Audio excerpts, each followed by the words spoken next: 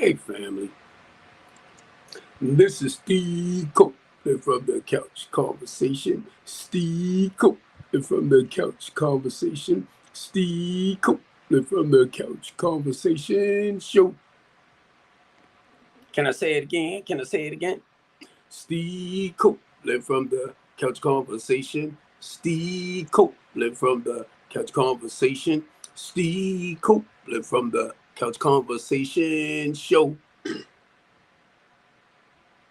Let me say this. If I want to share it again, I can. Steve Copeland from the Couch Conversation. Steve Copeland from the Couch Conversation. Steve Copeland from the Couch Conversation Show.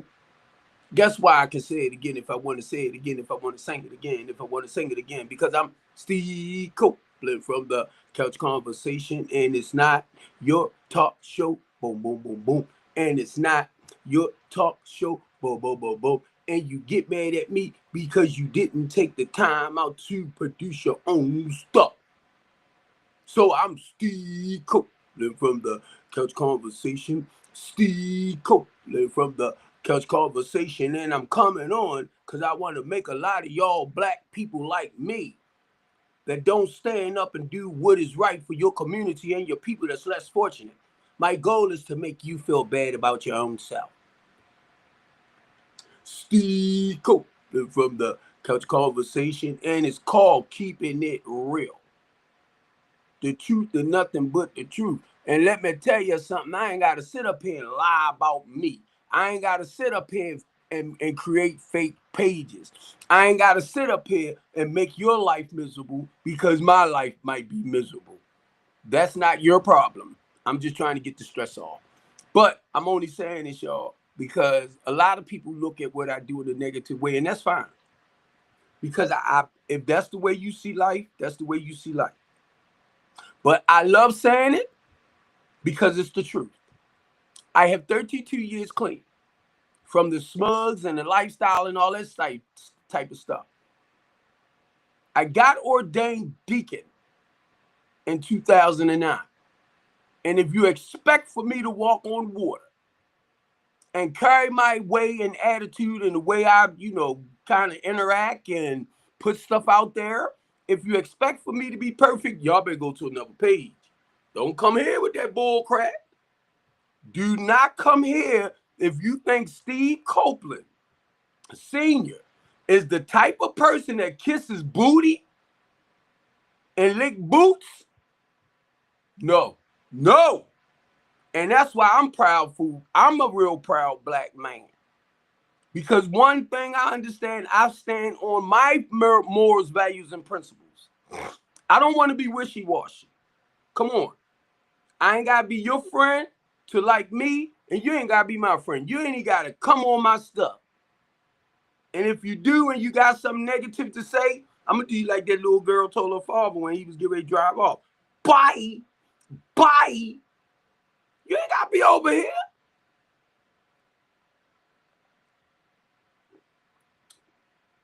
You don't have to. And if I go on anybody's page, and I'm talking about like TikTok, right? If I go on anybody's page, I'm only coming over there to support the host. If I like the way the hosts do certain things, I am going to come up and support you. But if you over there, and I know it's a lot of chaos, confusion, and drama, I don't want to be a part of that. Number one, I'm too goddamn old for the bull jump. Now, when I was younger, knowing no better, I might have entertained that jump. But come on, I'm 63. I don't know about y'all. I'm 63. I'm not for a lot of the he said, she said, that said, this said. I'm not for it. Some of y'all might still be in that phase in your life. I'm just talking about Steve. I'm not for it. What other people do with their lives that's their business. It's none of my business. So why am I gonna put my mouth? Over there, you pick with me. I'm going to share the truth and what I know about you from my experience in dealing with you. I'm not going to sit back and create a bunch of bull junk to get people to look at you in the wrong way. That's not how I do things. And if that's your masterpiece, and that's how God created you to go around and cause a bunch of chaos and confusion. Now let me say this. If that's how God created you to go around and start a bunch of negative stuff, chaos and confusion, then that's how he created you. And if you know, like I know, right, God ain't the author of confusion. So who you serve?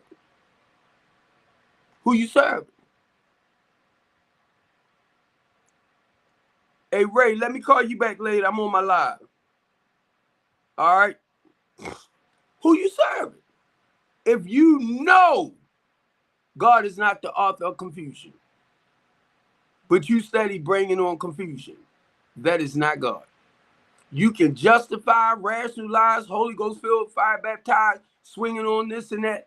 If you coming into people's lives and you are bringing chaos and confusion, thank you, Lord, that is not God. And the reason why I can say that myself, because if I'm coming in your life, and I'm talking about me, and I'm bringing a bunch of mayhem and destruction and chaos and confusion, that's not the God I serve. That's not the God I serve. So I'm not lying or get it twisted. You better understand the author of chaos and confusion. And I'm telling you right now, it ain't Steve Copeland. I tell y'all I got 32 years clean. That means I got the working knowledge of the 12 steps, the 12 traditions, and the 12 concepts. I'm old school.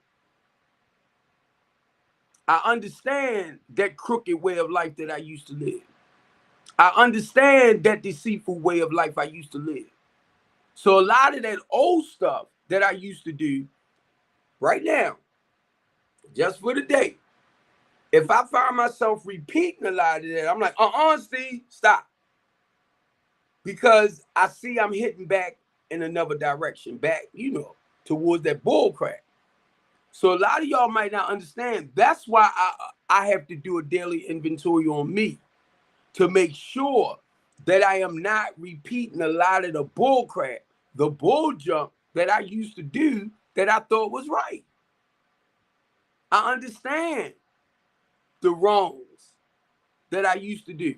Now, I know we can practice some new stuff in life. Don't get it wrong. Don't get it wrong. Don't get it wrong. But 9 times out of 10, at 63 years old, I didn't say 36. I didn't say 46. I didn't say 56. 63. Right? Well, I meant to say on 63.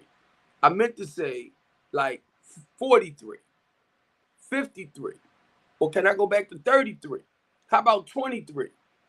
I'm 63. How about 13? So a lot of the stuff that I used to do as a child, you get it? As a child, as I became from 13 to 23, I was still practicing some of the same stuff because I was stuck in addiction. But once I became 33, I began to live a different way of life. When I became 43, a lot of the stuff that I did when I was 33, I wasn't practicing at 43. When I became 53, a lot of the stuff that I did at 13, I wasn't doing at 53. A lot of the stuff that I'm doing at 63, I wasn't doing at 13.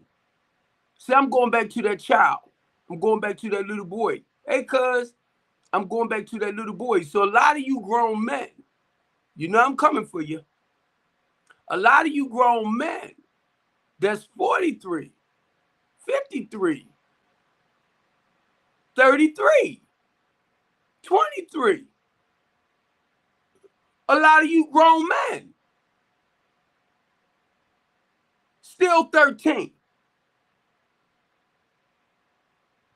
You're looking for your mama to take care of you. You're looking for the woman to do 50-50 because I'm only going to give you half of who I am.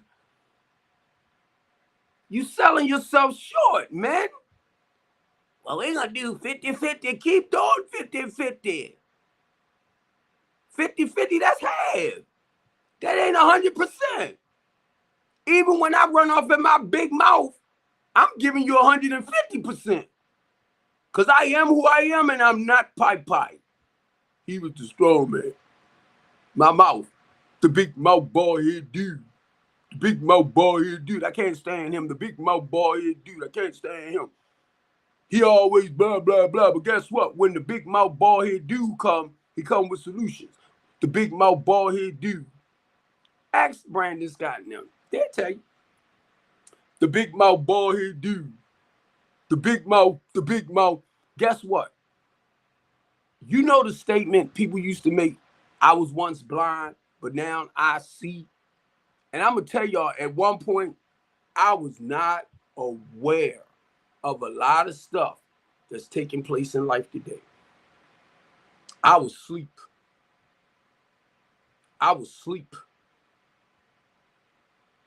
Now, I'm sitting up here, right, because she just popped in my head before I came on here. Dancing with Kaya. And she's so depressed right now. She's so depressed because people coming for her. And I sent her, which I know she probably won't read it, but I sent her a message, keep being yourself, right? Because you only being yourself, dancing with Kaya. But now she don't have no makeup on, none of that. So she's natural. Looks like a total different person. But the thing is, what I wanted her to know, basically be yourself. And it wasn't just to her. It was for whoever that's reading that. That's y'all problem. When people, I want to say, try to find their own identity, and you come in criticizing them, what you doing, you're beating them down mentally, emotionally, and spiritually. And that's not God. That's not God. Understand the difference between what God does and what the devil actually does. To kill, steal, unalive, and destroy. And a lot of y'all, because of the mindset that you have, you will do that to other people.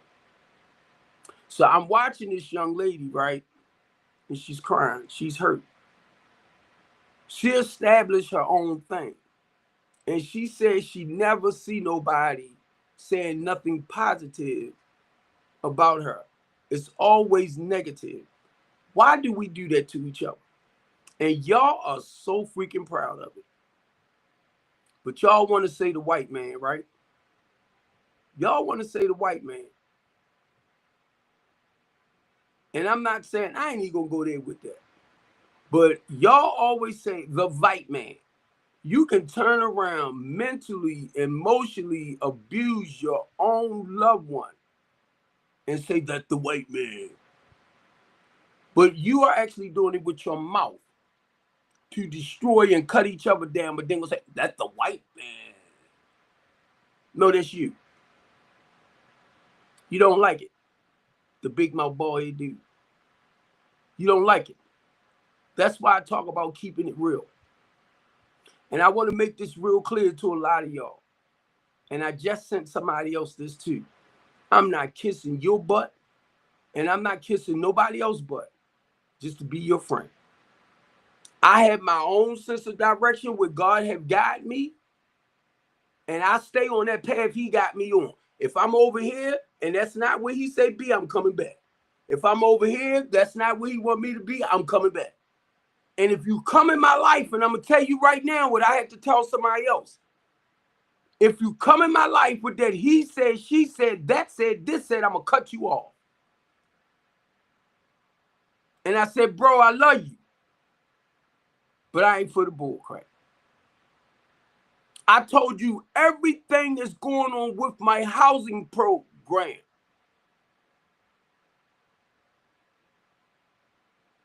Yup, with Kevin Costner and Sean Conaway. Remember when he told Kevin Costner, Elliot Ness, that he couldn't go and get help from anyone in the precinct. He had to go to the tree to get a pure apple. This Dr. David, he's one of the pastors at our church. And he's the only one that comes up and will comment with me and fellowship with me when I come on my live. And I'm not knocking the rest of my church members. Church of the Redeemed in Baltimore City, Bishop Jerome Stokes. I'm not knocking nobody, right? But I understand my mission is my mission. And a lot of my church members see and know what I do.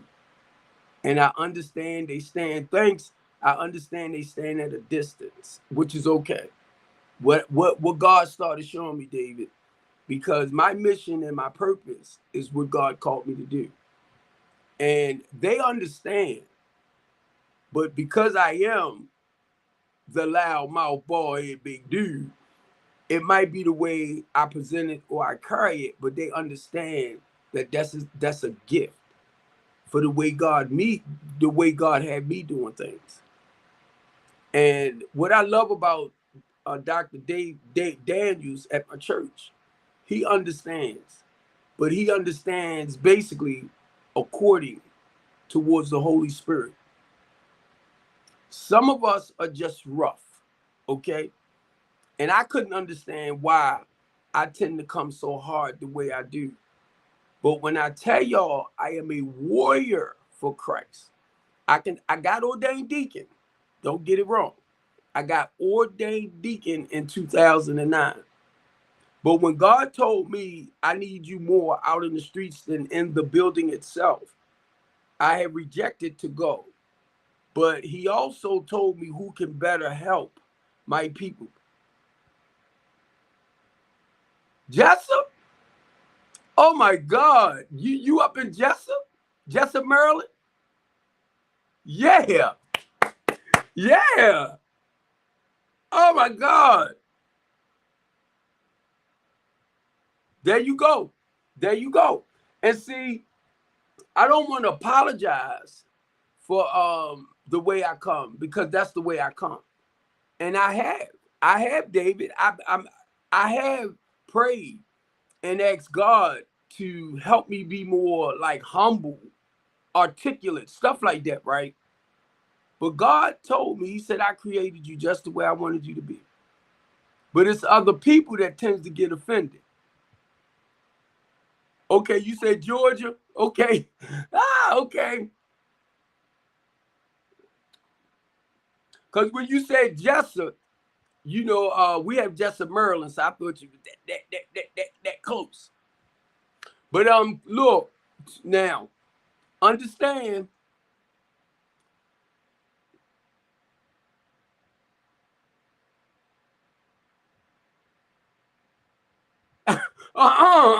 You gonna sit up there and say I had to hit the casino tonight? The crabs calling my name.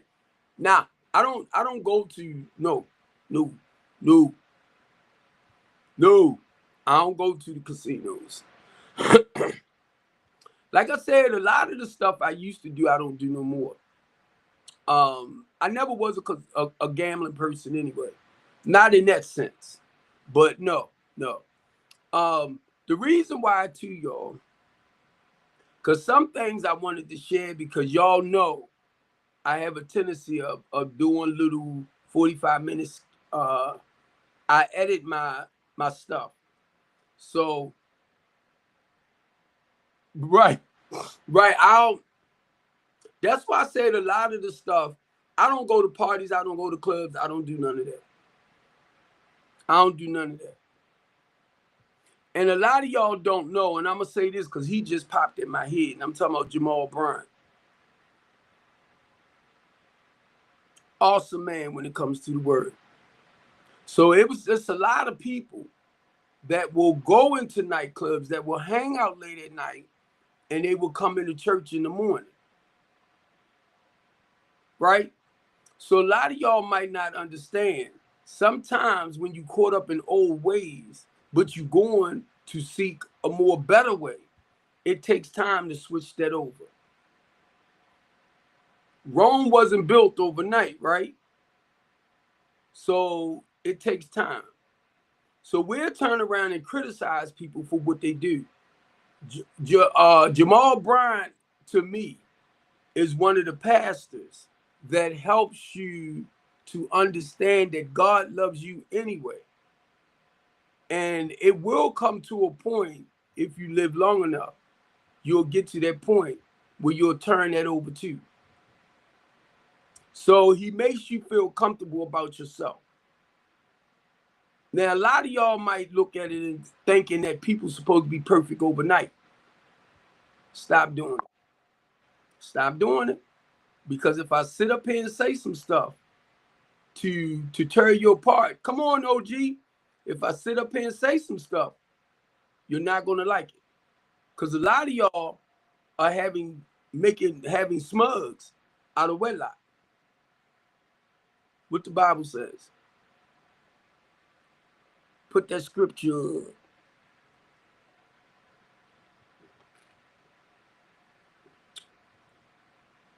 A lot of y'all are having smacks with your neighbor's wife and husband, but you call them your best friend. Come on, Jeff.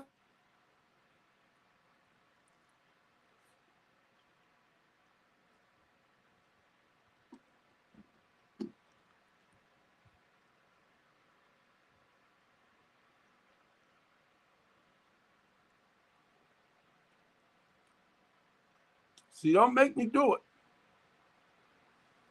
Because what you have a tendency of doing, you'll quote stuff out of scripture, but you won't apply it to your life.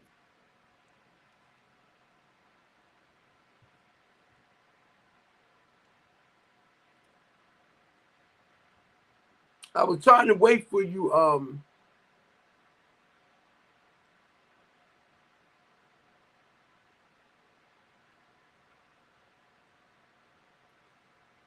Dr. Jan, you said great leaders cannot be judgmental. I know. That's why I try not to do it. That's why I try not to do it, Dave. Seriously. So, and I'm going to say this just to name a few, right? Whatever issues, if he's having those issues, because you know how people spread rumors. Rather, T.D. Jakes got involved in certain things, that's his business. That's his business. But what I look at, no matter what, and I have to go by what my bishop does, right? He started from a small church. As that church began to grow, and they outgrew the church, he started another one. Once that began to grow, they built a bigger church. So once God started adding, and that's what I started seeing, Dr. David, because of the message, because of the word, people started coming and the church began to outgrow. So they moved to another one and another one and another one. Right. And that's something David said, you must be willing to meet people where they are. And that's something Bishop talks about too. Everybody, you can't straight out. The best way I could put it, David, as a Christian man, I can't talk about Bible and Christ to you just like that right off. I might have to use the word a power greater than yourself. I might have to use the word higher power.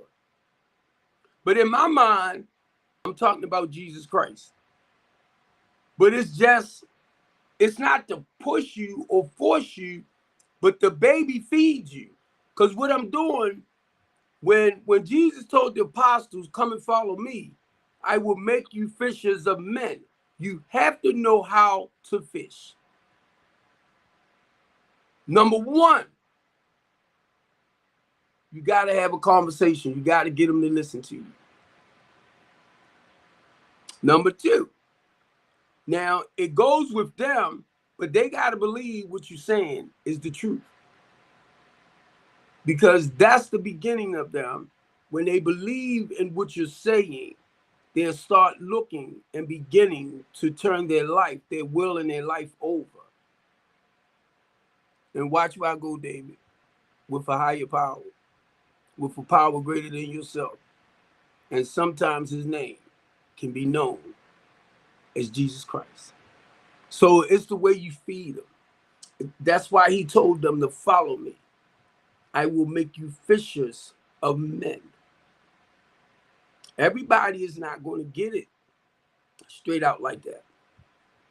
And Jesus Christ couldn't go to them and say, I'm the creator. I did this and I did that. Number one, it was shown in the way he was living his life. A lot of people will notice something different about you compared to the one that brings a lot of chaos and confusion. Now, let me share it with y'all. I learned this throughout life, and not just that, David, being in the church, understanding my role as a deacon. And I tell y'all, not just to say I'm a deacon, I am an ordained deacon. So I was taught everything I need to know about my position. And from me being an ordained deacon, David is a preacher. David is considered as the minister. David's role is to carry the word. The deacon is to fill in the gap where they go to the churches and the prisons and all of that. They do that. But it's for us to fill in the gaps where they can't serve certain areas now. So that's to take a lot of the weight off of them. Basically, I'm underneath of my pastor, David. You know, because they preaching the word, they minister, they teaching. So it's our goal to go out.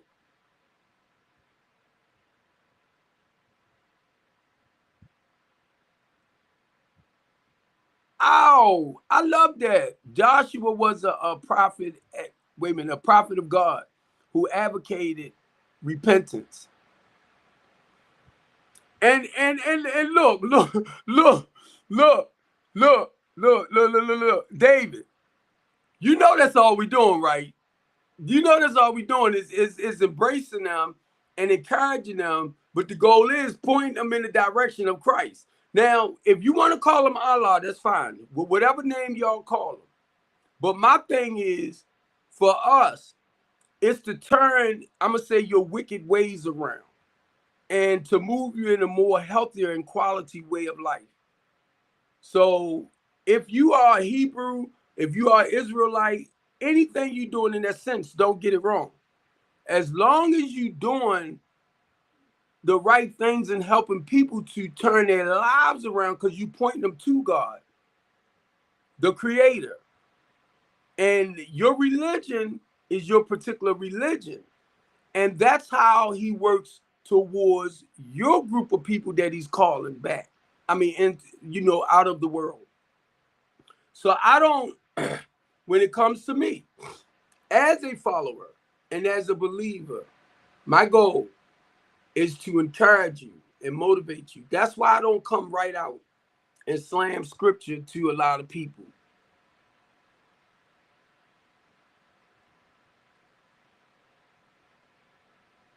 You know what, David? I'm going to read what David just said, David Daniels at my church, because a lot of y'all miss it. David says, it's been my experience that if there is a need, you address the need. And if you can address the need and do address it, right? It becomes more or less path resistance to sharing Christ. Now, what he just said, and the reason why I read that, because if y'all ever listen to me, Oh, thank you. Oh my God. I just realized. I just realized who David Bullock, Blacklock was. That's my son. That's my son Alexander. He's been quiet lately. He's Jewish, and he's hard. He's strict. I mean, he's serious about his religion. I just realized who it was because he changed his name. But look, in sharing that, right? Remember when I talk about the housing program, right? I talk about things like, the temporary housing program because we see what the issues are. We see what they are, right? So when you hear me talk about that, it's addressing just what David said. It's addressing the issues that the people are normally dealing with.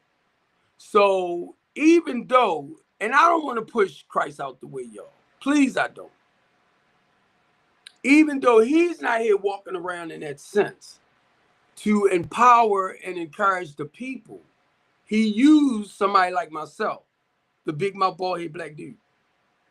But not only, because I know who I serve, not only do I come, but we have to come with solutions. Remember what David just said, addressing the issues. And that's what made me think about that, David. We got a homeless, and we have a homeless issue in Baltimore City with people getting proper housing or can't afford to, live somewhere decent. The unalived issues in Baltimore City. A new Be More City, David. I created that page for the 343 homicides that took place back in 2017. It's a grieving page. David just said it himself, but he used his words. It's to address the issues, work on the solutions or the preventive maintenance, and slowing it down. How can I say it? The opioid, because I have to watch certain words for TikTok. So we have a lot of people that's being unalived with the fentanyl and the opioid. So some people that we're dealing with came up with some safe consumption sites. So if they go and use, for them to go and use. And if their stuff is laced with the fentanyl and the opioid, it's a staff there to bring them back, saving a life. So now, mind y'all, I wasn't for it because to me, it promoted using. But I'm a recovering addict. So I'm like, no. But then when it hit me, David, it's about saving lives. I said, okay, I'll help y'all fight that bill. So I'm only sharing with y'all when I come on my live the stuff that God had me doing with working with others, because I'm not by myself. I cannot do this by myself. So I had to get with other, like, I wanted to say civil rights groups and stuff like that, but nonprofits, community organizer groups that's designed to eliminate some of this.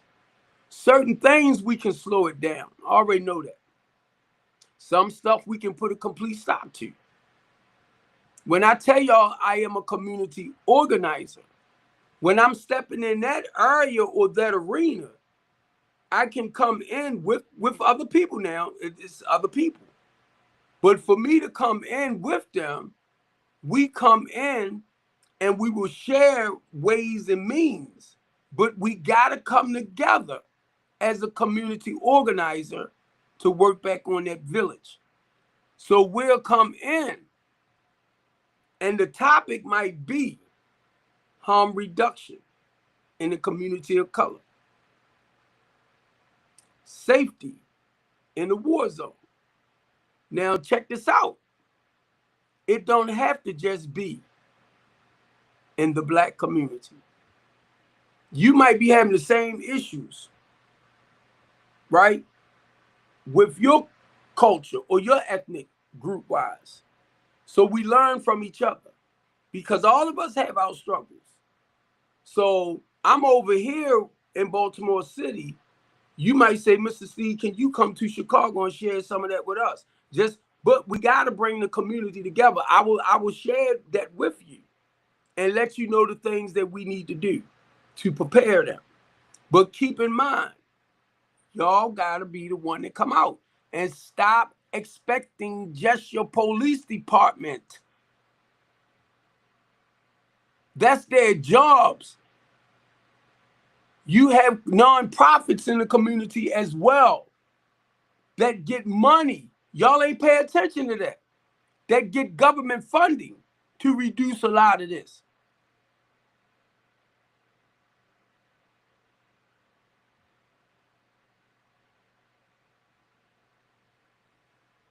All right, thanks. They have, I can only tell y'all because of the things that, in the organizations that I'm with. A lot of y'all think I'm by myself because I be like, all right.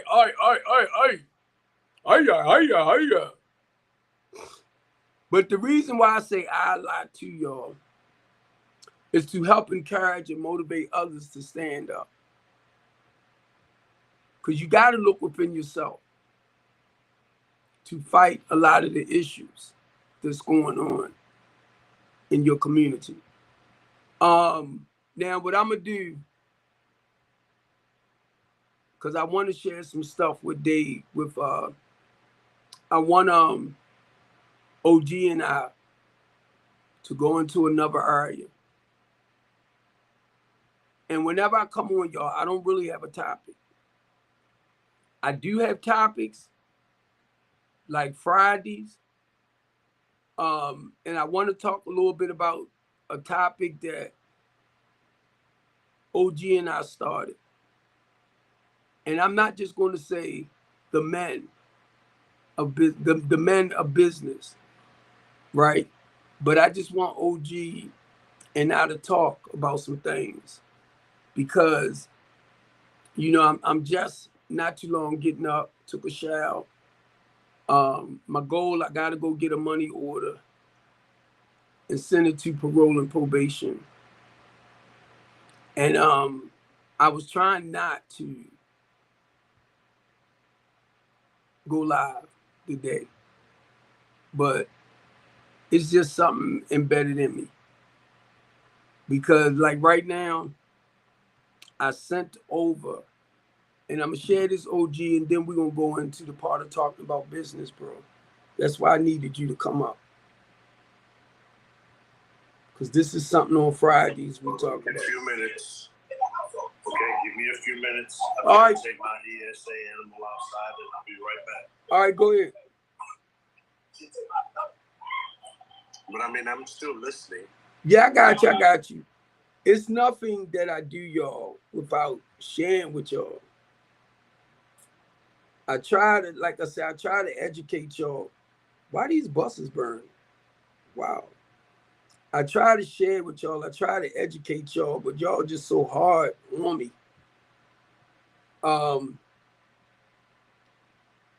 Remember, for y'all that want to hear, remember I told y'all I have about 14 social media platforms.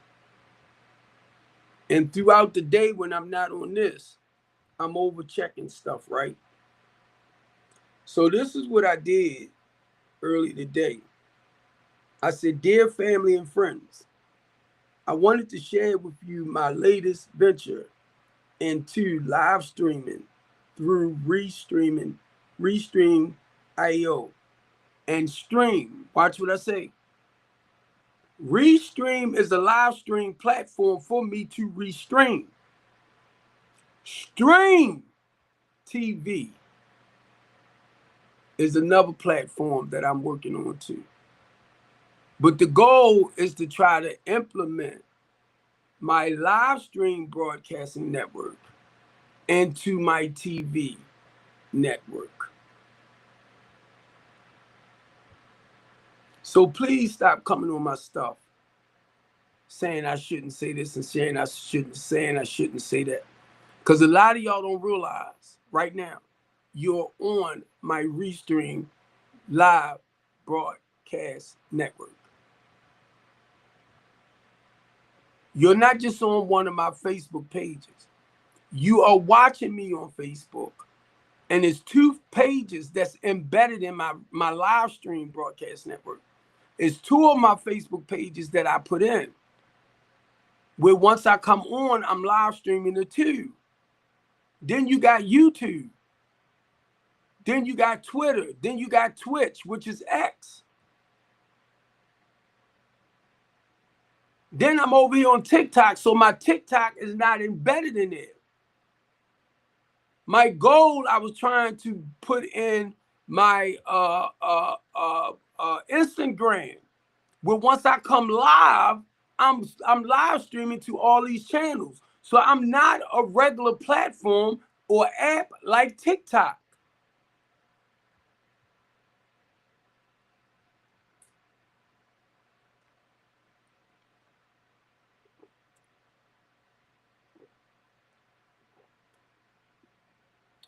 Now, if I add TikTok to my 8 platforms, I'm restreaming the 7 here, but TikTok is over here. So that's why I go live on TikTok and I come over here. I can break certain things down when I'm finished over from TikTok and send it over, even though I'm already recording on Facebook, but it's like 45 seconds, or a minute. I was told not to make them real long when you send them back out. And I also send clips over to YouTube. All my other channels that I go into. All right, let me finish. Which marks the beginning of my talk show, live stream, and TV broadcast network. As many of you may not be familiar with my vision, I want to explain that it's about creating a unique pitch, similar to a personal brand. So when I say the personal brand, since y'all nickname me the Big Mouth Baldhead Dude, then that's the way I'm trying to present it. That's the way you look at me now. I'm active on 14 social media platforms, including 2 on my Facebook page, Twitter, Instagram, YouTube, Twitch, TikTok, LinkedIn. Some of you may say that not everything is suited for social media. Yet, see, you looking at social media itself, just looking at like a Facebook or something like that. No, I'm restreaming all over.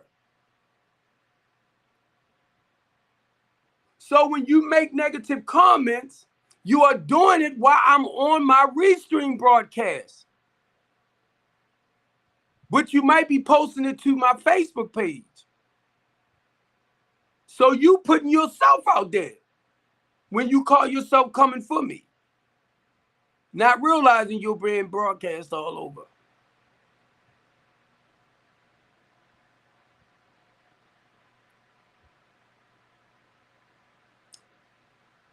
All right. You know how people say, all right, let me finish this and I'm coming right back. You know how people say mute that because it's loud in the back, whatever that is. You know how most people might say, like I said, that it's a lot of noise in the back, OG. You know how I said, people say, well, everything ain't for social media. Social media, wait a minute, suited for social media, yet you're still active on these platforms. I'm talking about the individuals that be saying it. Social media platform serves as a means for global communication. So if you don't like the way a certain person is doing things, don't come on it. You can keep passing through. You're the one bringing attention to yourself. Social media platform serves as a means for global communication, conversation, and education.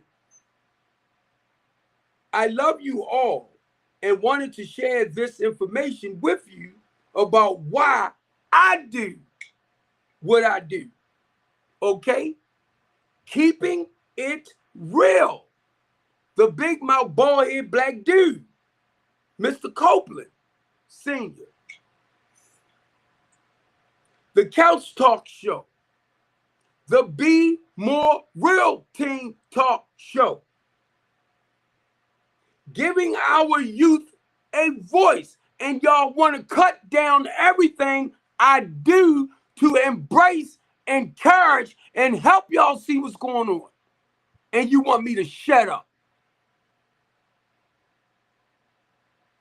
Because I wouldn't do this. I wouldn't do that. That's why I'm doing it. Please stop trying to kill the vision, the dream, the mission for Baltimore City. You don't know where people at around this world, in other countries. When you see Maxwell Harris on here, he's in Liberia, Africa. They watches me up there too. I started a foundation in Africa with Maxwell Harris. But it doesn't matter. See, there you go. I'm sharing with y'all once again how this thing is, it goes around the world. Don't get mad at me, y'all. Don't get mad at me. This is the way God worked with me. It might be other cities, countries, you know what I mean, that needs to hear some of the stuff that we talking about in America to make their environment better. And y'all have a tendency of cutting the messenger apart in the name of Jesus. So what I did, right, and showing certain things to show y'all I ain't lying at all. This starts out my broadcast network, my restream stuff, just to show you. I sent pictures over just to show you. This is my webpage, my website. This is my website. So to y'all that want to call me fake and phony and all this stuff right here,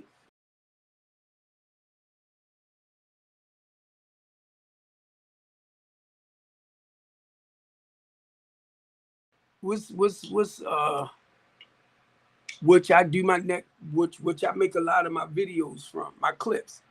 This is my cab cut page. This is my cab cut page where I break them down and send them back over. This is my stream TV, right? This is my stream TV, just to let y'all see. A lot of times throughout the day, I'm going through these pages.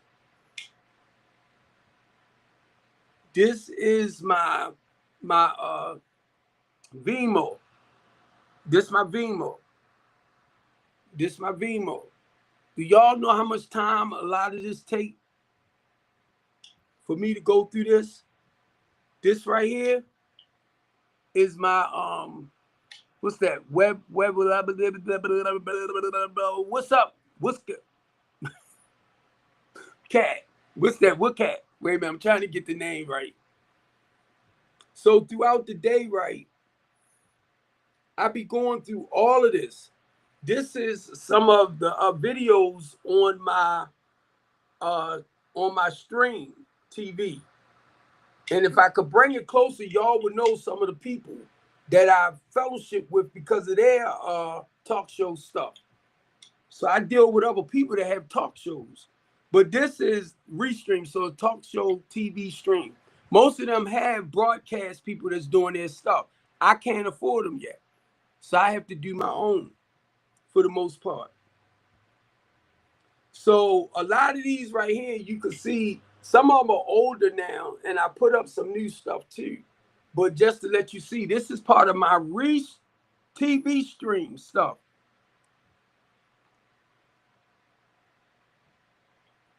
My teen talk show talk with me and my nephew and them. This is on my stream TV too. So the type of service that I have over there is 24 hours, 24/7. So I can post some videos on like TV, and they will play all throughout the day. But now, mind y'all, personally, I'm not good with everything. So I need a team, a broadcast team to actually take over what I'm trying to get done myself. The goal is to grow it.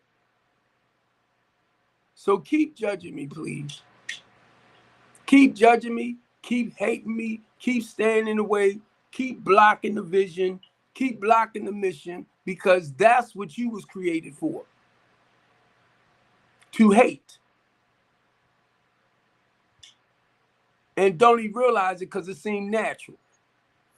That's what you were created for when you come up against people like me or a person like me. And then get mad when I call you out on your bull jump. You ain't got to. Just keep it real.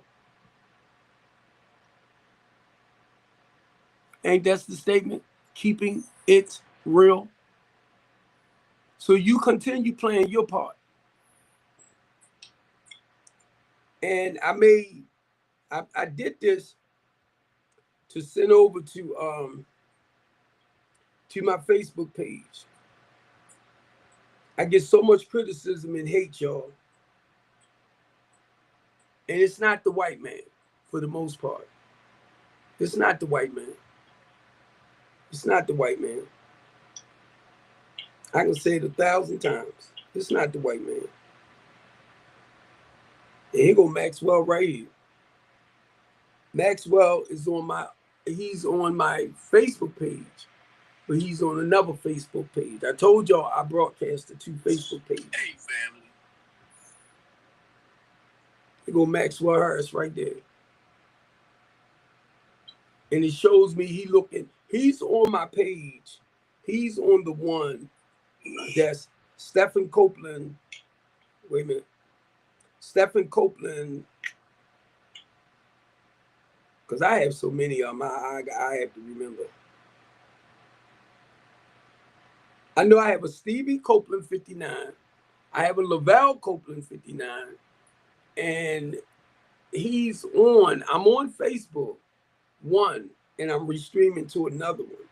This one here is where my mother's in the background. And my aunt. See, I have so many, like I be telling you, I have so many different pages. And I try to keep up with them throughout the day. Now, this one is called The Couch Conversation. The Couch Conversation. So I'm not just your average person that comes up here. It's trying to build a big network. You got the couch in the background. So look, a lot of the little clips I make from CapCut, I send over to my other social media platforms. And it's the type of stuff, when I'm up late at night, I'm up doing this. I'm sending them over to these other platforms of mine. That's why I be needing people to like join in, can help take some of the weight off.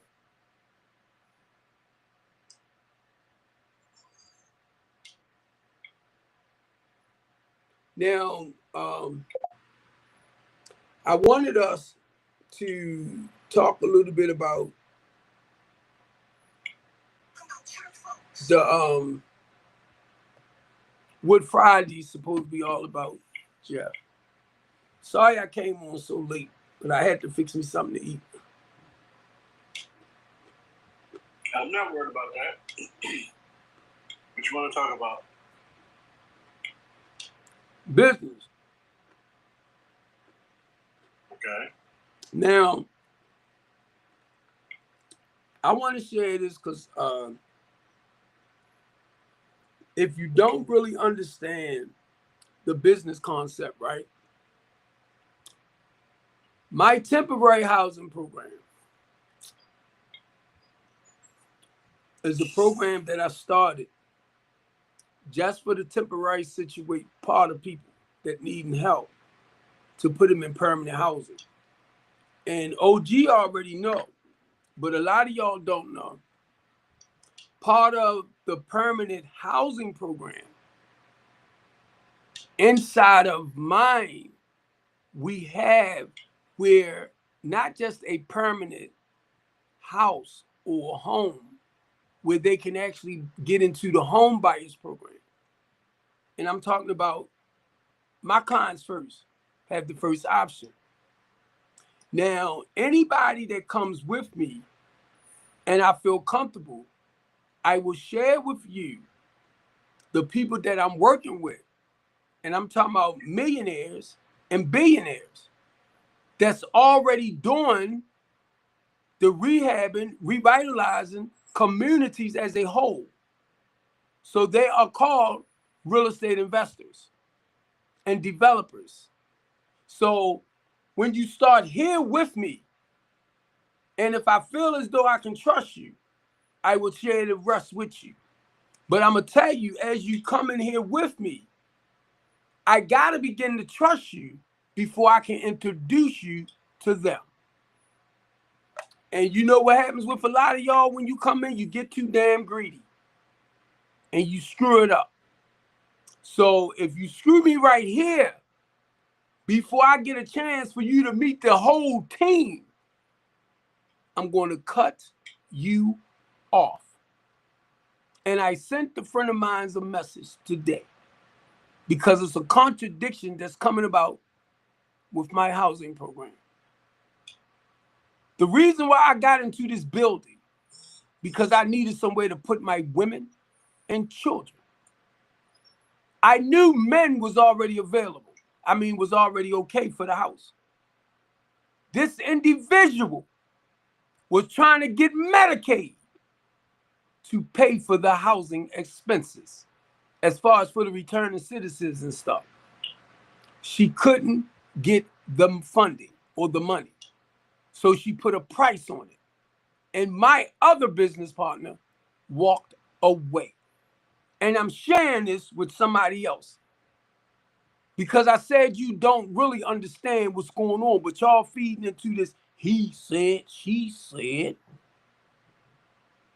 Get the truth from the horse's mouth. And that's why I wanted to share with you, Jeff. This you already know though, but this is the way it goes down. The only way, and I say it over and over and over and over and over, when I know your heart is really for the people. We're going to make money. That's not the problem. But when you first show me what, Jeff? Come on, Jeff.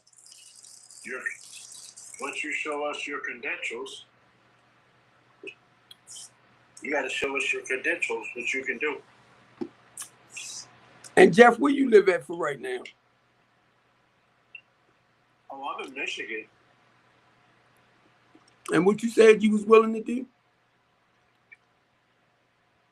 Oh, I'm willing to come and train.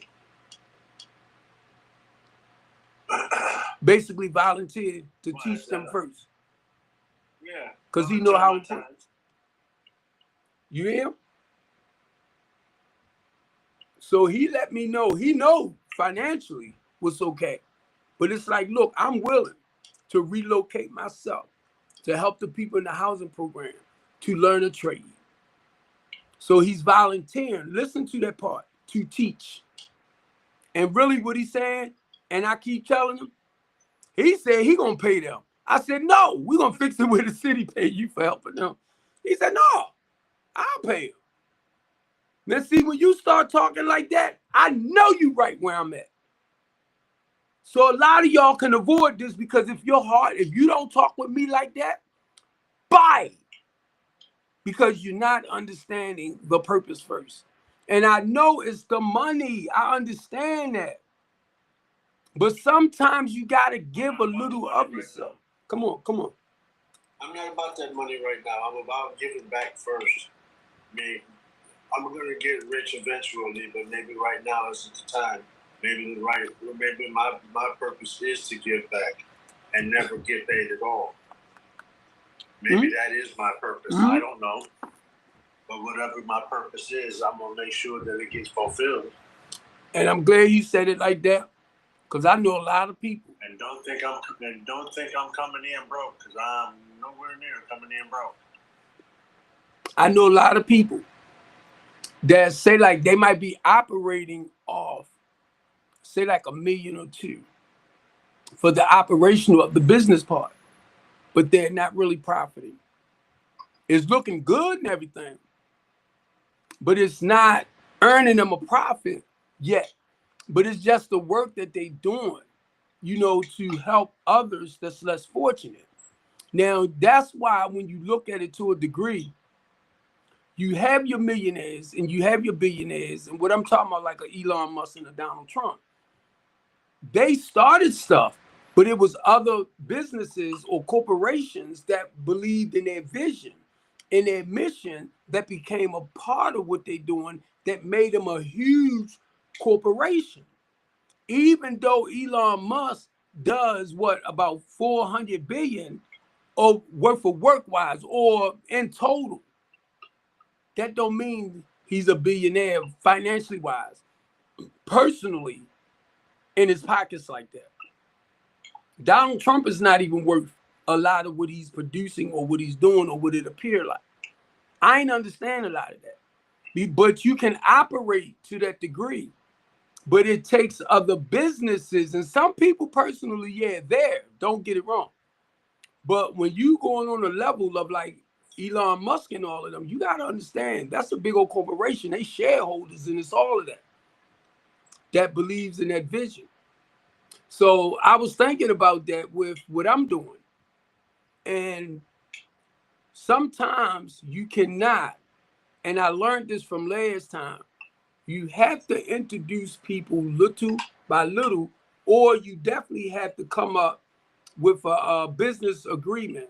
Because what'll happen when you bring certain people in and you introduce them to certain people that you're dealing with, that's an area they should not be. But you end up just introducing them. And then all of a sudden, they have meetings behind your back.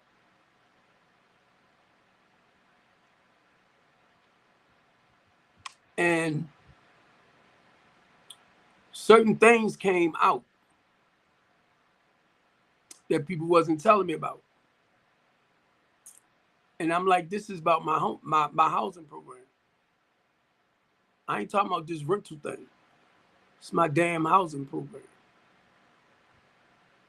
And the reason why I went into this building was to set it up for this person to fix it, to operate out of it the way they wanted, because they didn't have no housing experience.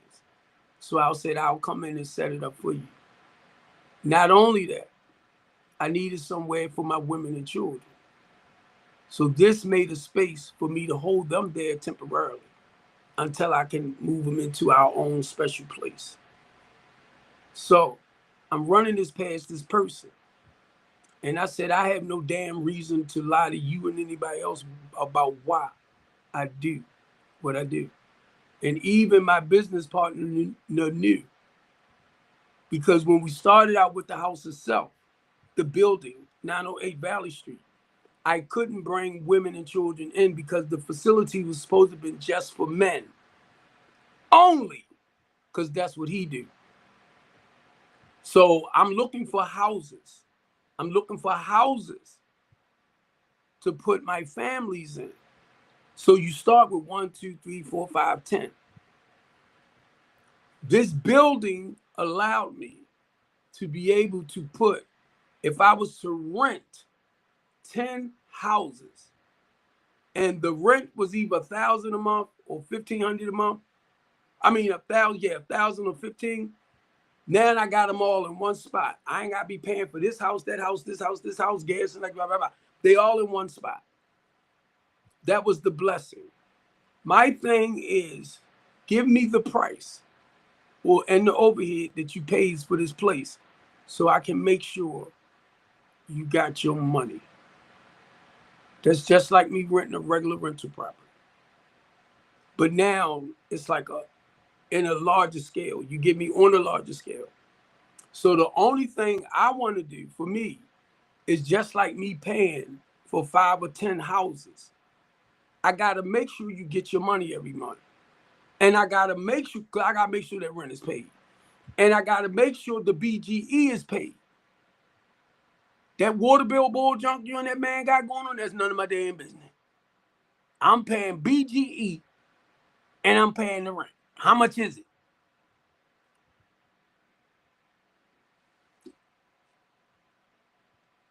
That's all I ask. How I get twisted up in this other bull crap, I don't know. But I just needed somewhere to house the women and children. And they knew why I came in there. They knew. And matter of fact, they ain't have nobody in this building. They was losing money. So I called myself trying to put back the money that they was putting out.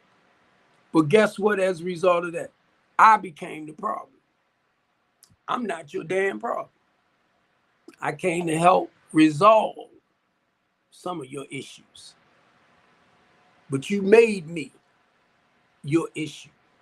They're going to turn around and say, that wasn't my plan. I don't want no children in there. I already knew. That was your plan. But you knew my plans. I worked with women and children. Now all of a sudden you don't want no women and children in the building. You said children. I ain't talking about their mothers. You said children. And a lot of y'all are not paying attention. So any other woman that comes to me for help now with 5, 6, 7, 8 kids, you cannot come in because she don't want your kids in the building.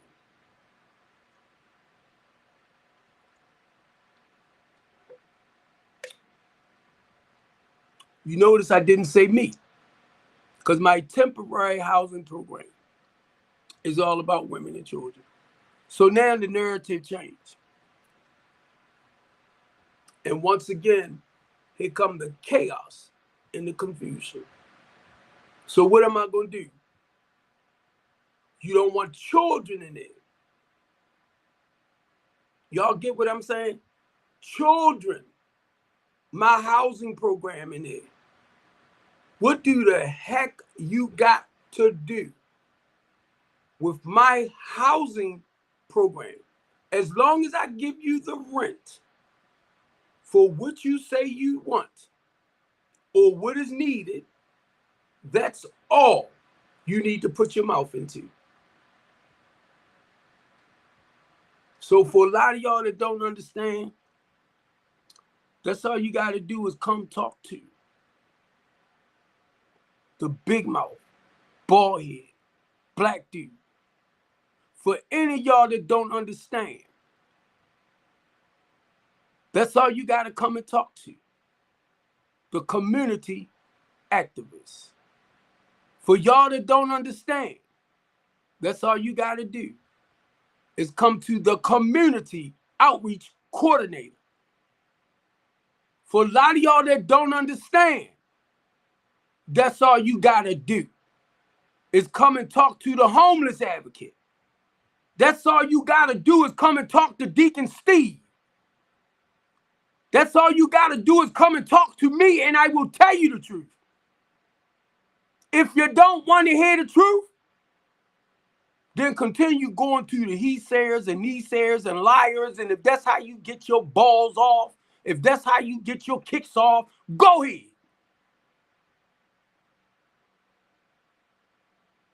It's so quiet now.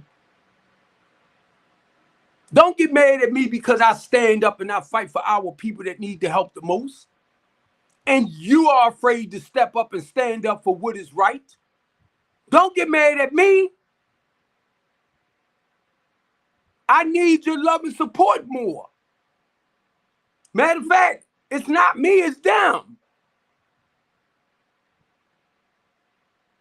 And y'all be like, he did, he that. And I'm going to tell you, a lot of y'all that's out for the money and out for the crooked stuff, you will back off me no matter what. Because you know your motives is not right. And you know I know it. How can you talk against somebody or speak against somebody that's doing what they can to build up in their own community? Because you one of them ones that's turning it down and destroying it. And you get mad at me because I'm speaking out about some of the stuff that I see.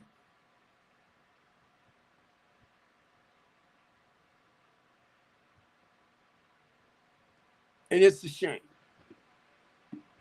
It's a shame. And that's why y'all run and you hide from me. And if I come around y'all will turn around and walk the other way. Know why?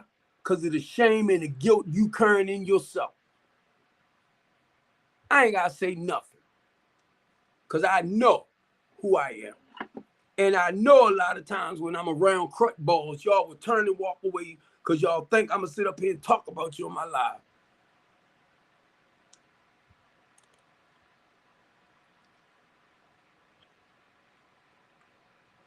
I'm just not going to say your name.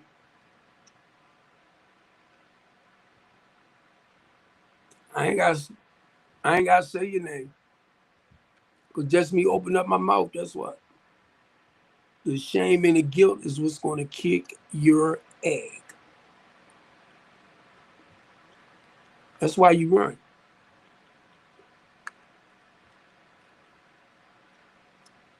Because I make you look at your reality of robbing and stealing from your own.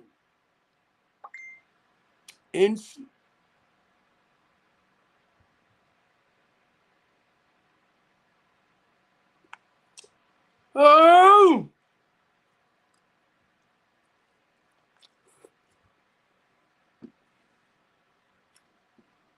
Hold up, y'all.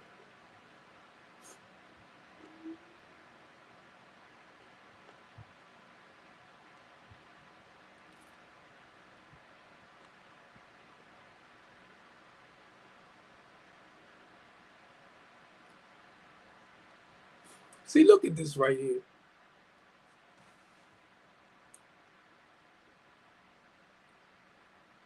Now I'm going to have to go turn myself in.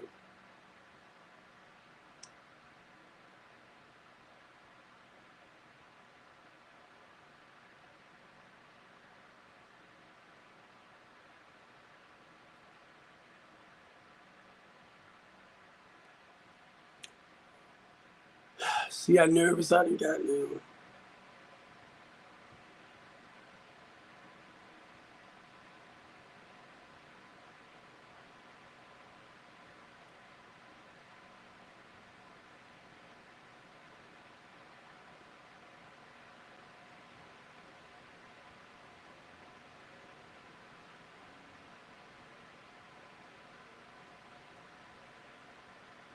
Now I'm going to have to go OG and turn myself in.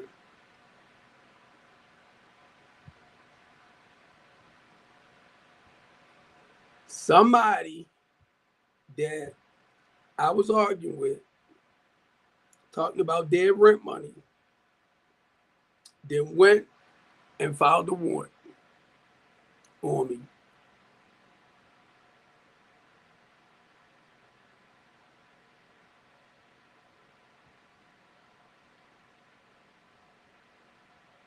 Answer your goddamn.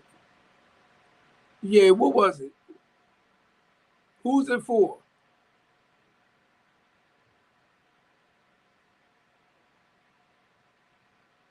Somebody came, wait a minute. Who said it was for who? Yeah.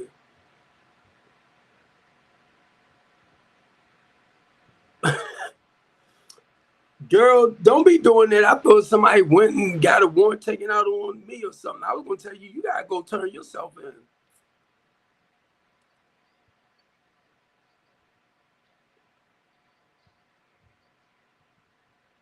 Was he in there?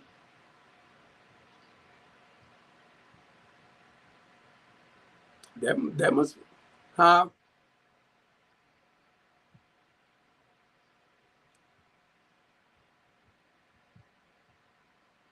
Her and who? Who?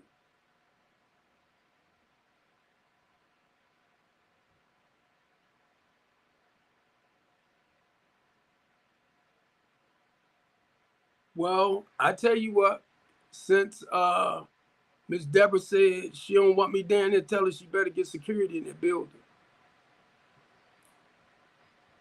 She better get it in there because since they want me out the way, and I'm telling you right now, anything that happened down that building, I'm throwing that shit right at her. Yup, yup. So who broke them up for fighting? Wanda broke them up for fighting?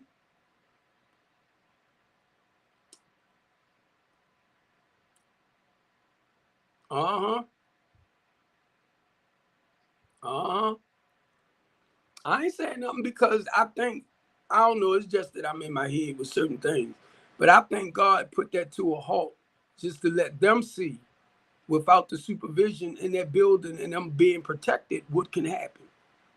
Because I've been reaching out to people to come in and surveillance the building and monitor the building. So you want me out the way with people dealing with mental health issues and everything. And I'm trying to provide the services to keep everybody safe and separate certain people. And that one right there too, I was gonna move her somewhere else anyway. The one with the sling on her arm. Right. And the other one with the blonde hair is the one you talking about, right? That I've been having my issues with, right? Okay. Did they call Miss Deborah and tell her that they down there acting like fools? Okay. Cause somebody go ahead. I know she will. That's why she coming around to make sure everything stay in order. But she's by herself. And that's the only thing I don't like. I don't want none of y'all to be in there trying to take your things by yourself. Who's that? All right.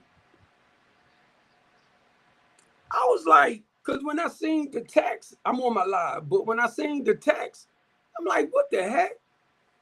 Because number one, I know I ain't do nothing to no damn body, but I know how people can go and tell lies.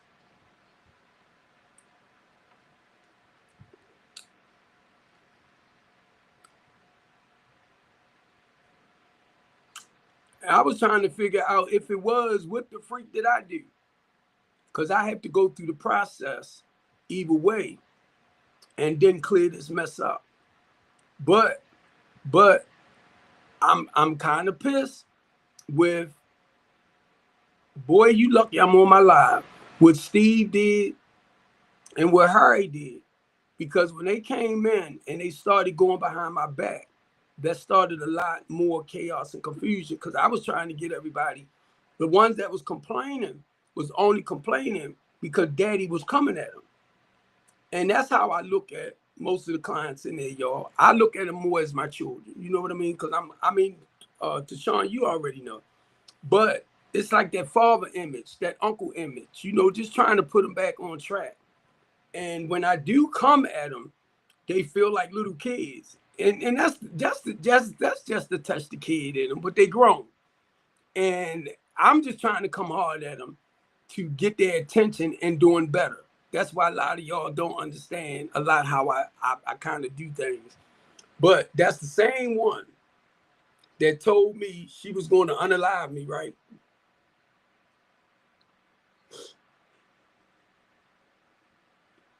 And that's the one that said she was going to unalive Wanda. The one across from you.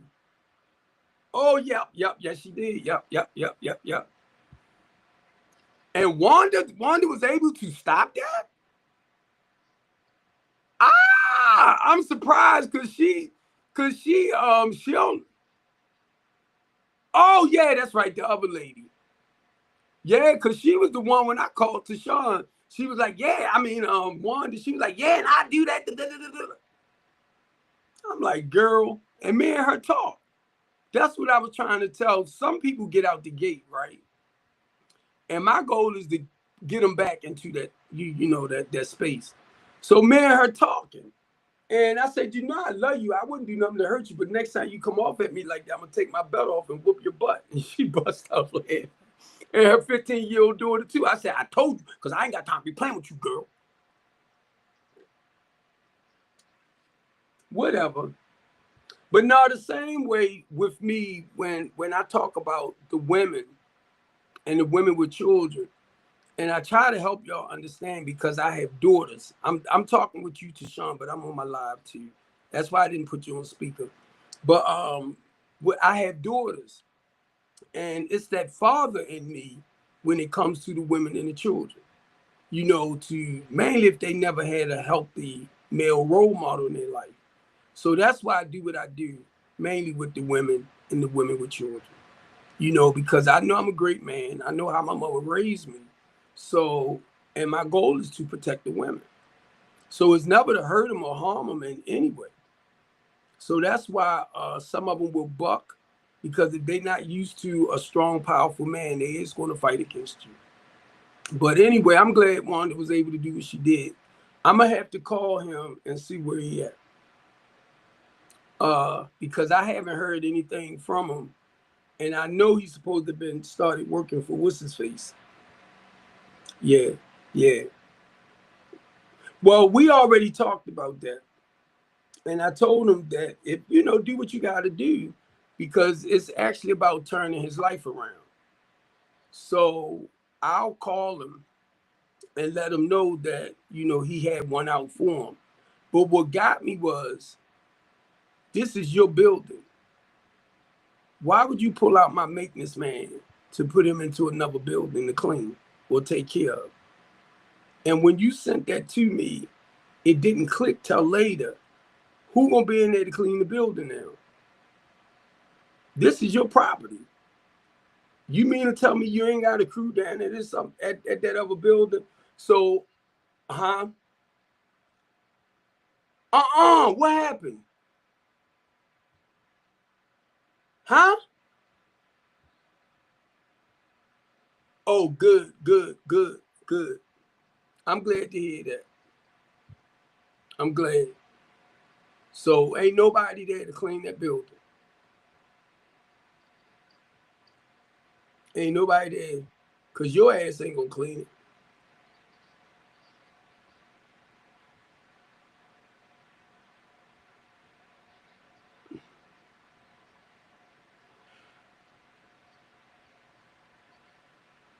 All right.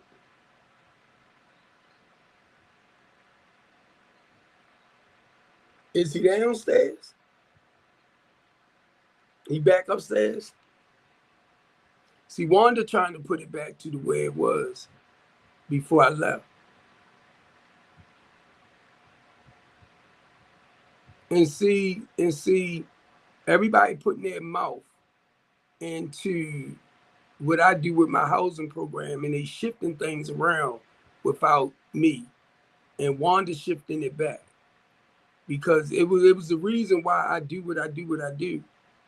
But when you come in and you start interfering with my process, you screwing up. But anyway, she doing what she's supposed to do.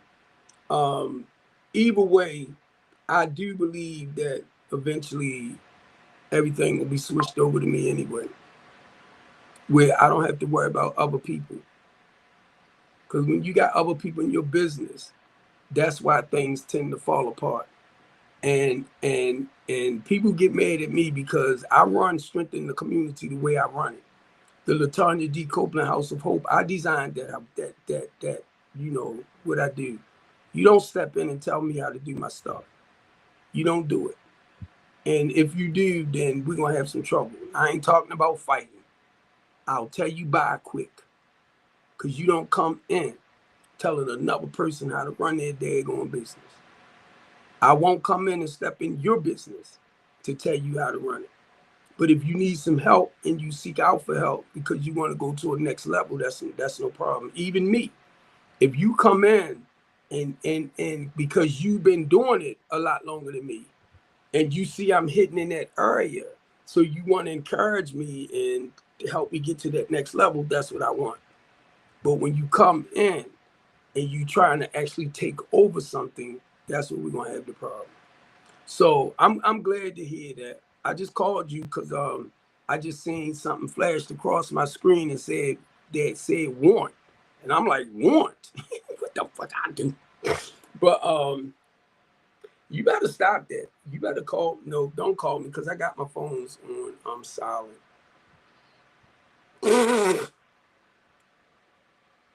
You see, you said duh. I'm shutting. I ain't lying. I cut my stuff. I put my stuff on silent. The shootout, the chaos and confusion. I ain't got time for that bull crap. Long as I know that the housing clients that's not calling me, the ones that's not calling me, I know they doing good. I know they still okay. I ain't worried about that. The ones that been starting a bunch of chaos and confusion, like right now, I ain't worried about that. But some things have to take its course for outsiders like what's your name them to see. Because if you're not down there to monitor them like that, then you won't know what's going on in your own program. So I had to step back and allow y'all to do what you need to do. I still haven't heard from Steve. I still haven't heard from Harry, which I don't care to deal with them anymore. And that's a shame. I've been knowing Steve for 17 years, and you don't do that to me. You don't do that when it comes to my business. You don't do it. Harry, man, Harry's supposed to be teaming up with other businesses. Nope. You can keep your ass over there. Don't come back here again. I ain't got time for it. I don't play them games. And he know it. He know it. So I appreciate you, baby, and you know it, right? Whatever. I said whatever. Your head bigger than my head. And I ain't talking about the head on my shoulders either. Your head bigger than my. You need to stop playing. I miss you, little buddy. But you know I'm here. I just had to get away from that mess. Because, yeah, I had to get away. Yeah. And I was telling Mr. Allen, or Mr. Powell, I'm sorry, I don't do business like that. And when chaos and confusion start coming my way, I will back up off of you. I will back. Because if we doing business, you stay in your lane, I'll stay in my lane. Just bring your expertise over here. That's all I'm asking. All right, baby girl, thanks. I had to call you to get that kind of see what's going on. All right. All right, thanks, Miss Lady. See, I wanted y'all to see that.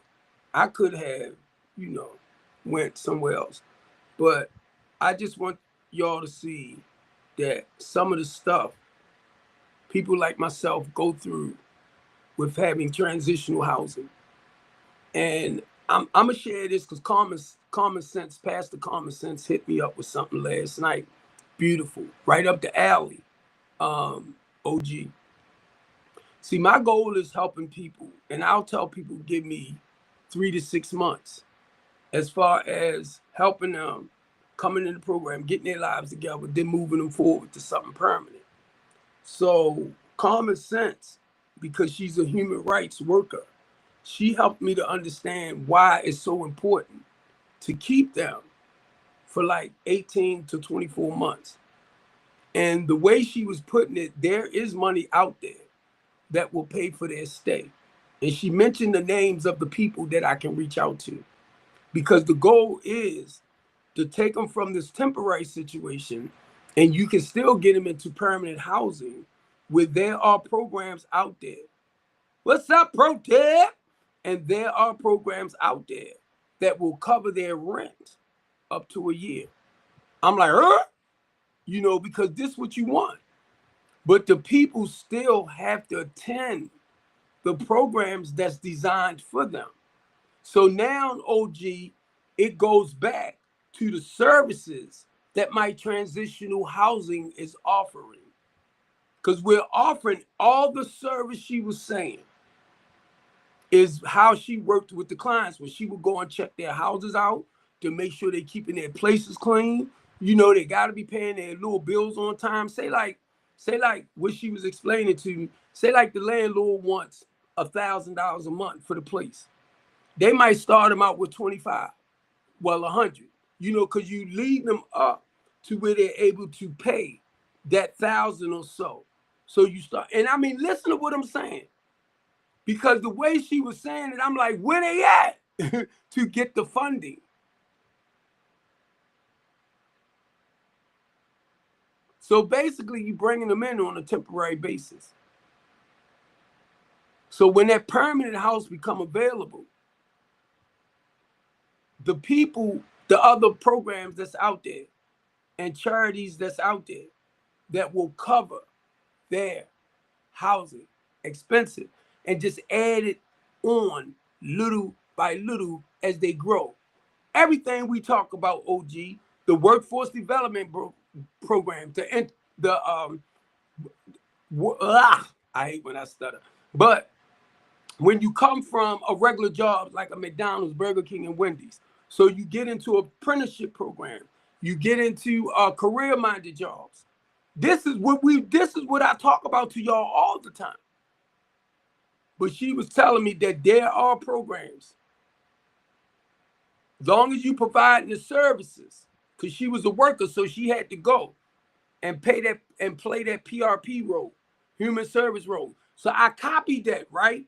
And it tells you every position that a human service provider does, like a social worker, like a PRP. It talked about all the positions. And the reason why I'm saying that, because LaTanya D. Copeland House of Hope is actually, OG, starting to implement everything she said. But guess who was doing all the work that we're trying to implement with different programs? She was doing it herself. The whole package right there. That's something I wanted to share with you too, OG. The whole package. And see, I'm bringing on, like I said, when you come on my temporary housing program and I hire you as I was going to say human rights. You coming on as a healthcare provider. These are the services that she was personally providing herself. Well, not providing, but she was performing with her work.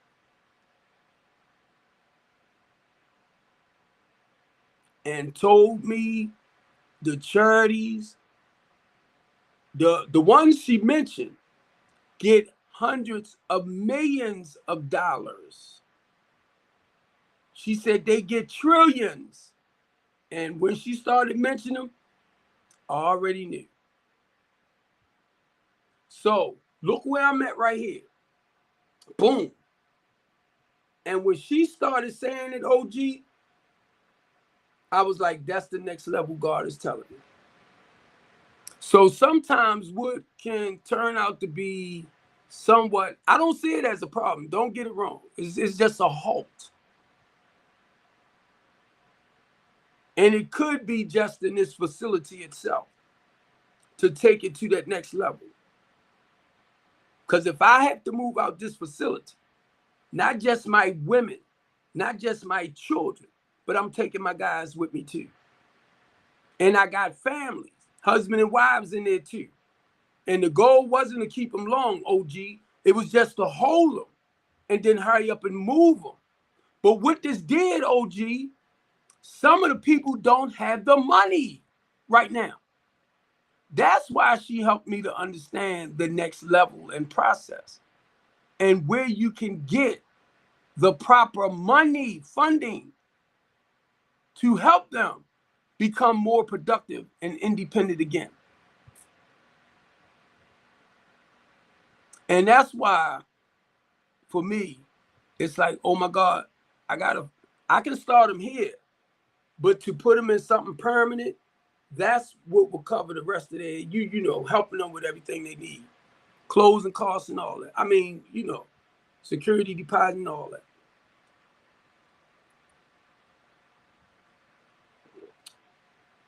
And she mentioned some heavy hitters that received that money. And I already know the ones she mentioned are worth hundreds of millions.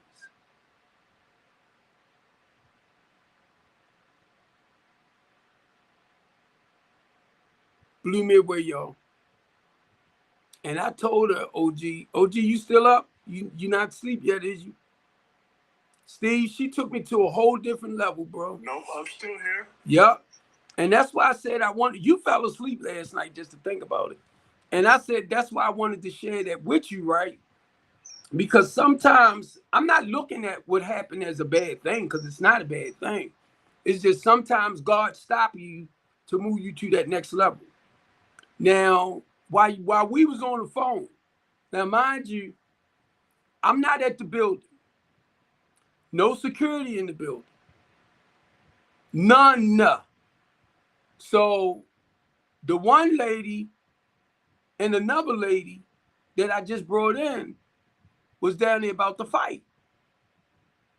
So it took another, my staff member and board member. Her and the other office lady went out there to break them up. Now, the lady I'm renting from or leasing from don't even know, because she's not in the building to see the destruction.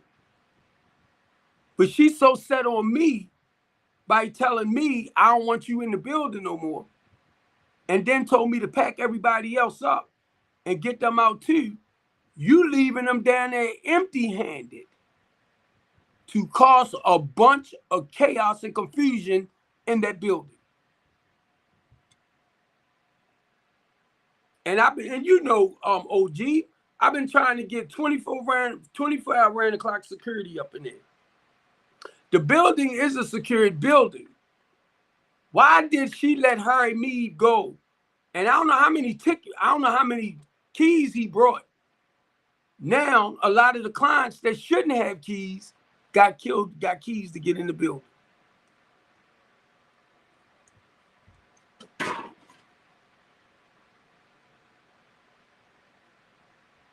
And then one of the girls, I moved from the second floor on the first floor, right?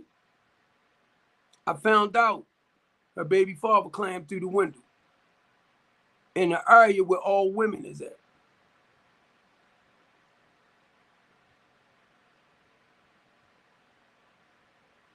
So y'all know what I've been having to do, OG? Because I right now, I keep telling y'all the only reason why I'm not down there now, I can go. She can't stop me.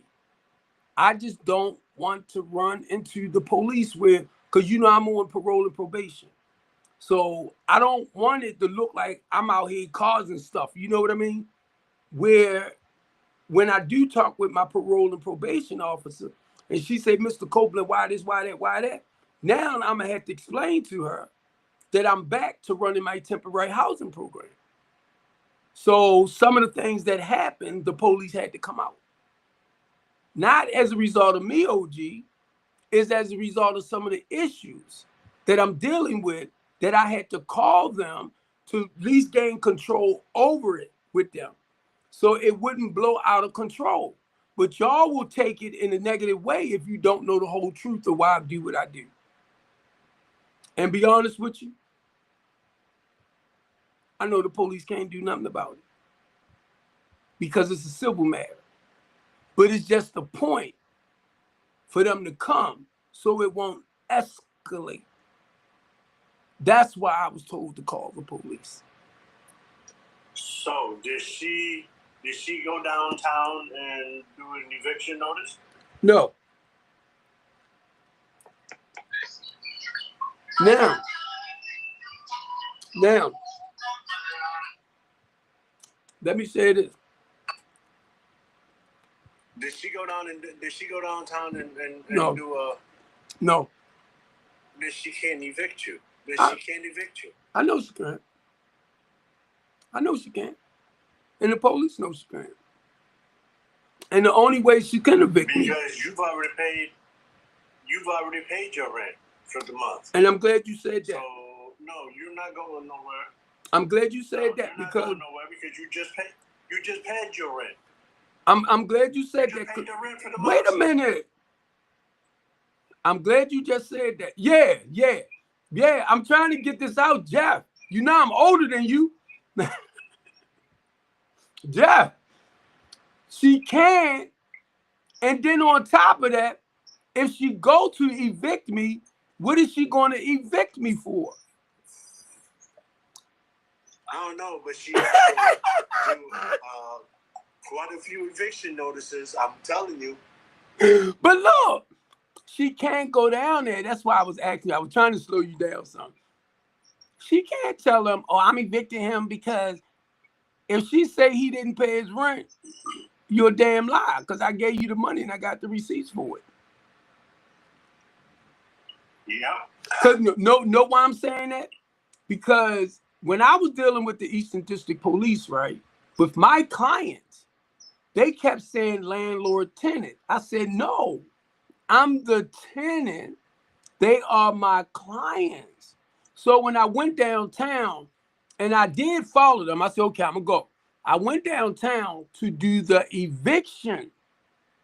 But once I told them the type of program that I run and everything, my eviction or my stuff did not follow under the landlord tenant because I wasn't asking for money back.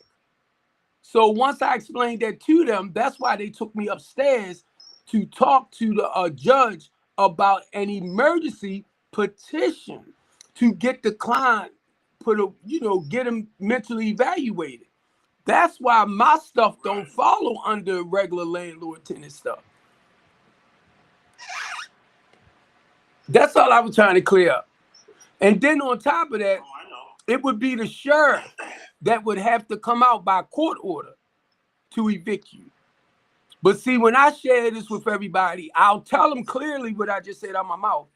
And they'll go right back to when I was renting rooms. And I said, here we go. I told you I don't follow under the landlord tenant rule. I am the tenant.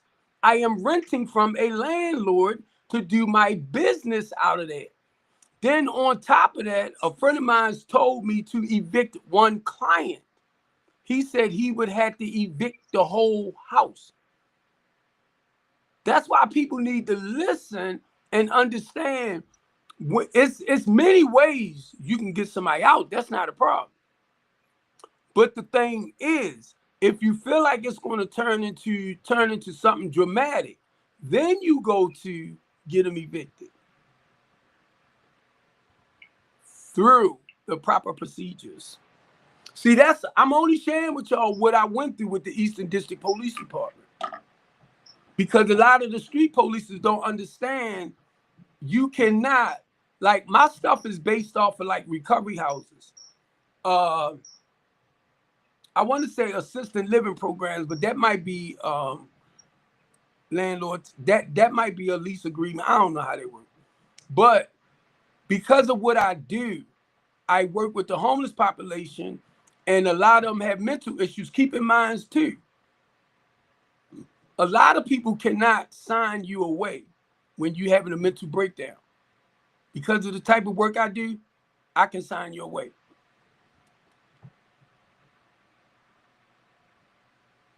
I can sign you away. I can go right down to, like, I want to say the courts. And that's all I got to do is explain to them who I am and what I do. And you are a client and you're not taking your medication. So basically, I'm your speaker. I'm speaking out for you. And I see Uncle down there, Inca. I see Inca down there. And she works in the field.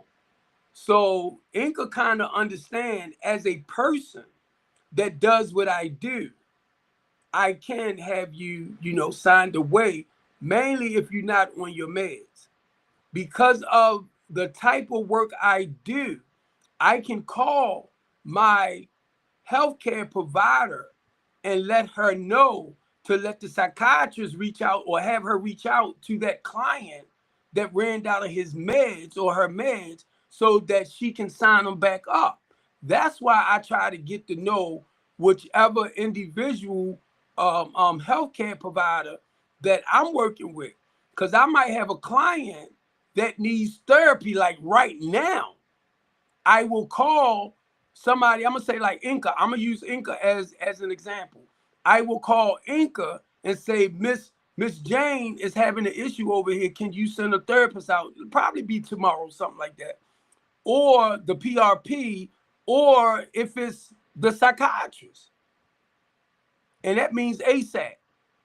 So the field that I believe Inca in, she knows exactly, or can understand a lot better what I'm talking about than most people that don't know. That's the authority that having a transitional house, having a me, because I'm personal more. I'm more personal. So anytime you having a program like mine, you have to have that type of medical staff on board too, even if it's an LPN. I'm trying to think of what my daughter used to do, where oh my God, I just thought about it. Where she did like private duty nursing, where she was able to come in and stay overnight, stuff like that. So most people that provide those services too is the type of people I need to reach out to for clients that I have that have seizures, that might have a heart attack. They got heart issues. They need people to monitor them. So because I don't have the finances myself, the funding myself, if you can build if you can build medical assistance for your services, then I can use your services. But you do have programs out there that provides all of that service and get paid through Medicaid. It's just me finding the proper people to put into place.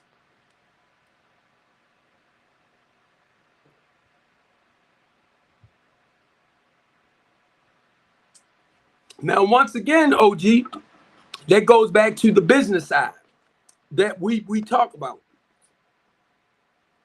Because I'm providing the clients for you.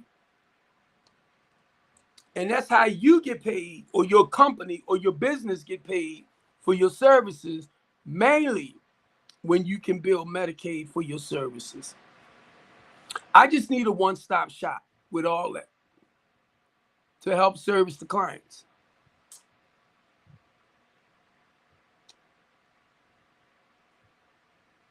And that's what I've been looking for, Inca. I've been looking for like a nurse to come in, or somebody to monitor the ones that need the help at night during the day. Some of them might need meds where they get drug prescribed meds, where it might be somebody there that can give them their pills on time the way it's supposed to be. All of that with my housing program.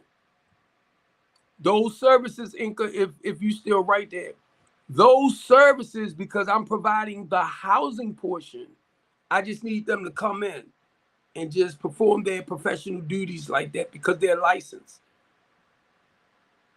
I'm just providing the bed space. That's why people don't understand. Now, my business is the LLC, but I don't have to be licensed personally myself because I'm providing housing. But I have to make sure that it's up to, say, like if you license to provide those services yourself, or I have to make sure that the house is up to code and is functioning just like any other, say, like hospital place. As far as I'm looking at assisted living programs and all of that, right? So with every service, when it comes to the building itself being up to code, when it comes to the fire equipment being up to code, when it comes to the elevator, when it comes to the emergency exits, you know, we have fire escapes in there. So I have to make sure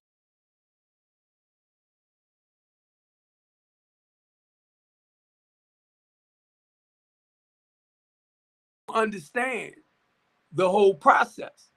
But now, mind you, because I am not like a licensed actress or nurse or LPN or chef, because I'm not cooking to serve them, but I'm providing meals for them. I got to make sure I got somebody in the kitchen that knows how to cook for them.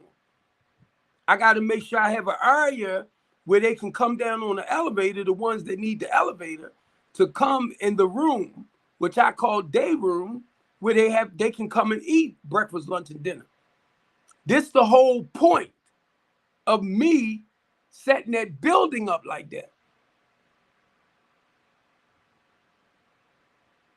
to provide all those services. So basically, we can do assisted living out there too with the other programs. That's what I was trying to do with Miss Deborah. I was trying to fix it where it's at that point where she can become a license. I mean, she had to get a license for it and everything. But once the building is up to code, she can actually do assisted living programs out of it. That was the point of helping her. Miss Deborah's gonna be all by herself. You know it too? She is. And y'all hear the way I'm talking. She gonna have to pay that. Come on. She gonna have to pay all of that money by herself. Ooh wee. Ain't that a shame? And you hear how I'm talking. And I don't feel sorry for her. You can't. You can't. And I don't feel sorry for her. Greedy woman. And what I'm saying out my mouth, we're providing the best. We're providing the best service possible. Thank you. And now you've got people that are in this program. Now you're going to put them out on the street. I don't think so, because I mean, I know us. We're trying to find them a place to go now. Oh, they gonna go. We are. So I'm not worried about that. 2 of my cleaning men, 2 of my guys, Jeff, 2 of the guys. 1 I had cleaning the building. 2 supposed to make sure the building clean, inside out. They both gone. 1 of them got a job, which I don't knock that. Don't get it wrong. With the owner of this building at another building. Why would you take him, which you could have just paid him to keep this building clean? Why would you take him to another building? Now this building gonna be dirty, and it's your building. And then to turn around and find out the first guy that I had in there volunteering got a job now. So he gone too. So now it's no maintenance men in there to clean around the front, to cut the grass, to do none of that. They're gone. So now I would have to replace them. But the owner took Deborah, the landlord of this facility, you better get somebody over there to clean it, baby.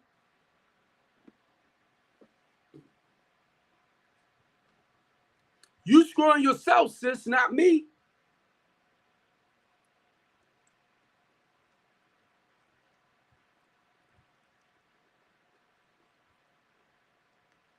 You see that, Jeff? You screwing yourself, not me.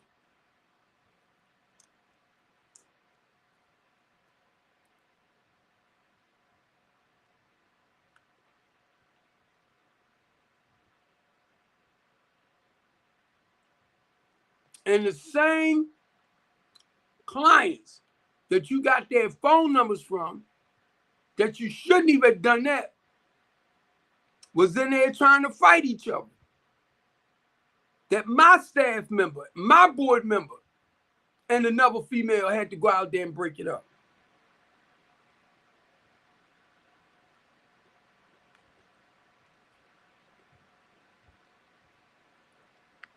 Because you're going to turn around and say, I don't want you in the building.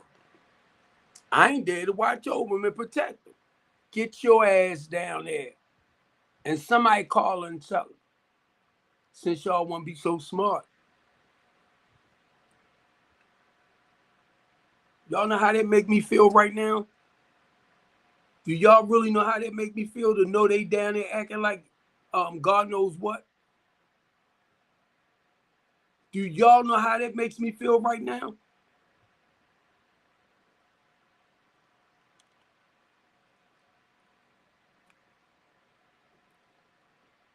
And I really feel helpless and hopeless right now. Do y'all know how that makes me feel?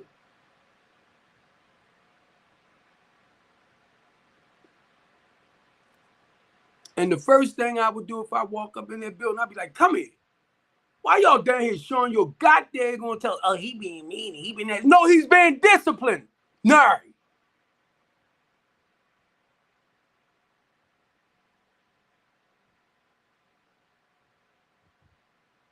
Told y'all I look at my clients more like, because they women now.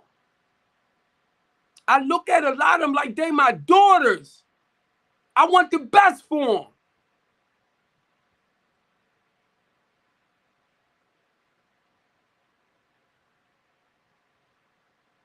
That hurt my heart to know they down there acting like that.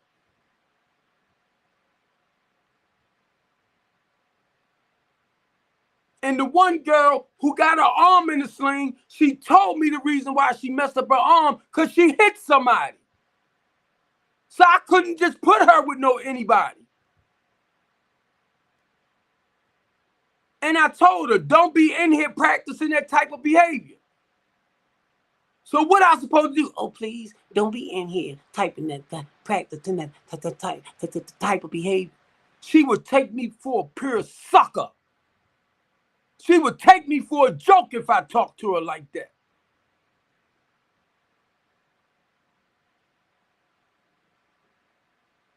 And it hurt me to my heart to know they down there acting like that.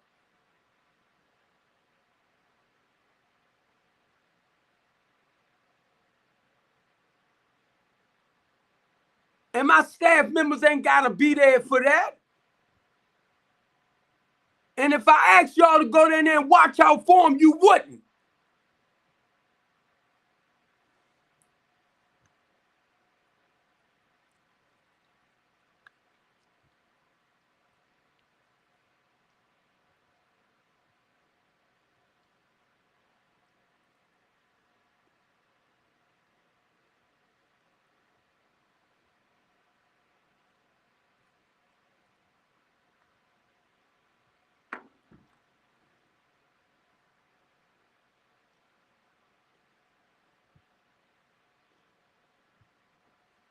And we talking about a bunch of hurt people, y'all.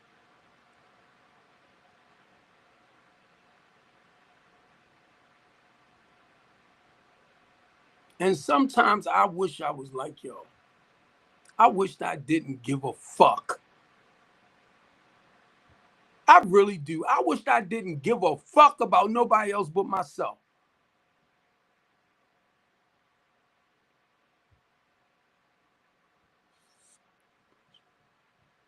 And then we're going to sit up here, right?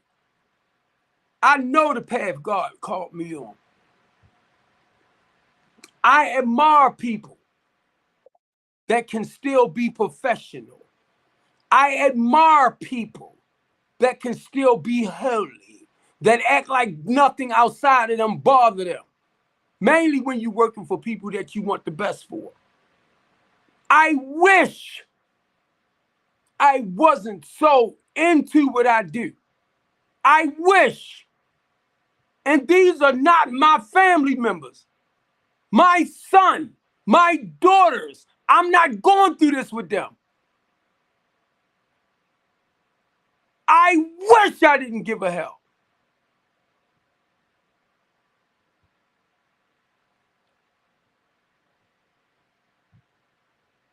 It's only one.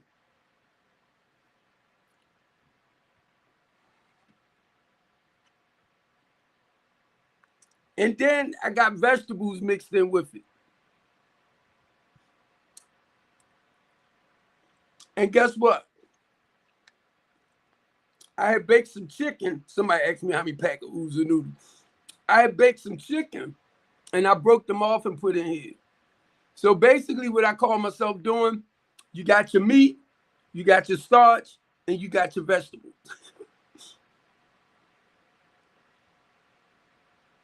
I was going to make like some macaroni and cheese. Right now. Huh? I'm getting ready to do tuna. I'm getting ready to do tuna with ramen noodles. Oh.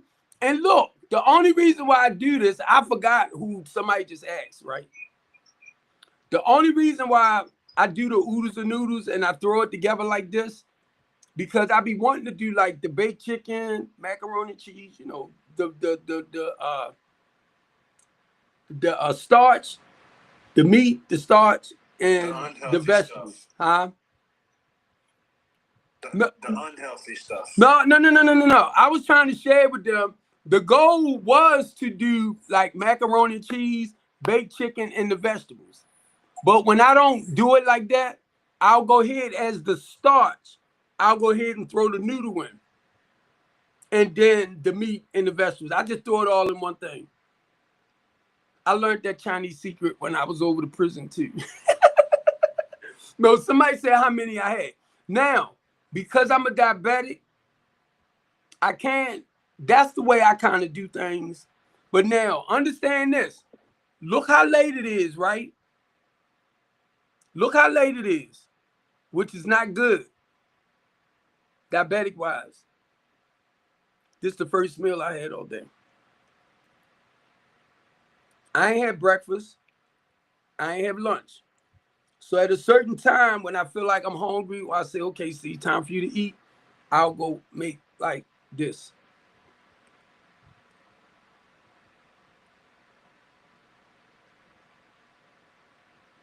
I don't know.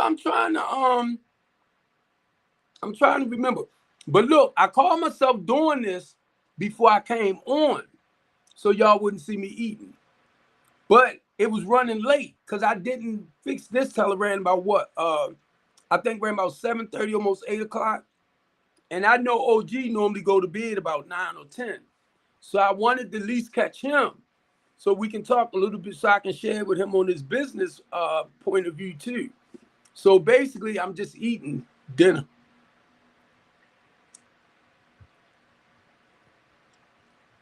And I'm going to tell you,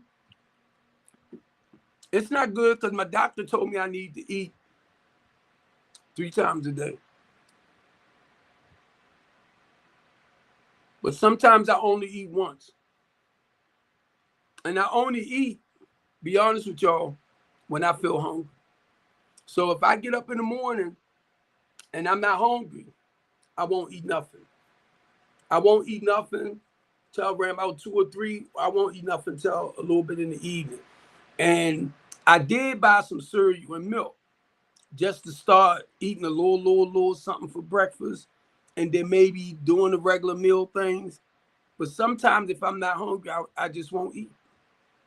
And it's not good, I'm telling y'all now, for a diabetic, because you got to have something in you. Just if it's basically like small meals, you got to have something in you. And I lost a lot of weight as a result of it. Like right now, my face look fat, and to me, it's like I look fat, but no, I'm not fat. I'm tall. I'm 200 pounds, and that's the smallest I've been in years. I'm telling you. So I'm at a size now where I can wear 34 pants. I know, Calvin. I'm telling you. Let me share this with you too to kind of help you understand a little bit too. I used to be on let me try to Trulicity, right? which cures your appetite. So I was so used to taking a Trulicity where I was so used to not eating all the time. But once again, like you said, Calvin, I do need to eat just a small meal throughout the day because I'm trying to think what it's called from what she explained to me. When I don't eat properly, it causes certain organs to kick out that sugar or something like that on its own. Somewhere along that line. I forgot exactly how she said it. But it explained to me why we do need to eat the small meals. Because if not, what it did, my A1C went down under 7. And as a result of me cutting back on the meals, it's like I'm starving myself. So my body had to start producing its own stuff where it took my sugar, my A1C back up a little bit. And now I started understanding too, Calvin, just like what you said, why it's so important really to start eating just the small meals, if not a whole meal, just to eat the small meals. Because it's like my organs now are trying to produce what it needs to do to keep my sugar level balanced. Ain't that amazing?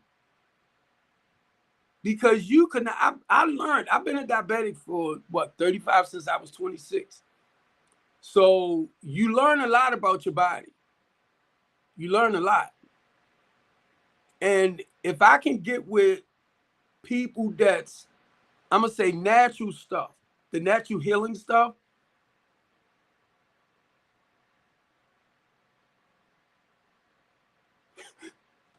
you're right.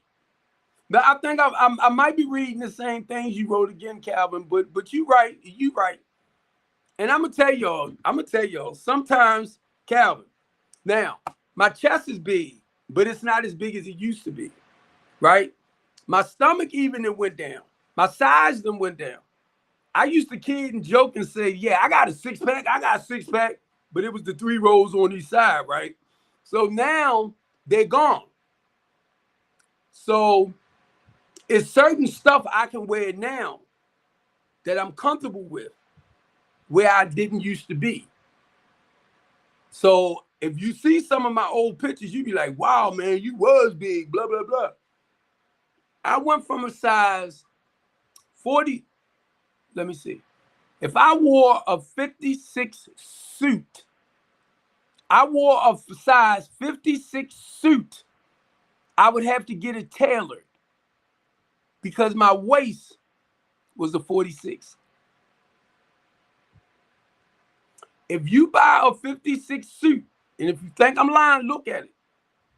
The pants going to be a 51 because I'm big up top.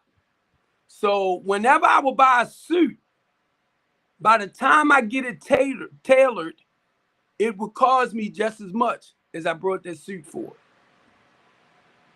So what I started doing, Calvin, in the process, I started buying blazers, and then I would buy dress pants to match them up. That's why I learned the colors and stuff, right? To be more flashy. Because I was spending more money on suits. Now what I could do, I can order an extra large suit, right? And it would give me that tight fit that I want, or the slim fit, not the skinny thing, but it will give me that tight fit. Boom. And that's what I love now. It will give me that fit. Now, when you're changing your style of clothing, like when I wear my dress pants now, I like my pants to be the length, to be up past my ankle, because I wear colorful socks, right? So now I like that slim fit. So when I step in and I step out, watch me. Watch me. When I step up, when I step out, watch me. I don't play. I'm telling you. And I can wear, say, like a polka dot shirt. I can wear striped pants or colorful shape pants, and my blazer or my vest might have colors in it too. But by the time I hook it all up with the bow tie, I can turn a regular tie into a bow tie, right? By the time I hook it up, you be like, damn, bro, how you do such and such and such? Know where I got that from? Remember that show? It might be still out where something fashion, the fashion designs, and how they would do certain colors and like polka dots and stripes and this and that. I learned a lot from them shows. I do not buy dress shoes from Baltimore City. Most of my dress shoes, I was watching the Italian boys. I call them the pretty boys with the tight fit pants or you know, just the slim fit stuff. And I love that look. I love that look. And I was like, ah. And then by me being a big dude, I dressed totally different from most big dudes. I dress totally different from a lot of guys my age. So when I step up in my church, y'all ain't see, David said the other day, when I step up in my church, I don't play.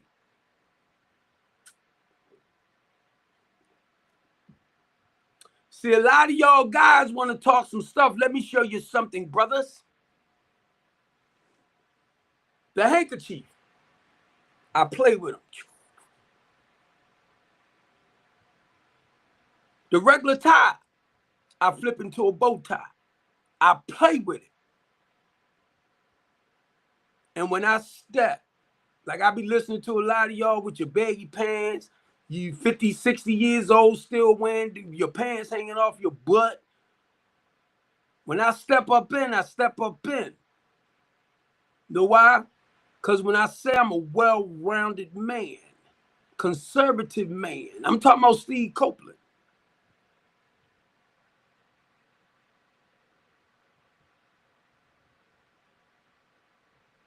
Right.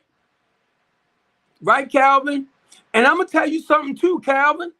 This is what tripped me out. Calvin said, remember this, just because you are small don't mean you're diabetic. Your diabetic is good. You're okay, I got you. You still have to eat. Now, I know. If you referring that to me, I already know. I got you. But this the part I was getting ready to say to Calvin. I didn't know a lot of skinny people was diabetics too. I did not know. Now, mind you, Calvin, I came from that era where, you know, we cook from scratch. Macaroni, cheese, and all that from scratch. When it came down to cooking a lot. So back in the old days, I call it soul food. I call it the diabetic food, right? So, but when I found out, Calvin, because now, mind you, I got bigger. But when I found out that big people, well, most people from what I read up, Calvin, and I could be wrong, but I'm just telling you what I read up. Anytime you got a waist over 40, like your belly wise, you got a big gut, 9 times out of 10, most of them have diabetes. Not all of them. But when you have a waistband over 40, you might be getting ready to deal with diabetes. Yeah. Or you might be on borderline, right? But Calvin, I did not know. And I ran across a lot of people, slim, that's diabetics.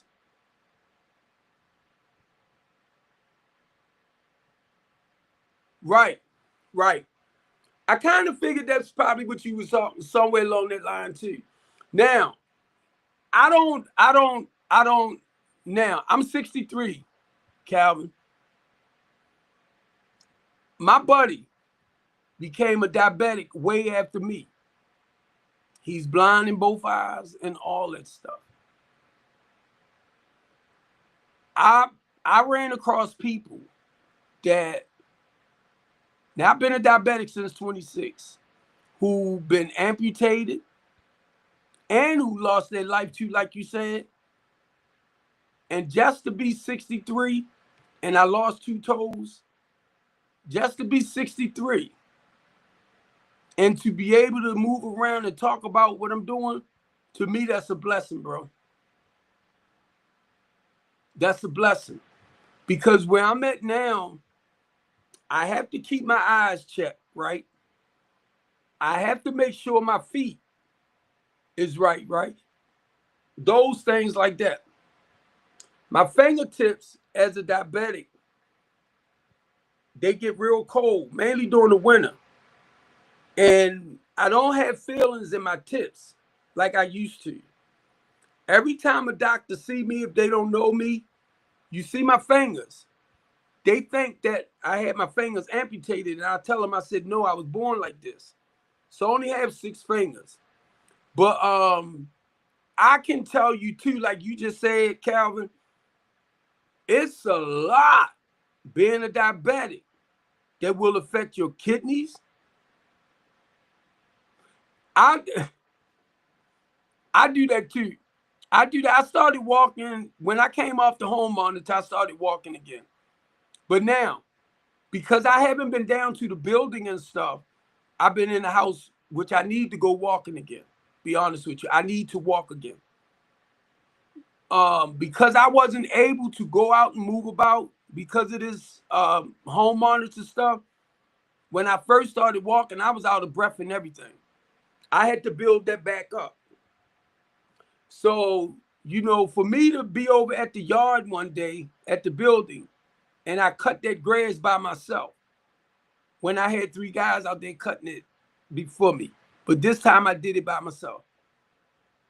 So it made me feel good because little by little by little by little, my energy coming back. But I know at 63, you know, I'm getting older. So I'm older. But still to be able to run up and down those steps at the building too.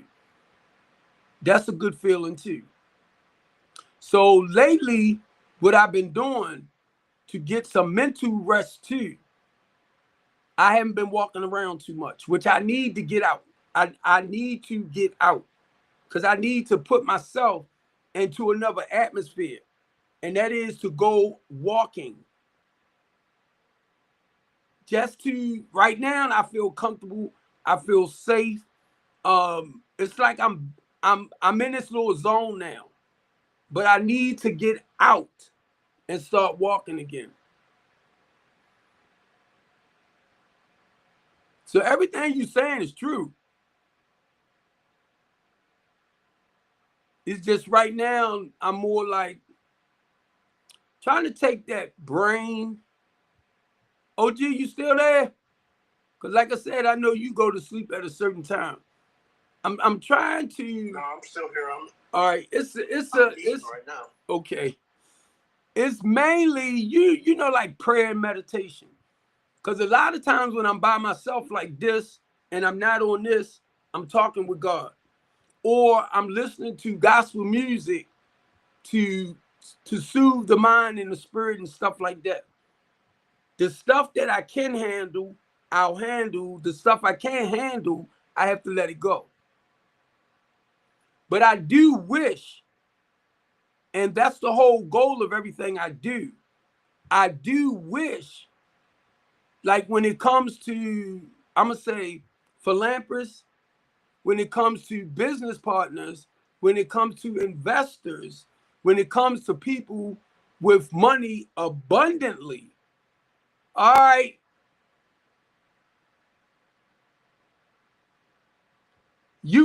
What you gonna retire? You gonna retire in 2 years? I retired at 58, Calvin. I retired at 58, and that's what gave me more time to start spending in this too. Come on. And I was sitting up here thinking too, Calvin, I need to go on a goddamn cruise somewhere. I've never been on a cruise ship. And I need to like adventure out in that sense for a lot of stuff that I do. And I'm gonna tell you this, Calvin, I did it. I did one already. I went horseback riding. And I remember me saying, like, you know how we might ask somebody certain things of what they would want to do before they pass, you know, stuff like that. Horseback riding was number one. Well, not number one, but it was one of them. And riding in the helicopter is number two. And I pass this helicopter place all the time. I just don't go. And I'm gonna tell you, never riding like going on a cruise or something like that. I never did it so far, and I would love to go. If I meet that special woman, that's fine. But God's will, if I just have to go by myself, I will. You know, because certain things we need to learn to enjoy by ourselves, like those special moments. You get me? A lot of people don't understand that. You got to set time out for yourself. Even if you marry, sometimes you need to take a break just from life in general. Whoa. You know what? Since you said that, you made me think about this. I think I was about 11 or 12. And my brother, he might not even remember, he brought a pony named Rosie. And he had her in our house in our back room on like a pantry place until he was able to put her in the barn. I just thought about that since you said that. That was like over 50 years ago. Ray, I'm going to call you later, bro. Man, I hope you're okay. Because I know you want to talk. That's one of them talks you ain't getting on the phone, off the phone no time soon. He was running for Congress, Calvin, this guy named Ray, older guy, he's 70-something.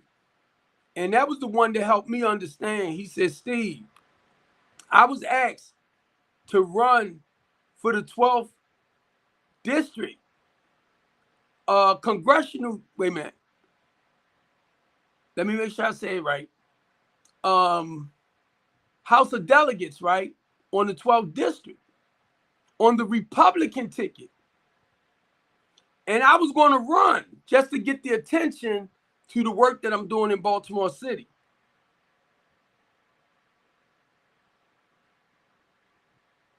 I didn't know, right? That's Ray Bly. He was running on that ticket. So no. They wanted me to run on this ticket. And Ray told me, he said, Steve, you know, if you win, okay. He said, you know, if you win, you won't be able to do strengthening the community no more. That's my business. I'm like, what? Because the goal was to win, to get the attention of the people like Kim Klacik. Kim Klacik didn't win, but she got a lot of money funneled into her campaign. So what he was telling me, basically, I couldn't use that money to build back up in the community. So once he told me that, right, I said, well, why in the hell should I run? And see, basically what that helped me to understand, family, when you into politics, you can't do business. That's why a lot of y'all don't understand. Donald Trump is way out of order. He's out of order because he's a businessman, but he's not aligning up with certain constitutional rights. So when he told me that, I backed up. And the reason why I backed up, because I am about solutions towards whatever the issues are. And my Republican Party or friends, and this is what I said it and I said it and I said it so many times. The reason why I got with the Republican Party, because they made me feel like they was coming into the community to help make a difference. Mainly when I understood their goal is to help people stop relying on the state and government funding. But they supposed to been teaching the people how to come out of it with like programs, interventions, and all this type of stuff to help them become more independent. And I found out for me, they was full of freaking lies. That's why I backed up off the Republican Party too. I am about solutions. When you know people is in a stuck situation, right? And you there to help them, you got to help provide services for them. And one thing I could say about the Republican Party too, they're very spiritual people. They're very spiritual people. But they're not about the actions. That's what messed me up with them. It's a good game in talking. Now, I can only tell you about me. If that's not what you see, then that's not what you see. But you understand, for me, politics with policies, that's all it's about. Creating laws and rules and regulations. Creating laws and rules and regulations. And how you get punished if you don't live according to and break them. It's just like the police department. But no intervention programs, no ways and means to educate you. It's just creating the policies. So here come people like me and Jeff, plus Jones, with grassroots organizations, businesses. So we come with the solutions towards the policies that they create. A lot of y'all are bamboozled. They're screwing you. They're kicking you up your boo-boo. Because you can talk all you want. Remember what I say? I know I'm a big mouth bald head dude. But my thing is, watch my actions. Because my actions speak louder than anything I can say on my mouth. You can talk a good game all you want. I hear you talk. But my thing is, what are you doing to really make a difference? Oh, you this, you that. No. It goes back to this old saying too. Prayer without work is what? It's dead. You can pray all you want. But it's the actions. Because basically when you pray, you asking God for the strength, the power, and the courage to carry it out. So that means you got to come up with resolutions. That's why when you try to quote scripture, read Bible to me, it's like you going off of somebody else's information. They did what God empowered them to do. What are you going to do? And I listen to people, you know scripture right well, and I'm like, ooh, ah. But it's not just about that. When you know scripture and you understand the mission, the purpose, you perform the action. So don't come with me that not supposed to be knowledgeable, fake, phony bull crap.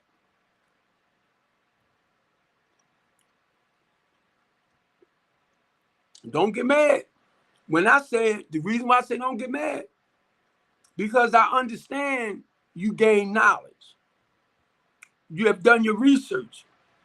You study. You doing everything you supposed to do to learn about these things. But then this where I come. Well, like, what are you doing? Because you studied. You did your research. So now what are you doing to make a difference with that information that you had? Well, see, okay, you just got information but no action. Don't get offended when I ask. I can show you everything. And I do. Through the housing project. When y'all talk about the homeless and the less fortunate, I show you in there what we doing. I show you my white box truck. Tell you I can get 8 pallets on that box truck. whether it's food, clothing, stuff like that, I service back the people. And you will cut me loose every time. You will cut me down, and I'm only telling you the stuff that I've learned throughout life and the actions that I'm taking. That's the next step with the information that you have. You can have all the information in the world, but what are you doing? That's all I ask. And you get offended.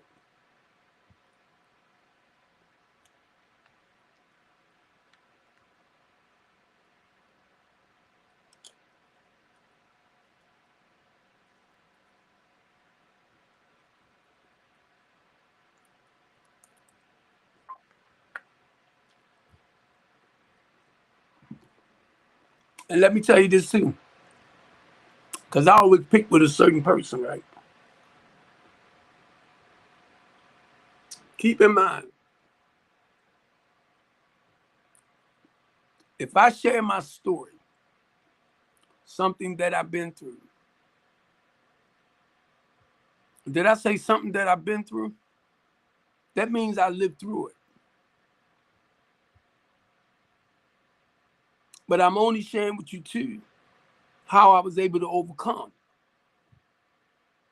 Why do you feel the need to want to go back into my history?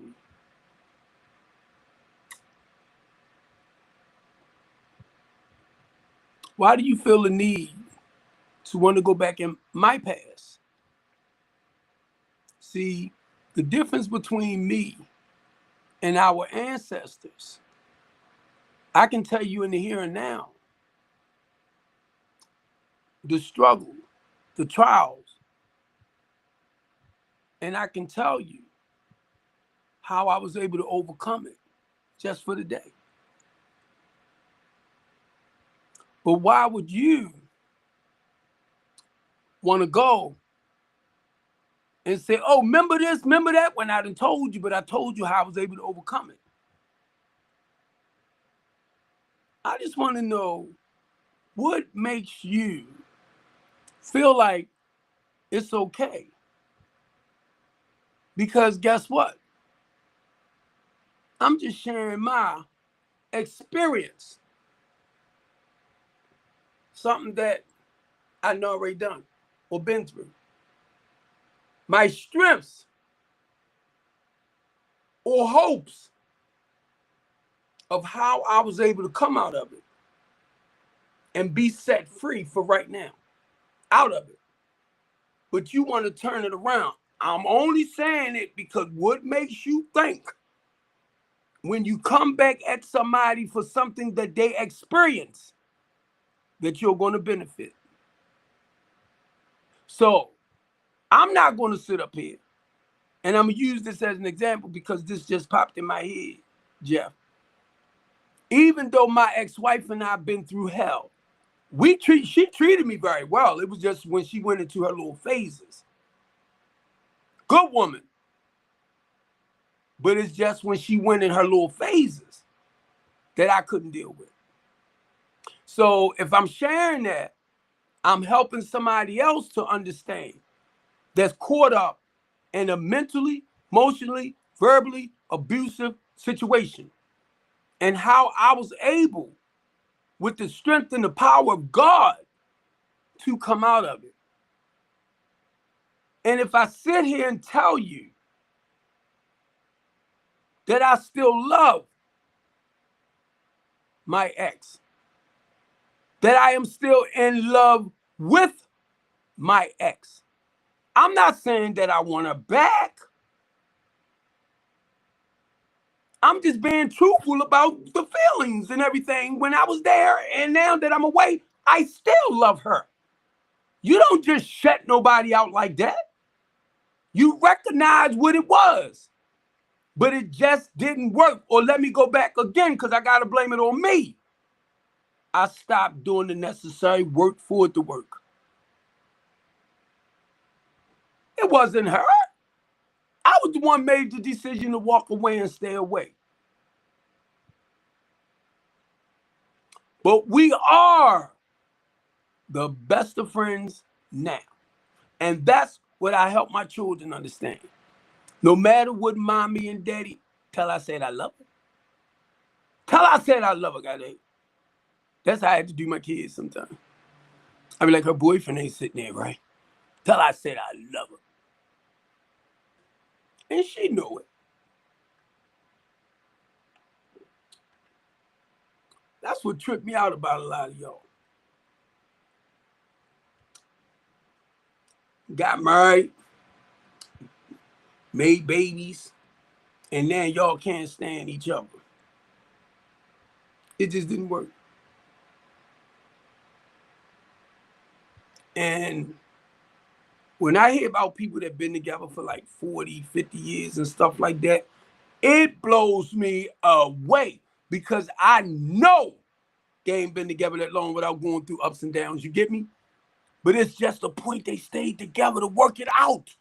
I'm like, God dang, I ran. And it really amazes me because I know the work that it takes. And it doesn't mean that it's bad. It's just that when you have two different people, two different personalities and makeup and all of that, we're not always going to see things alike or, agree to stuff. It's just us being able to come together. Even if we get mad with each other for a while, you got to make up. Now I'm sharing from a personal level. I'm sharing from a personal level of experience. I ain't got no problem coming on here talking about me.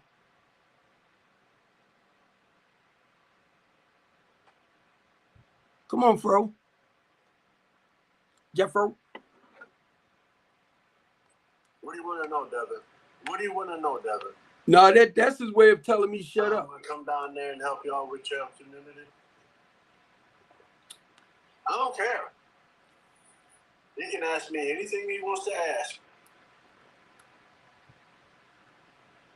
So fire away, brother. What do you want to know? Nothing.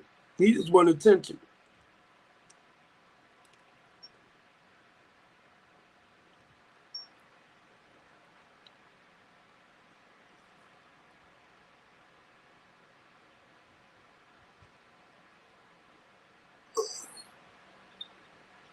No.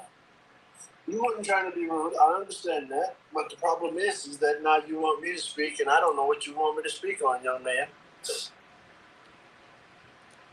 That's the whole thing. I don't know what you want me to speak on, young man.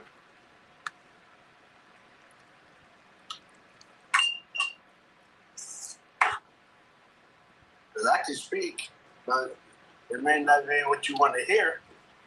So I'm asking you, what do you want me to? What do you want to know? Why I'm coming from Michigan to help out Baltimore.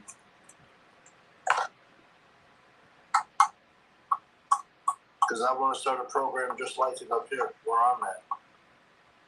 That's why. Anything else you want to know? I know you're not trying to be rude, and neither am I.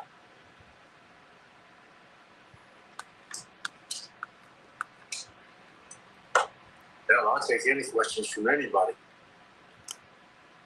I don't care who it is.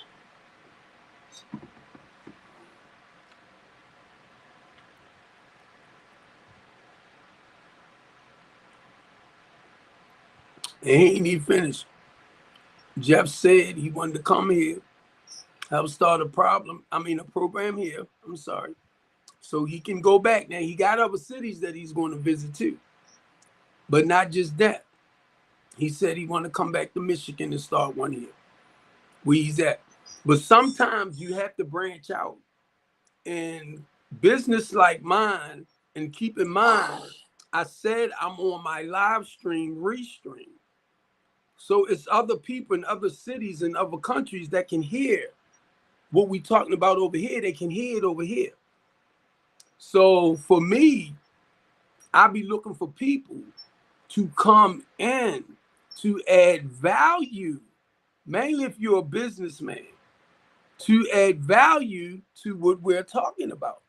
That's why I was shutting up and I wanted Jeff to come in so we can talk about more about the business aspect of things.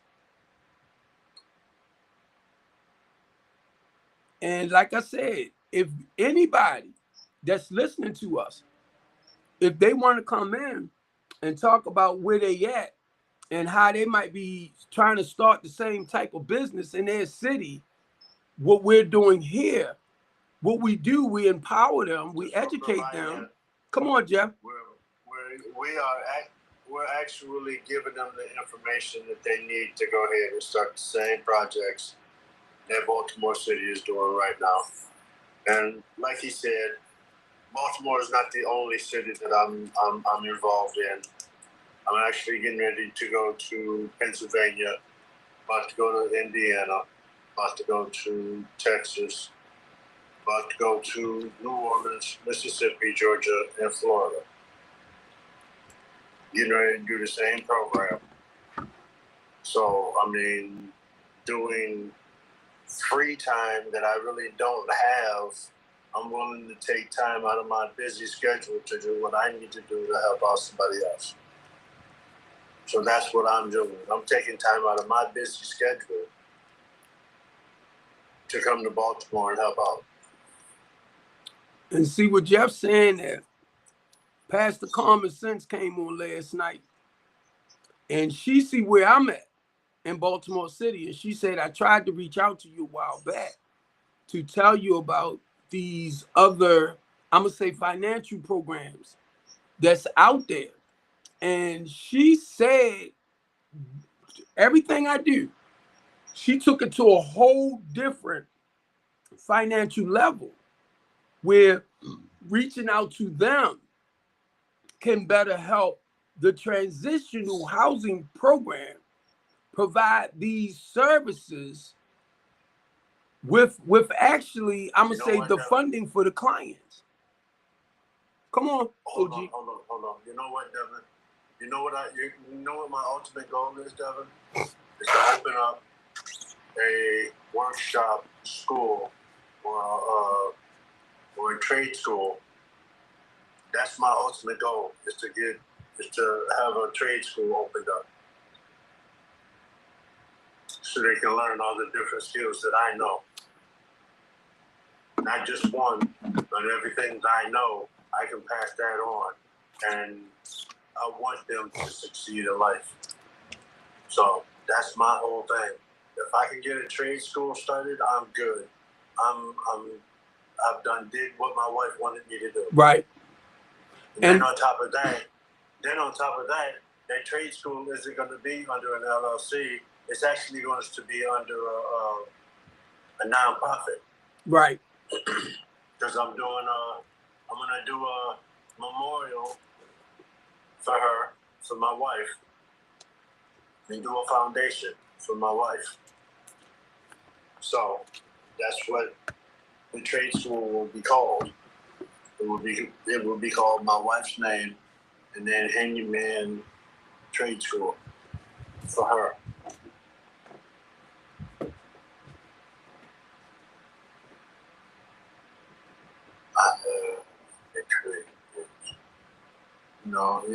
It's a privilege, but it's also an honor to be able to share it back, to give it to somebody else. And see, everything Jeff is saying is basically, I'm not trying to exclude Jeff, because Jeff is a major part of the LaTanya D. Copeland House of Hope. But now, Plus Jones already have in place everything me and Jeff is, I don't know about the landscaping though, but he has the workforce development program already in place. So now look at this. Me being a part of it, Jeff is a part of it, because Jeff is my business partner. So wherever I go, Jeff right there. So everything Jeff is talking about, we might start it out with, just say right here, with the LaTanya D. Copeland House of Hope. We're starting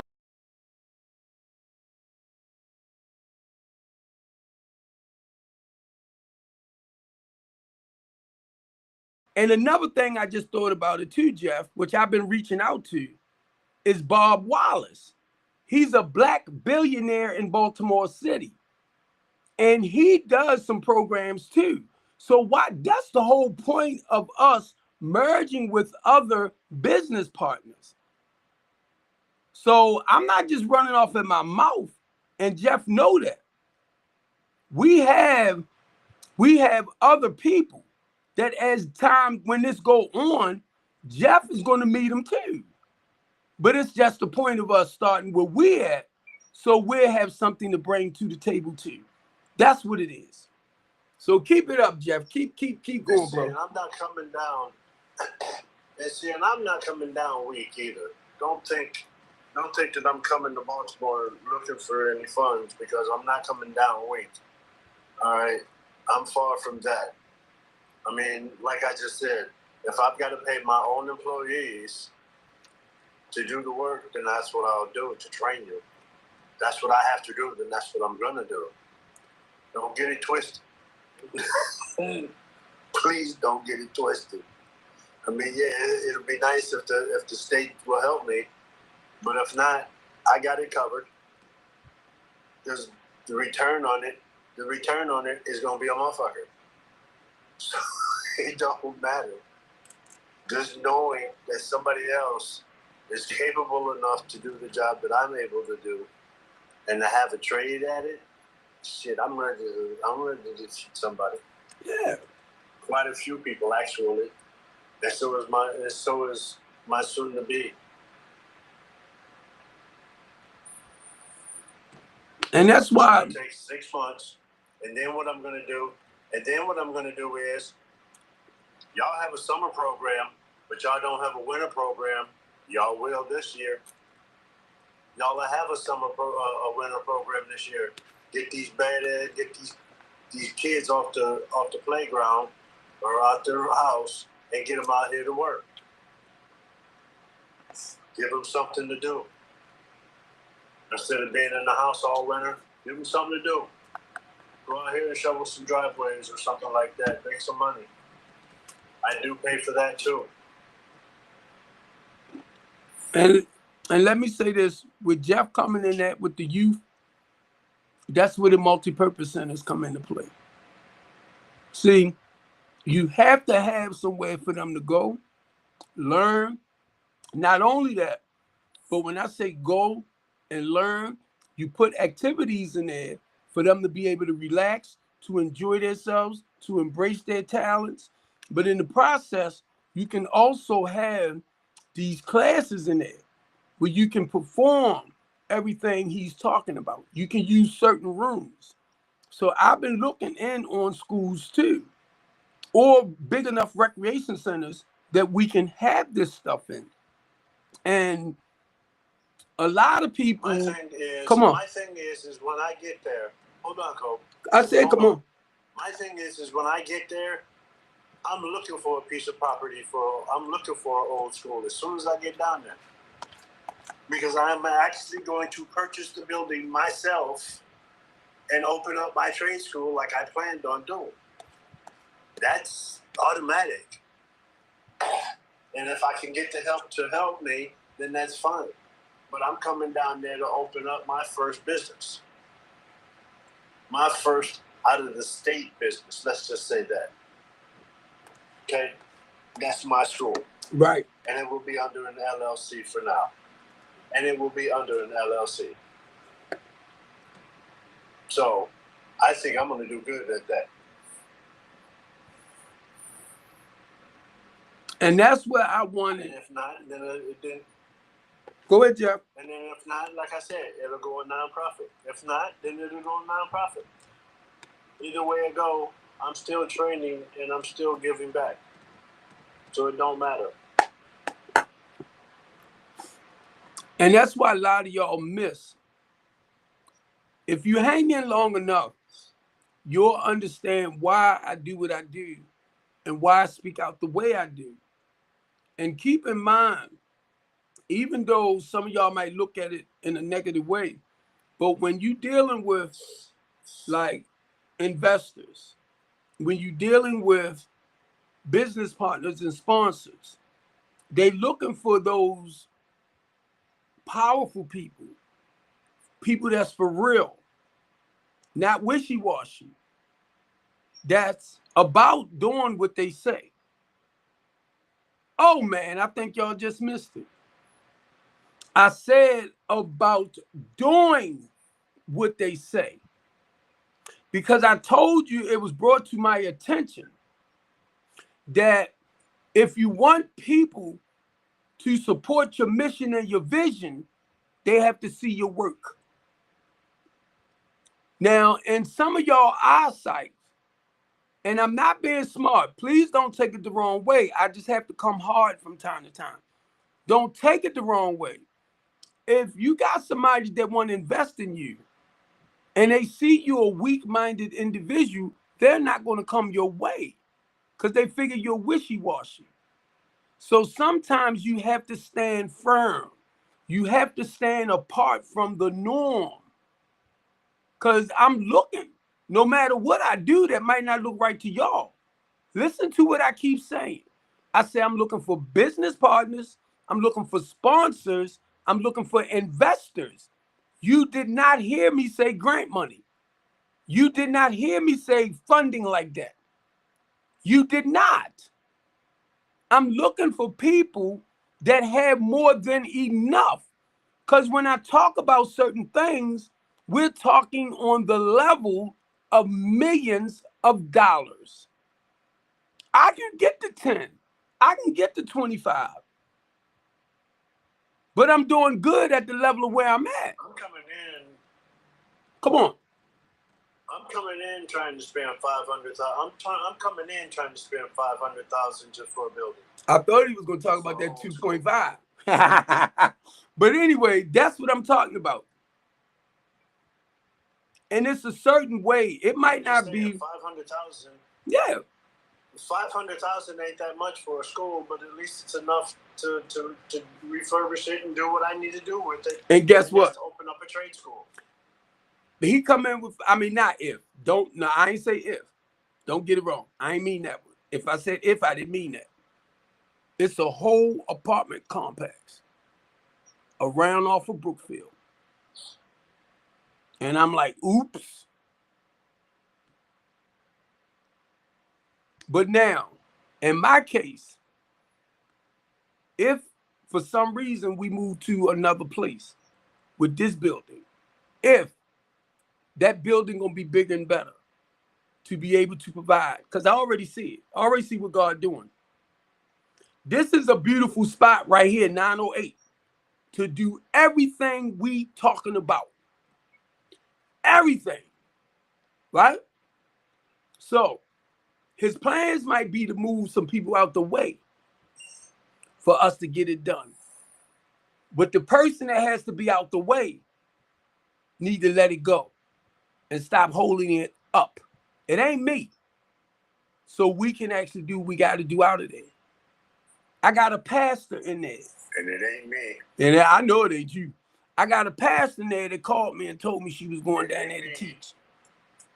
I told y'all we got a educator coming in. Common Sense was talking about all this last night. Pastor Common Sense.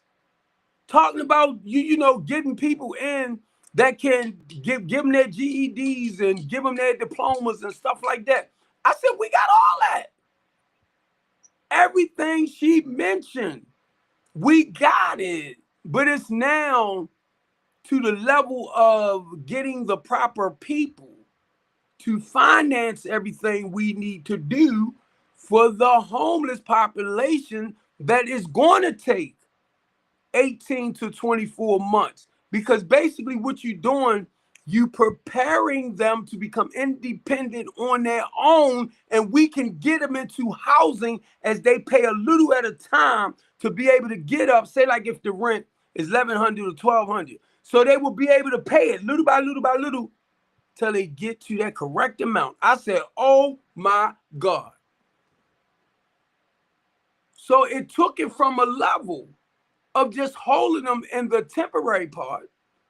It would still be in the program, but now it's these bigger organizations that will cover their expenses, but in the process, teaching them how to be more productive. And it's going to take, in other words, more than 3 to 6 months for some. And it hit me when she said it. I was like, thank you. Because that's how I felt like God was sending her to me to actually show me the next step.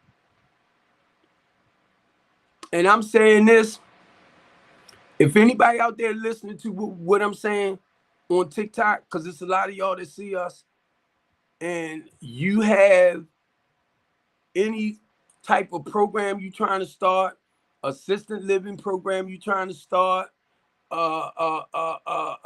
assisted living, any type of program that you're trying to start where, or you starting, well, trying to start, right? Because basically what I'm trying to get to with that is the finances to help you do what you actually need to do. And that's what she was showing me. You got everything lined up, Steve. You got everything right there that you're supposed to do to help the people. Now it's jumping across. It's like the lower people.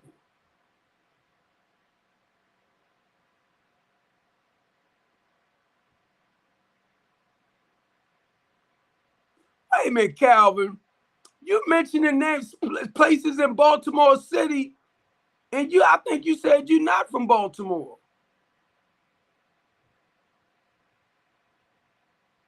You said on Winchester and Fremont. See, that sounds like something. Hold up. Don't make me hurt you, Calvin. Because when you said Winchester and Fremont, that made me think about the Culver School. But I thought you said you was somewhere else.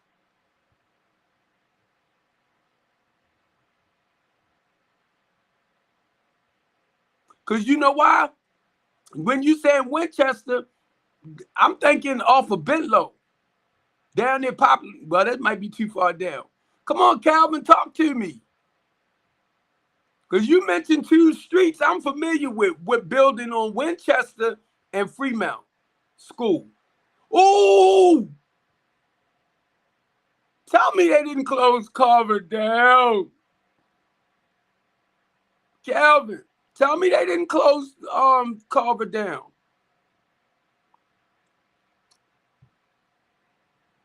Because that's where it sounds like that school at. Carver Techno High. I'm going to hurt you, Calvin. Please tell me they didn't close it down.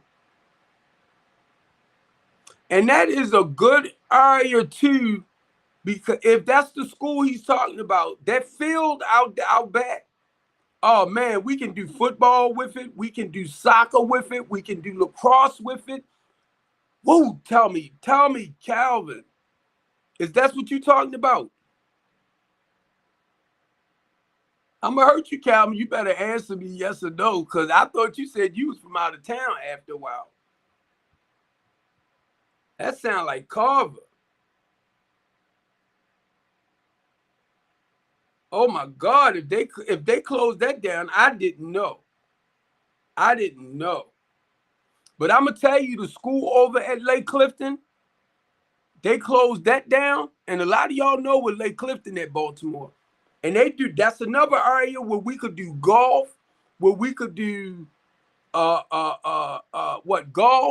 cricket, lacrosse, all of that. You know you can do the football. That's natural. The football, the basketball, all of that. Because me and Chef was looking into that. Chef into a lot of the sports, the basketball with the girls. So we was looking to do some work over there too. Man, you said Winchester and Fremont. Come on, somebody answer this on ooh, that sounds like the Carver Vocational Tech. Please don't tell me they shut that down. Which would actually be perfect because it would still be a Votech school, right? National Center anyway, right? Because that's what they was doing with. You have more, but only now you have but now you'll have more options to take in the class. You see what I'm saying? Now you have an option of either taking electrical, you'll have either drywalling, building trades, landscaping, what I do. You know, I do it all. Yeah. But I mean, it'd still be more programs for them to learn. Now check and this out. Still be a vocational school anyway. Check this out, Jeff. Lake Clifton is a big area where they have like summer things that say like performers come from out of town, they can go over on the field where Lake Clifton is at. They got an area over there where they do vegetables and all of that too. It turned it into a vocational school too. One of those, let me try to get it back because I haven't been fighting this for a while. Anyway, which I would love to do anyway, especially like on the back football field or something like that. Open it up to the farmers. Right. Have them a great big farmers market on the back of the football field. And that's what they have over there. Have that happen. That's what they have. Now, mind you, for my housing program, and if I was to take my housing program into a school system like that, most of the transitional housing part will be on the higher floors, where underneath it, we can have a lot of the transitional program. The wraparound services where they only come downstairs to do what they need to do. But then on top of it, I'm talking about with the wraparound services, right? And you know, most cafeterias have most schools with cafeterias have commercial stuff like. I'm sorry. I'm sorry. Keep talking, Jeff. That part.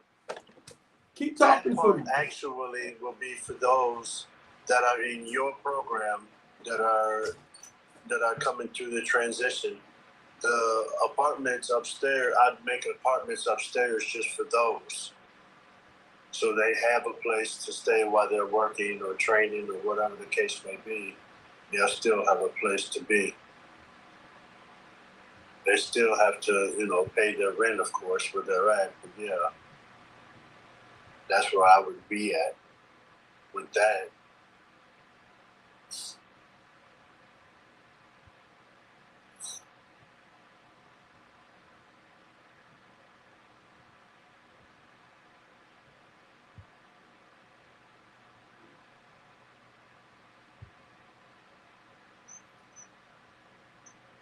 So basically, like I said, I want to come in, start a vocational school, get some of your youth off the streets, some of your less unfortunate off the street, get them into a program where they can learn a new trade or whatever the case may be. That's what I'm trying to do here.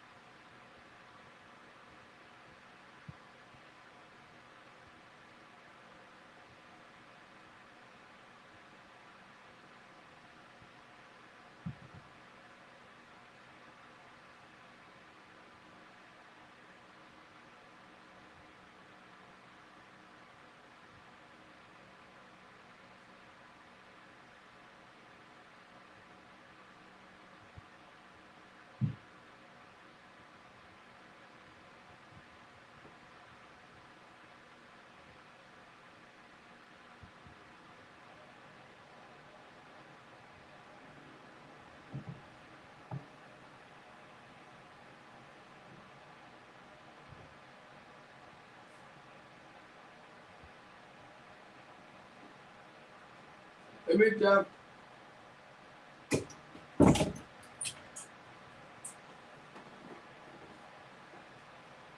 Jeffrey.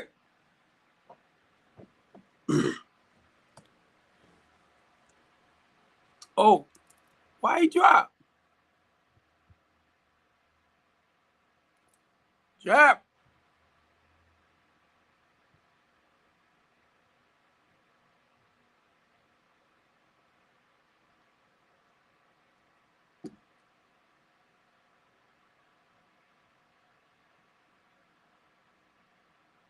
Now, I had to run to the bathroom real quick.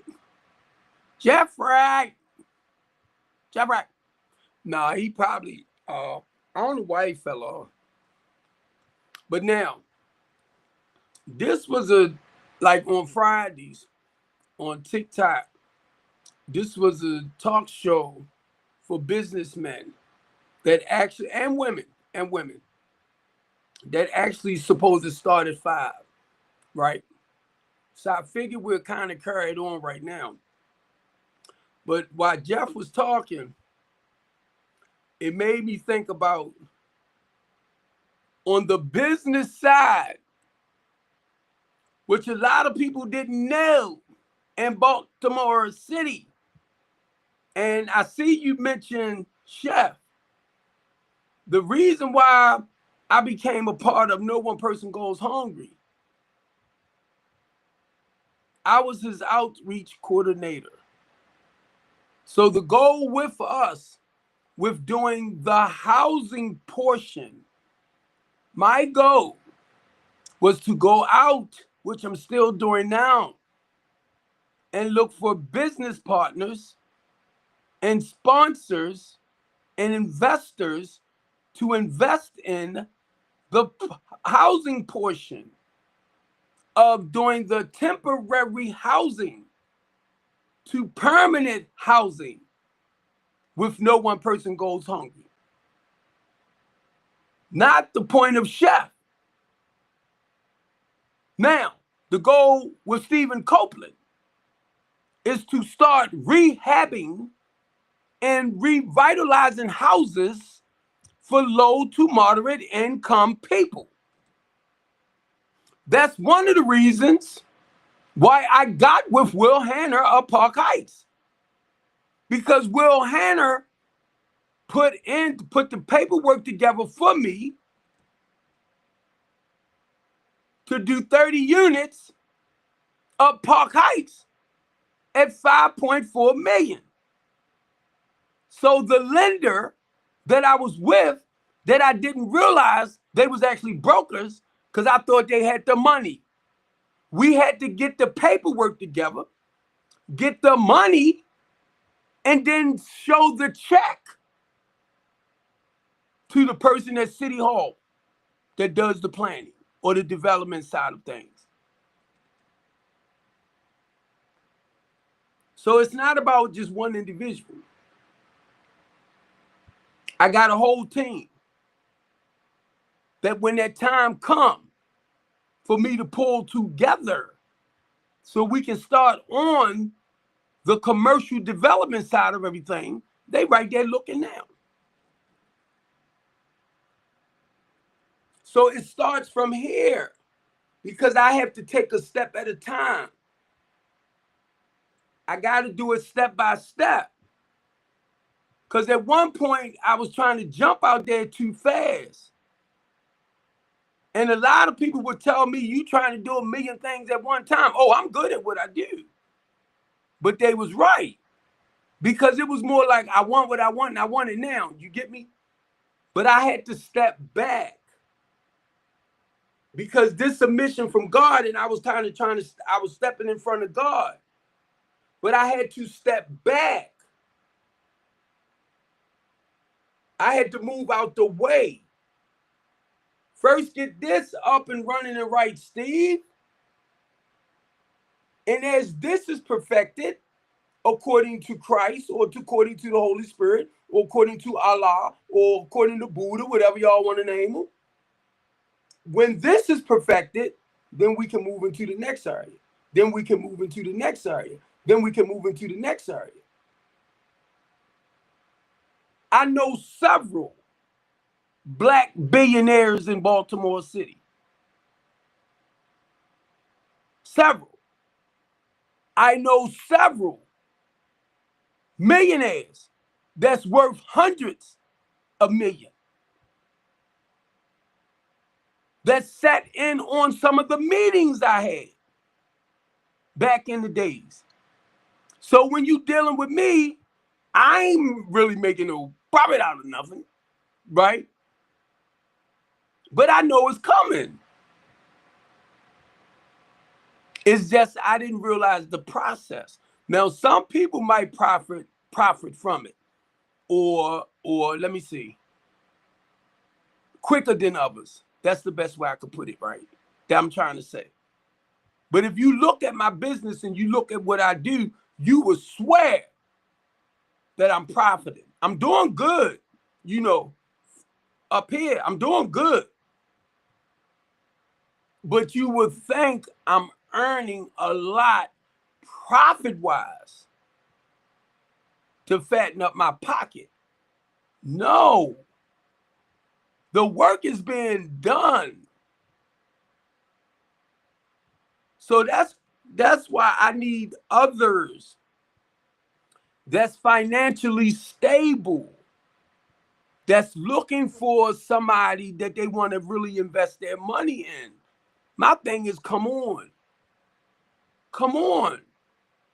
It's when other people come in to destroy or try to destroy, because you can't. You can say what you want out your mouth, but you can't tear apart what God had planned. That's all I'm trying to get you to see. You can't destroy that.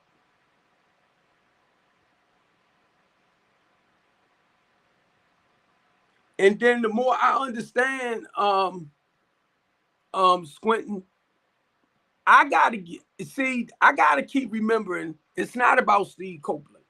All right, it's not about me. I need y'all help. Don't get it wrong. I need a lot of y'all. I need y'all. I said a lot of y'all, but I need y'all more than what y'all realize, because I know I can't do this by myself. Even though I might say I don't pay attention, I gotta talk about me personally, but I need y'all more than y'all realize. And it's not just Steve Copeland. It's our poor communities, our less fortunate, that need our love and support the most, and helping them to become more independent and reliable, you know, helping them stand up. I can't do it by myself. I'm running across so much opposition. I can't do it. I'm telling you personally, that shit wearing me down. It's wearing me down. So I need y'all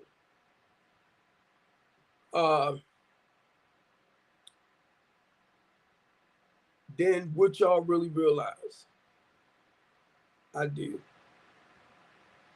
And it hurts me to my heart that so many people rather criticize me and talk about me, because that makes them feel special. I try not to worry about y'all that much. OG, where you at? Because I'm getting ready to call you. I try not to worry about y'all that much in that sense, because no matter what, I have to keep moving.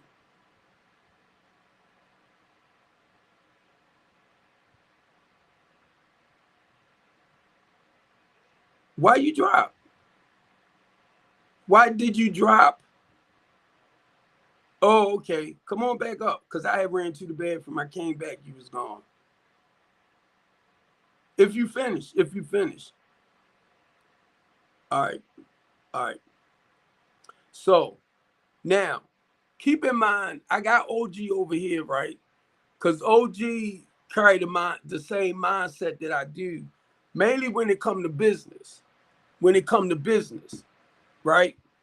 And anytime, and I'm going to mention him because he comes through from time to time.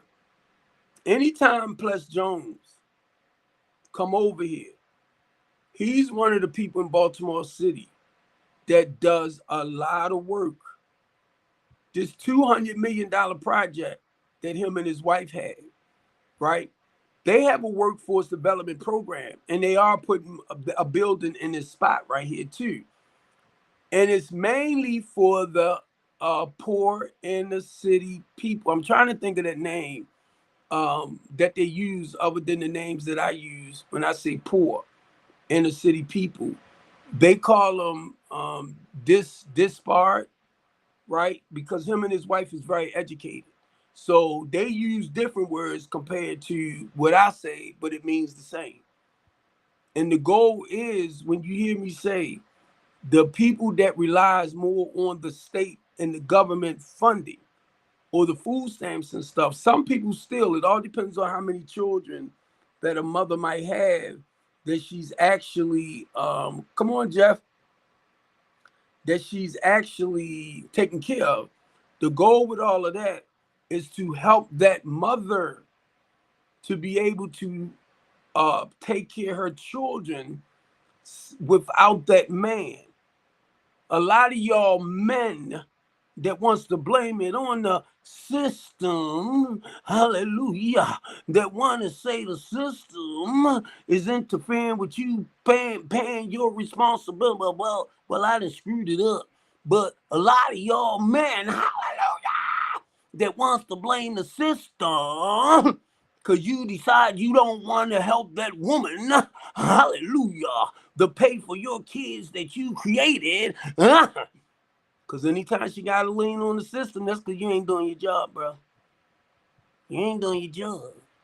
Because she should not have to go and ask for help from social services to feed her children that you and her created. Hallelujah. Play with me. And y'all talking about the system. I don't know who screwed y'all head up with that. Anytime a mother have to reach out to dad, even if you and the queen is not together, that child is still your responsibility, not the responsibility of the state or the government, because they didn't lay down and create it.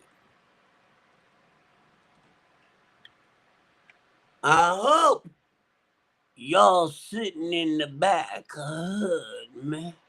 So, brothers, when you start coming on here and you start blaming the system because you're not taking care of what you created, that's because you don't want to look at your damn self.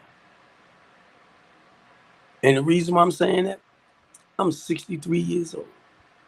Don't even know if my father living or not.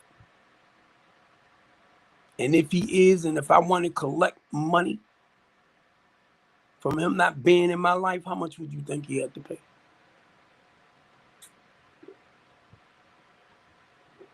And I'm talking about to the age of 18.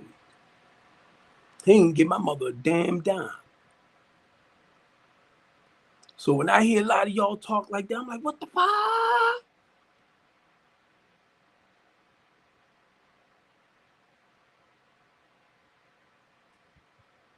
I'm going to do this one more damn time. I want to do this one more time. Even if the woman have to rely on state funding, it's not enough to take care of their children. I wouldn't even fix my mouth to say nothing dumb like that. They don't give you a lot of money. That's why a lot of them struggling to buy clothes, to give their things the finer things in life. That's why we have, that's why I get clothes. I get food to help feed the people or donate it back to the people that don't get enough money to take care of them. Damn.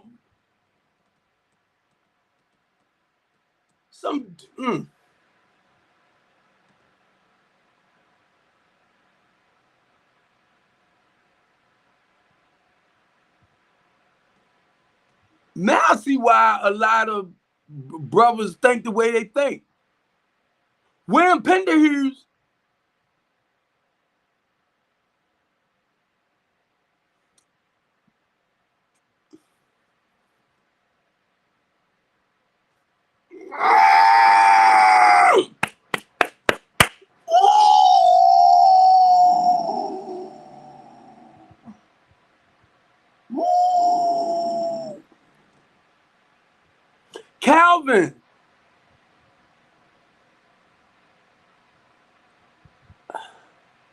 Calvin, they supposed to have been turning that. We was trying to do something with that. I know somebody had that spot. They had turned it into a homeless shelter right across from I'm getting ready to say the Lexington Market, Upton's Market, right? William Penderhughes, right across from the market. From what I understood some years ago, Calvin, I'm trying to think, was it the Salvation Army? Because the girl that had it knows my friend Charles Carver. Matter of fact, I'm trying to think, was it Charles Carver's, oh my God, Calvin. I'm trying to think, because Charles Carver left out of the old Frederick Douglass building, right? We need to talk. Tell him, try to reach out to me. Because Charles Carver left out of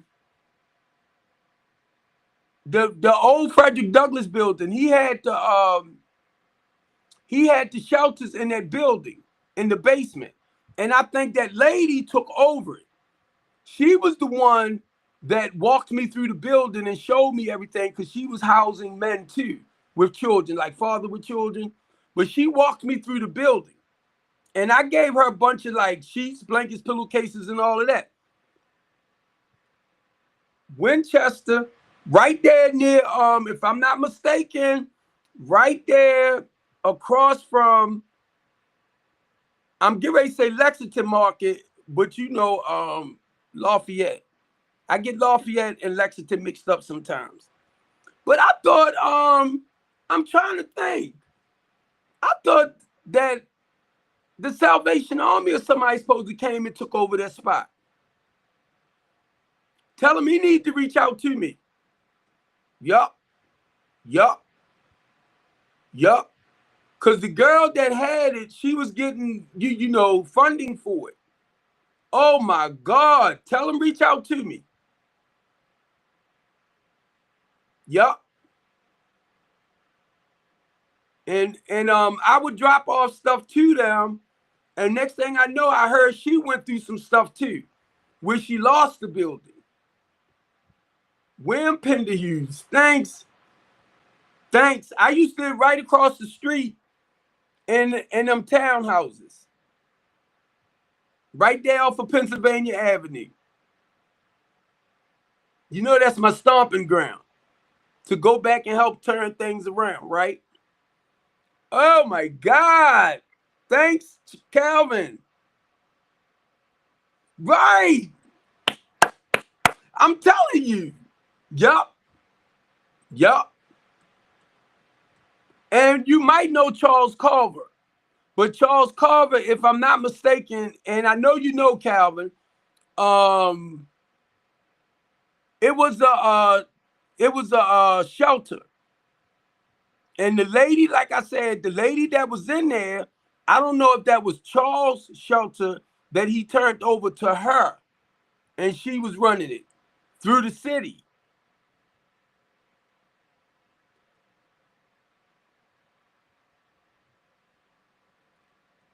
Hey, Calvin, then you know me then. You know me then.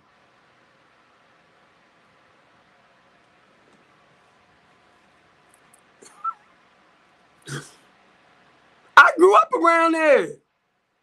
I lived on Pennsylvania Clifton. So you know Antonio Hayes.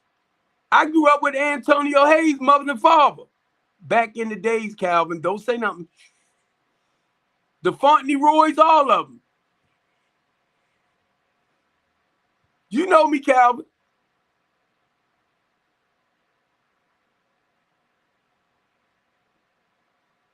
Normally when I'm around there, and since you live on Calhoun Street,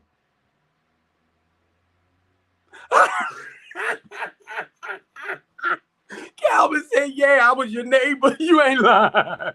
You ain't lying. You ain't lying. Bro, tell him talk to me. Oh my God. You know I hang around. Well, I haven't been doing it like I used to, but I'm normally at St. Gregory's at the meetings. Getting Honest on Pennsylvania, right there. You familiar? Getting Honest on Pennsylvania is been my group home for 32 years of NA. So you very familiar with Penn North and all of that. You very familiar. Yep. Wow. Man, you scared me with that because I thought you were saying that they closed down Carver Tech. But I'm gonna tell you something too, Calvin, that I didn't know. That elementary school right there at, all right, thanks, bro. Thanks. Don't tell everybody else. Hey, look, Calvin, I'm gonna tell you something I got heard about too. That elementary school on Utah and McCain, I heard they closed that down too. I heard they closed it down. And that's one of the buildings that me and my friend Marvin Hargrove, when he told me that, OG, I was looking at the programs we can have out of there. That's how I met Ivan Bates, Calvin. I used to invite Ivan Bates out to speak on some of the programs that I used to have in the community. So you know this, Calvin, since you just said that. You know Antonio Hayes, Senator Antonio Hayes from West, and probably who his mother and father was, right? Pinky, and you know. And then you know Brandon Scott. Now I'm saying when he was a little boy from up Park Heights, because I used to hang up Park Heights too back in the days. So I remember all of them.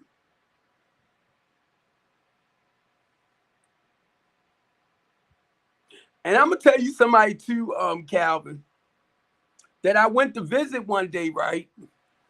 Toke Bell's bondsman. I went to visit Toke. Oh, he is. Oh, you Brandon Scott. I give it say, wait a minute, because Steve Taylor got a nephew that's in, I think works in the mayor's office. But you know Brandon Scott, I pick with him a lot. I call him nephew. I be like, what's up, nephew? He said, what's up, unc? And me and his wife, we Facebook friends too. Matter of fact, we on Thread.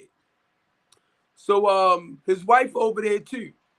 And on Instagram. Now, mind you, Ivan Bates, Sheila Dixon.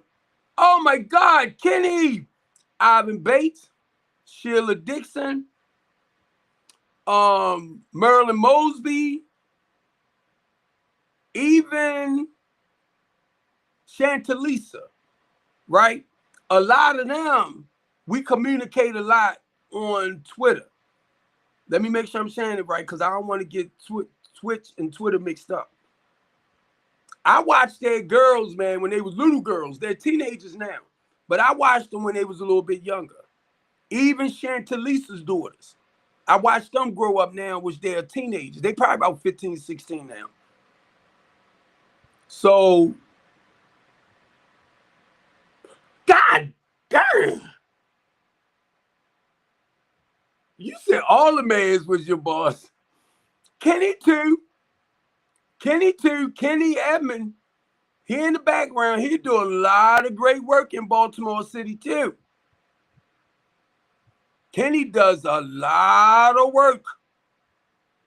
Kenny works, well, when I met Kenny, we haven't talked about it too much lately, but he works with a lot of our youth, right?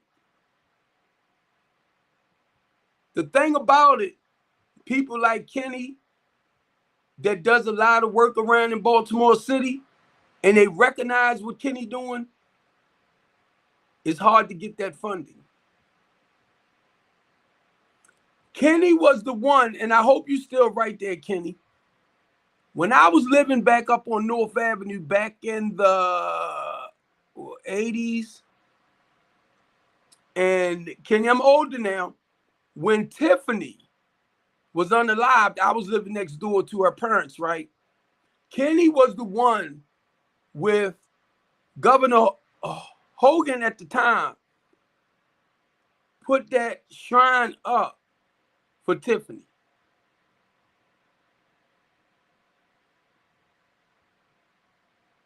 I had to catch myself.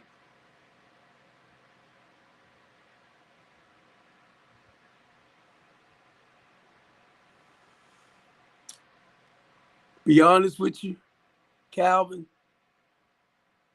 I miss Kirk Smoke. We had some rural people in position. We had some rural people into position. And Calvin, I'm not going to go too deep, bro. I'm not going to go too deep. And I know you understand this.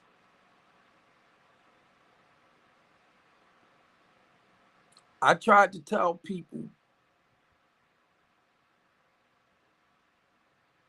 Sheila Dixon is a people person. That's why they set her up and got her out of there. Marilyn Mosby was a people person. That's why they set her up and got her out of there, because of what happened with Freddie Gray. And nobody backed her up. And I told Marilyn Mosby when I met her, I said, you got bigger balls than a lot of these men around here. Catherine Pugh, whatever she was doing with her books, thank you, Pastor, was her personal goddamn business. How did New Baltimore City begin to find out? Because you know what, and I'm going to tell y'all this right now, as a human rights advocate myself, when you speaking out, or when you have the best interests of the people, they will come for your ass. 2 years. That's why I got arrested. I received a phone call. Person that they was going after was telling me, they said they starting to shut a lot of the community activists down. Because when you're fighting for the righteousness of the people, it's people that don't want you to do it. So when they told me that, and it dawned on me, and I'm going to say this with y'all because I asked for them lately. Booney from the Gangsters 300. When I got that phone call, I said, oh my God, I ain't been seeing my man. And I was told, because they was shutting a lot of us down. About a week later, my ass was gone. I said, Brandon Scott ain't gonna let nothing happen to me, blah, blah, blah. He ain't know, y'all. He ain't know. But my ass was gone. There you go, Pastor.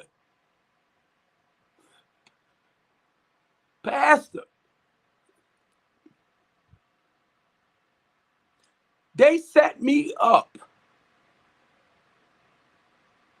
with 14 freaking charges. This police officer did.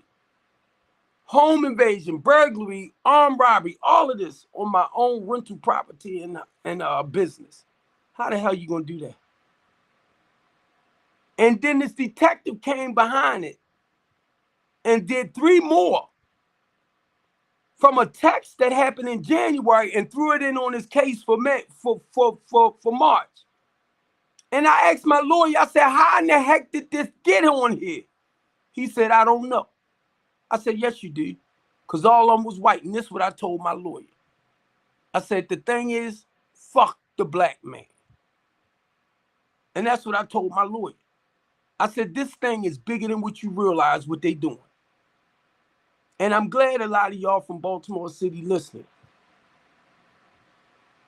I spent 11 months over the prison for something I didn't do.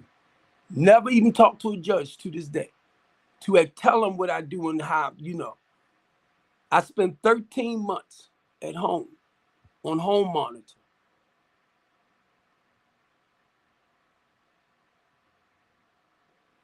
Calvin, I'm gonna hurt you. I'm gonna hurt you. Look, Calvin said it. He said, our people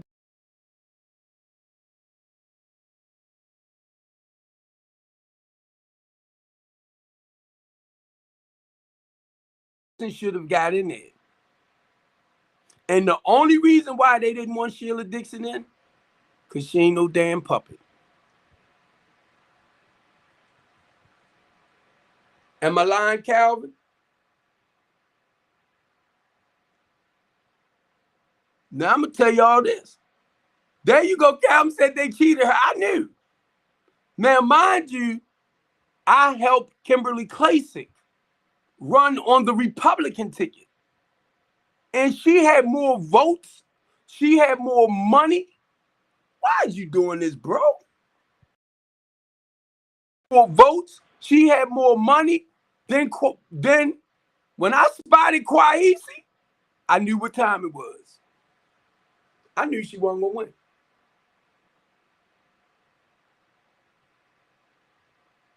Because they put who the hell they want in. Your puppets. And I seen it, Calvin. I seen it. And hey, Bishop Brooks, I asked a friend of mine because Sheila should have been one. And not being smart, when Brandon Scott got in, and I asked my friend, I'm going to say his name, Will Hanna. I said, how in the heck did he do that? He said, Steve, you know how. They put in whoever they want. I'm like, you ain't lying. I said, you ain't lying. So I'm only saying this for a lot of y'all. It's the political games they play on y'all. Some of us know the bull crap. And the difference with me and a lot of other people, I have no problem coming on my live stream talking about it. Because I'm known as the big mouth bald-head black dude. It's just what I learned in this process. I can't say names, but I can at least help y'all understand a little bit about what's going on. As a community activist, as a human rights advocate, as a community organizer, and I explain every position just to let y'all know what I do. Well, what God had me doing. When I tell y'all I come from a corrupt lifestyle, I come from the streets as a community organizer with y'all. And because I know how things was back then, how you need to gain control back over your community to slow things down. Now you heard what I said, y'all community. So it's the people that has to come out to come together. It's normally your children, your nieces, your nephews, your grandkids that's destroying your community. And Calvin, whenever I come into a town hall meeting or anything we might be doing with Fox 45 News or any station, I come in with a blue folder. And I can actually tell you the programs that's in the city doing certain things. And I can actually tell you what we could do to slow, basically interventions to slow things down, if not put it to a stop. And you know what they'll do to me every time, Calvin? Get them out of here.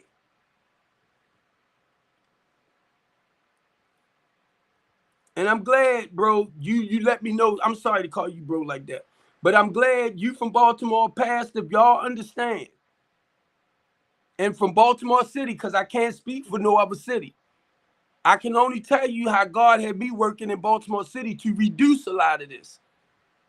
I'm one of the guys, Calvin, that helped Ford to get that spy plane over Baltimore City. The only reason why, because I started realizing how our people, our young men and stuff like that, was being set up to take each other out. A lot of people got angry with it because they didn't understand why. So they thought it was just people being spied on. No. I was around Pennsylvania, Calvin, and North. I'm telling our young men, when you keep doing what you keep doing, nobody got to snitch on you. What's up, darling? Nobody got to snitch on you. Your behavior is what's going to tell on itself. This is what I was telling our young men. Only to try to encourage them to stop.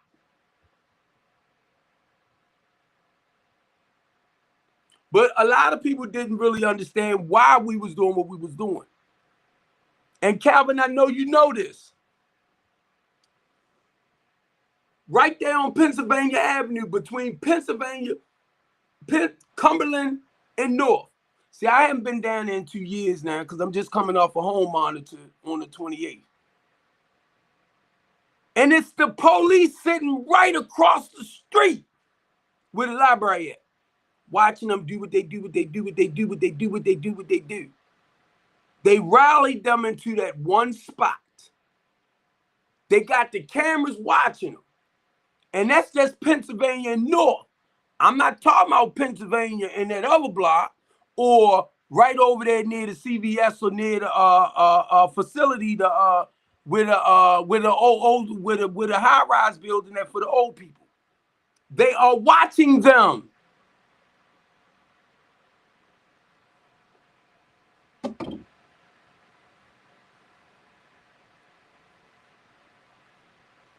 The reason why I shut up just now, because I was looking at Calvin, what you wrote, you have to know who run the city.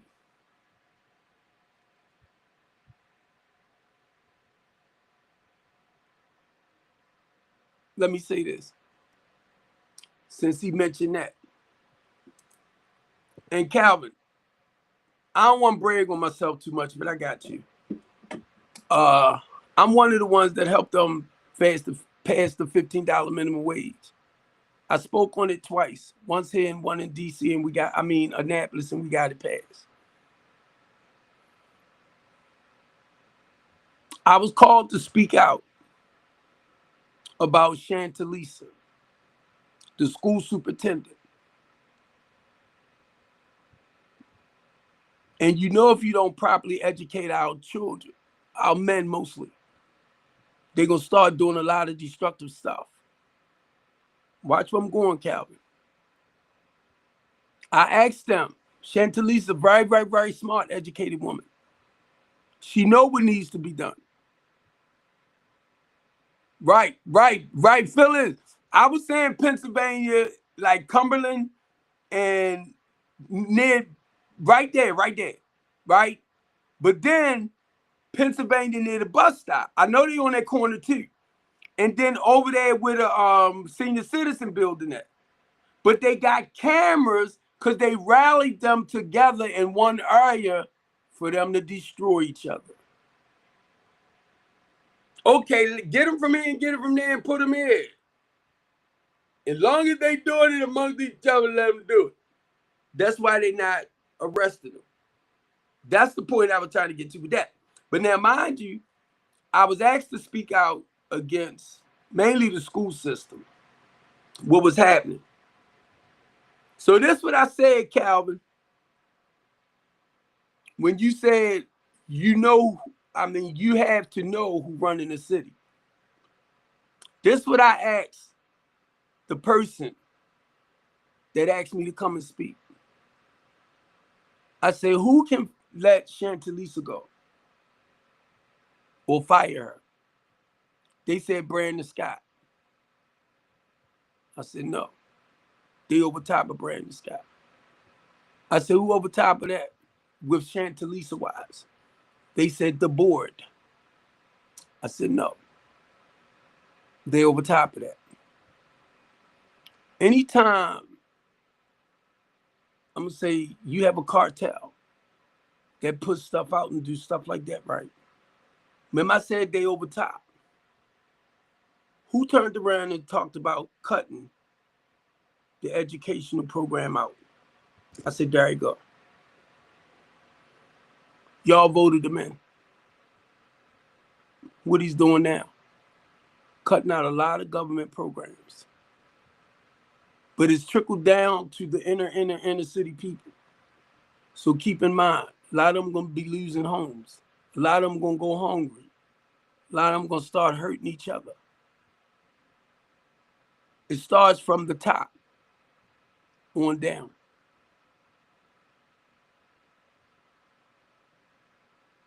You got to understand, when you have power and authority, when you can enslave and oppress the less fortunate, the most vulnerable, the people that depends on the state and the government funding the most. A lot of y'all don't need the state when you live in a more conservative, constructive lifestyle. You don't depend on the government, that state and government funding.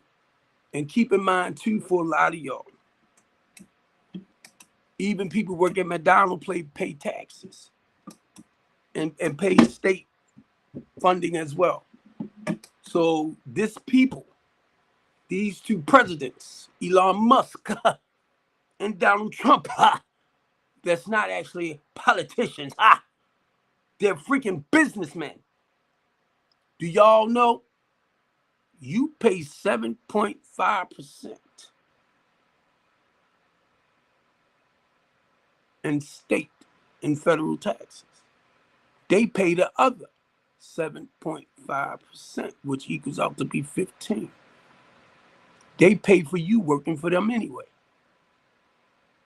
which is actually 15%. But you paying 15, they paying 15, so they splitting it down. These are two businessmen. But y'all know about politics, right? That's why they call me the big mouth boy you do. And that's why a lot of y'all tell me, shut up. You talk too much.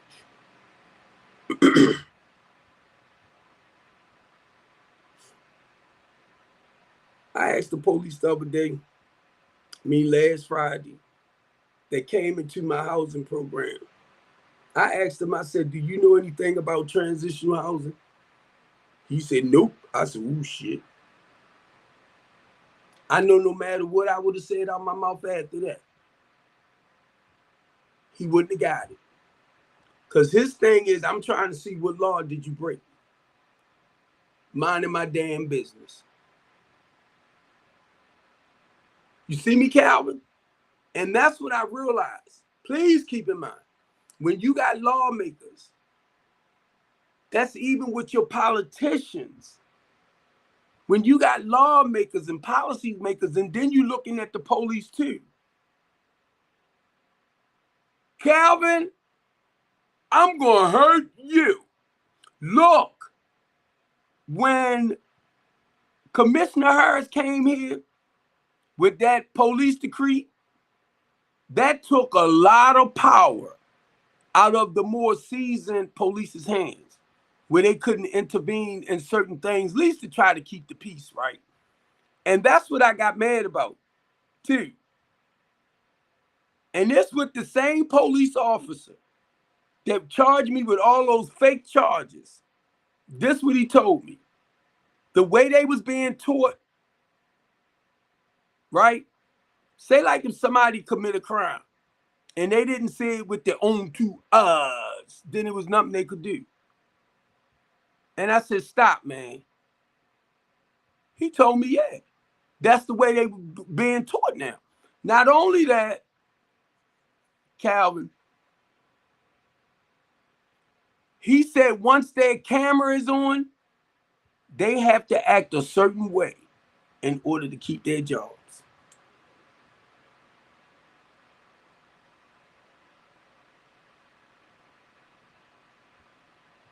Know what I told him?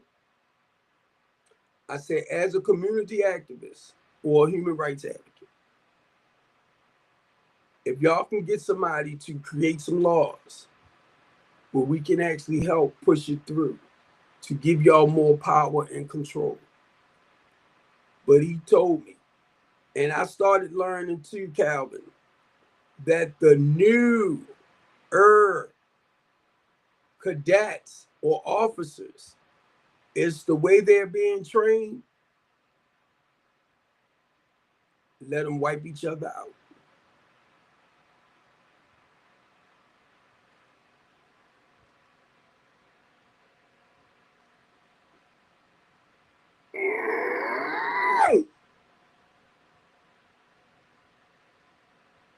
You know, I thought I was the only one saying that.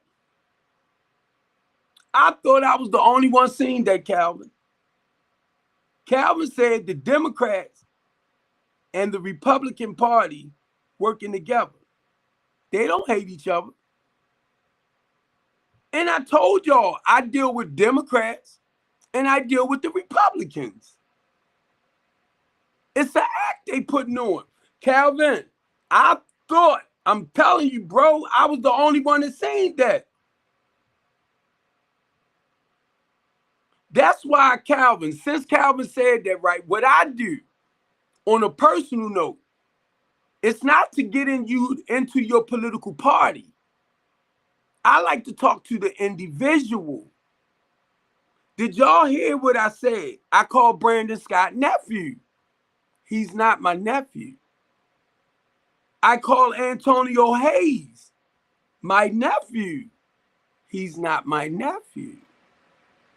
Because my goal is trying to get to know the human being, not their political affiliation.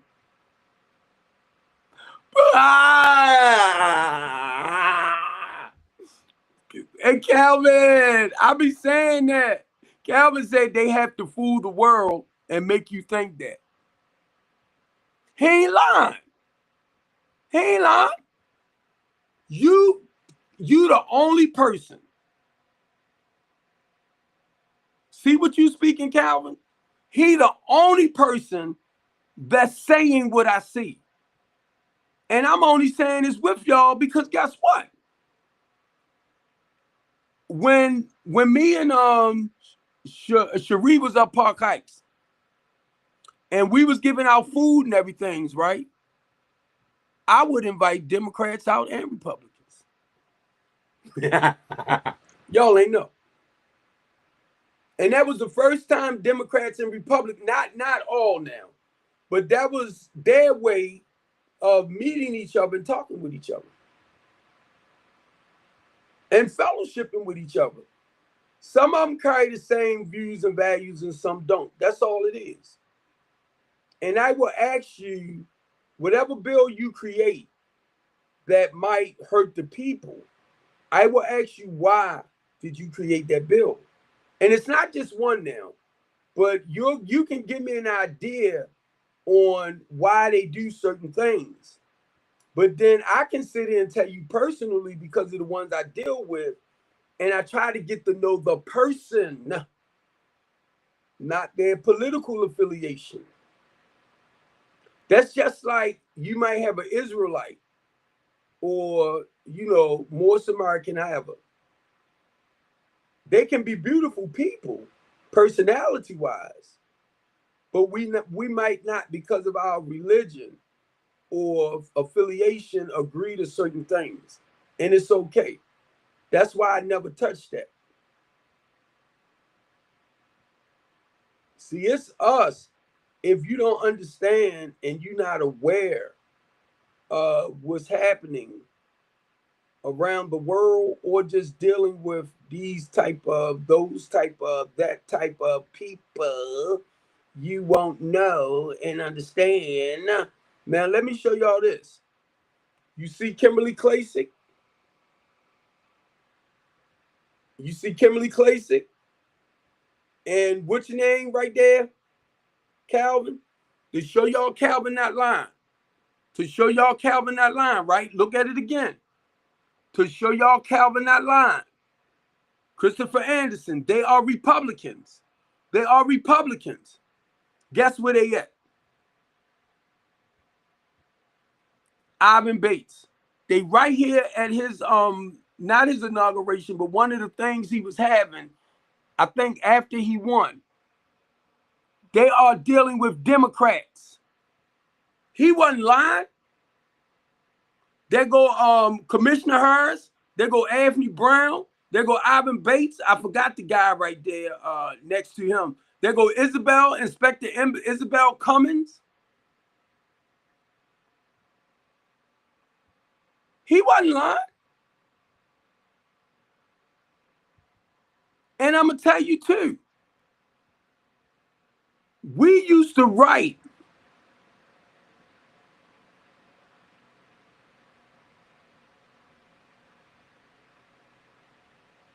Wait a minute. I'm just trying to, wait a minute. I'm just trying to read what you said, Calvin. It say, what Democrats or Republicans done, everything for the people, none of them, they will do a little. And I'm just trying to not figure it out. But what I learned in that process, Calvin, they talk a good game, like Calvin said. They talk a good game. And I'm going to tell you, this is what made me cater more to the Republican, because they was talking a real good game about how they want to help. And this will caught my attention, how they want to help the less fortunate people to become more independent. And the way Trump is doing, they are trying to fix stuff where we can rely more on ourselves and not fellowship too much with, I'm going to say, foreigners and stuff like that. We can create everything ourselves. I got all of that. I got that. I got that. But the thing is, when it comes to the people that need your help the most here in America, and I'm talking about our low to moderate income people, y'all don't have preventive maintenance programs to help them come out of the situation that they are in. That's what separates a lot of the bull jump. It's more like talk.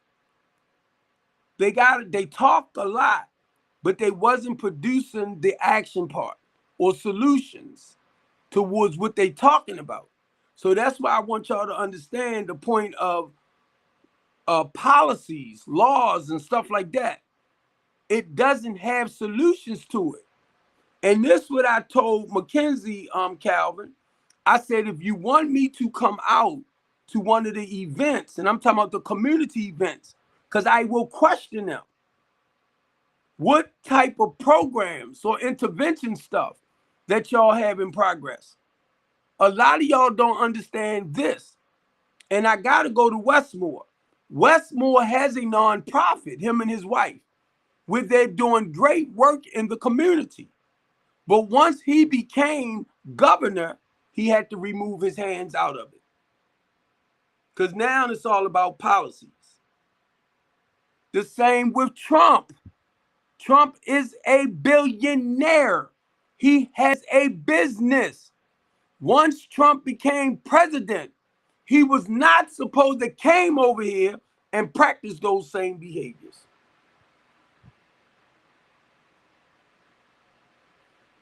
Think I'm lying? Ivan Bates is a lawyer. He has a law firm. When he became state's attorney, he had to move his hands out of his law firm. You can't practice business in politics. Y'all fell for the okie dokie doke. And then talking about how good of a president he is. He told y'all, I am not a president. I'm not a politician. I'm a businessman that happens to run for president. And y'all calling him. He don't even have a degree in political science. Elon Musk don't even have a degree in political science. Elon Musk is not a tax preparer. He have his own business. I mean, people that's watching over his stuff. But he's going to come in as a CPA. Look how they playing us as dummies.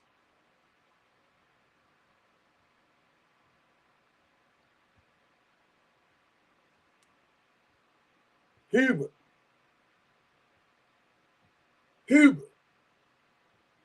just as raw as all outdoors. And a lot of y'all know who he is. When Hubert come on Fox 45 News and all of that, Hubert will call you for who you are. This man used to be a lawyer. He's a pastor now of Hubert Memorial. He's a community activist.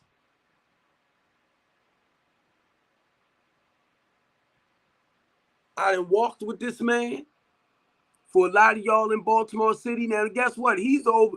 Ivan Bates is at his church. January the 5th, 2023. I said 1920. He's doing his one of his like community events over at Hubert Memorial. It was January the 5th or the 6th. I'm at the spot myself with Kimberly and all of us. Oh, January the 6th, 2023. March the 12th, I got locked up.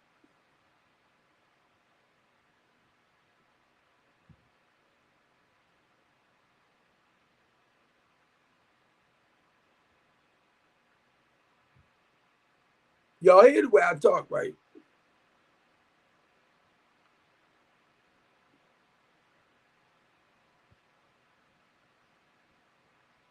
And that's because of my mouth. And be honest, I want to learn not to be so blunt, so straightforward. I really do. But it is what it is. Come on. It is what it is. And I love y'all. I just want to say, remember I said I deal with a lot of our Republicans? They know me very well. They know me very well. Very well.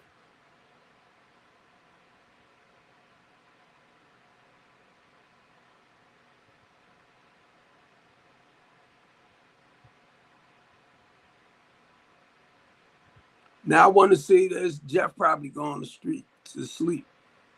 This is Plush Jones and his wife on the end. That's the one that have the $200 million project on North and Bel Air Road, Calvin, that they're doing.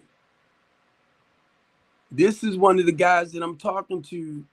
Y'all love, I was looking for you the other day too. This is one of the guys that I was talking to, that's actually working with me when it comes to that point, because he does commercial development projects. That's what he is. He's a big developer. And I asked him to help me with low to moderate income housing. Now, July the 31st, 2021, me, him, and his wife, Will Hanna, of Park Heights. I was part of the new Park Heights development project. See,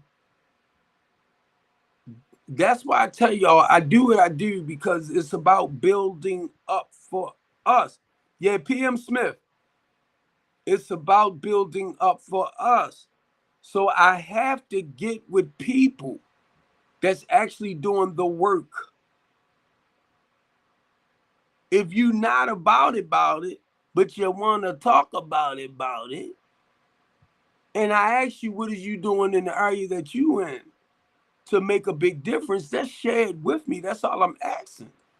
It's part of encouraging and motivating each other. Y'all will turn around and get offended. You know what? Y'all love. I was going to say shalom, but look, I was looking for you the other day because I know your heart and your spirit is right, bro. Even though you know we came a little bit off, right? But I recognize you are a great man, bro. You are a great man.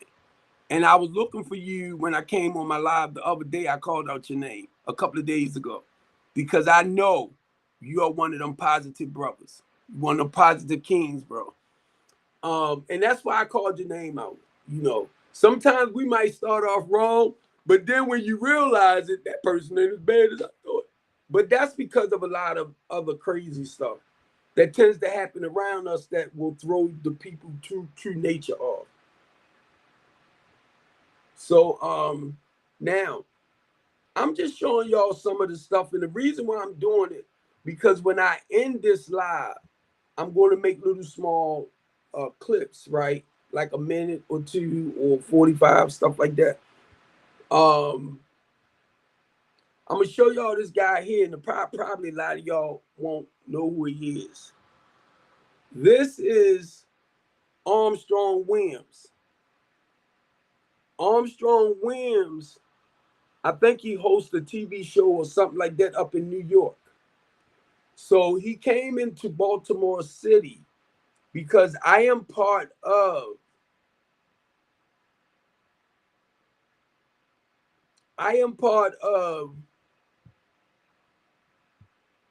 I'm trying to think of what they called it. Anyway, there go Armstrong Williams, Colonel Melvin Russell, another pastor guy, I can't get his name right. And we all had a meeting.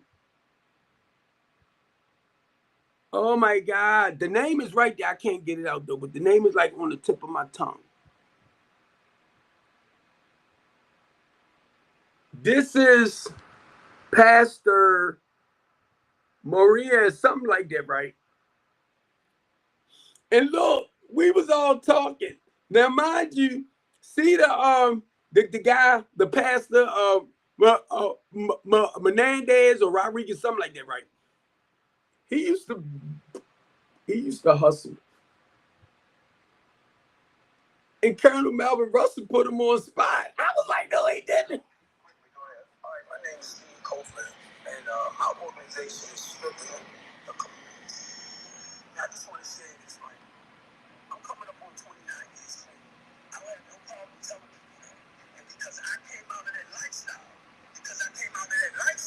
I go back and I pray about people. Let's take this, then we'll come out to the panel.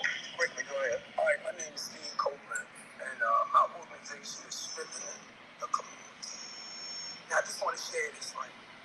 I'm coming up on 29 years clean. I don't have no problem telling people that. And because I came out of that lifestyle, I go back and I pray about people. Sometimes when I leave my house, I don't know who out there might want to kill me. Watch this, Calvin. Because I step up to our politicians, I step up to a lot of them that set our people up to get killed. What you say, Calvin?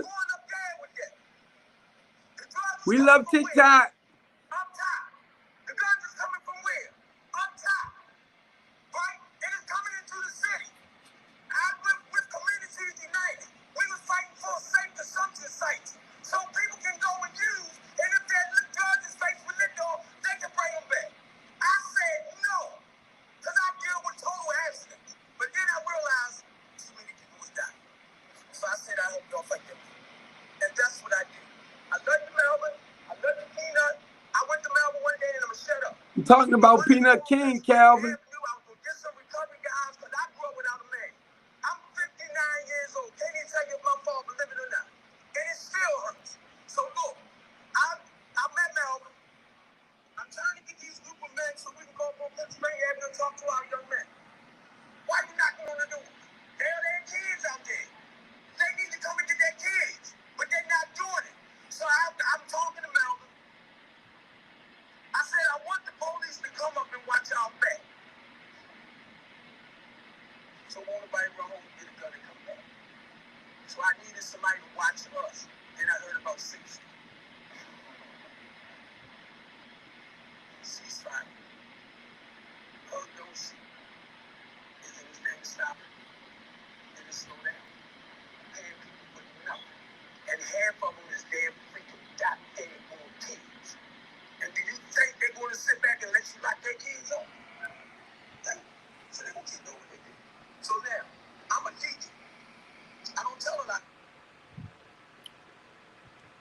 that video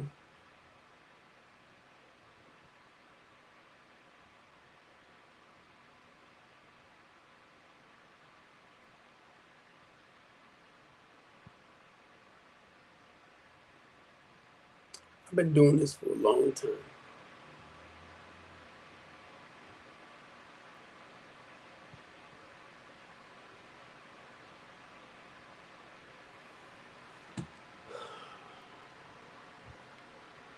I've been doing this for a long time.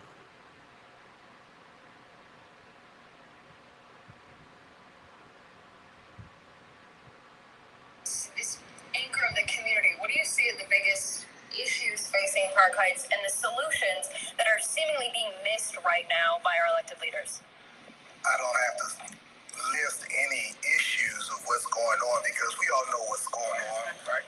From the top to the bottom, we have to come together and work on solutions. And I'm glad to hear that people are building bridges to one another and coming together and standing together and helping one another so that they can build capacity, so that we can build capacity to continue to strengthen this community. That's what I want to see happen, particularly with all these town halls that you all are going to have. And I told Mackenzie, I said, remember I said it earlier, if you need me to come out, when y'all do town hall meetings, if you need me to come out to share some of the solutions that the strength in the community is bringing to help reduce a lot of the crisis that Baltimore City is going through, I say I have no problem. Because once again, we real good. Decided not to attend tonight. What does it say to you that they're not here now?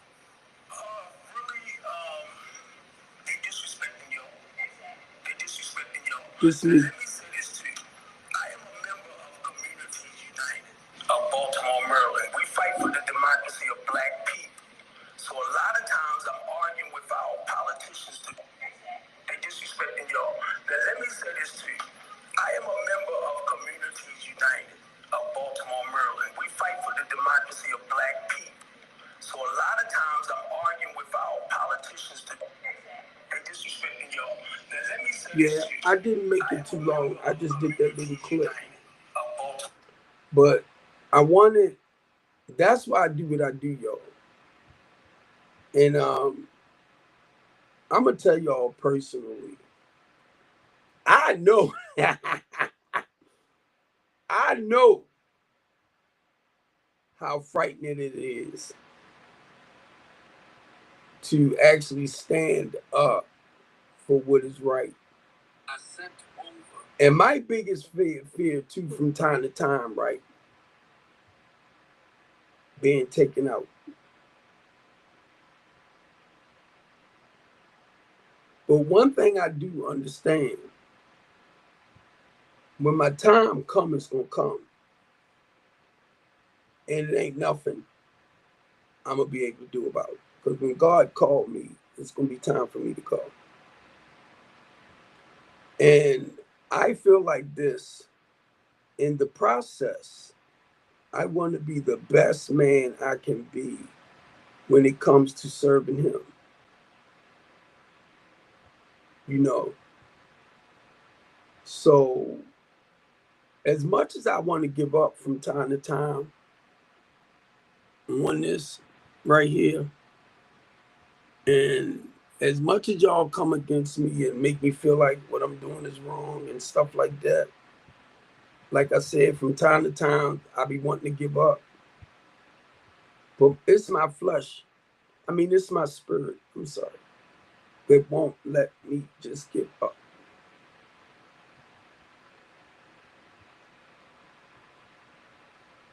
And it's not just me. I got people like Marlo Hargrove, Lady J, Cherie Rogers, so many of y'all that I look at that's in the community, that's serving the people in the community, feeding them and doing what you're doing. A lot of y'all are just a sense of hope and spiritual inspiration for me, even though I don't tell y'all that a lot. I know y'all on your own path that God has you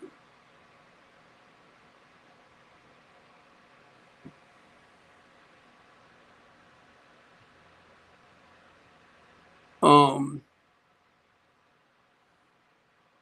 I like what Calvin just wrote too. Do you understand it can't be a good mayor or someone who's trying to help the people?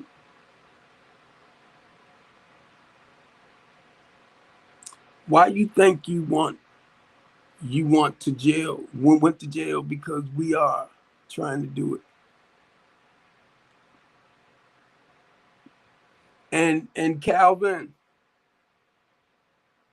what I realized when they locked me up, they kidnapped me and hid me away.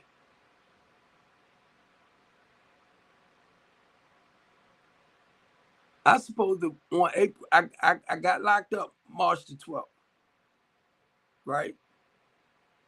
March the 23rd, I had to go to court for somebody in one of my houses. But that house I wasn't supposed to have been in, but I went in another house. I already knew I couldn't be in that house. But anyway, I was too close within that range. So they relocked me up on the 28th of March. I didn't get a chance to make my court date, that 30-day court date thing for November the 9th. I mean, October the 9th. April the 9th, I'm sorry. April the 9th.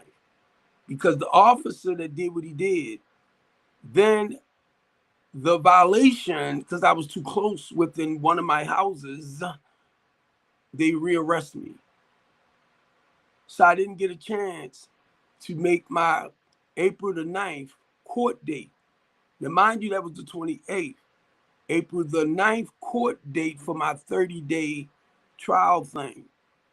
This white offer detective created 3 charges from a conversation I had January the 18th with the clients. I still have those messages and everything. Charged me with assault, burglary, and harassment. She sent it to commission. That information she sent and had me indicted April the 7th, why I couldn't make my court date for April the 9th. I didn't know what had happened until some people over the prison. Now I'm sent somewhere at MTC where I cannot see a judge now for 120 days. See, the police they all know this. Now, let me share this with y'all, and I hope the Innocent Project is listening. Okay? I watched what this police officer did to me. Not just the police officer, Commander Thacker knew the hell I was going through with the Eastern District Police Department. Their captain knew what I was going through with the Eastern District Police Department. The rental courts knew what I was going through with the Eastern District Police Department. Mackenzie Frost knew what I was going through with the Eastern District Police Department before they locked me up.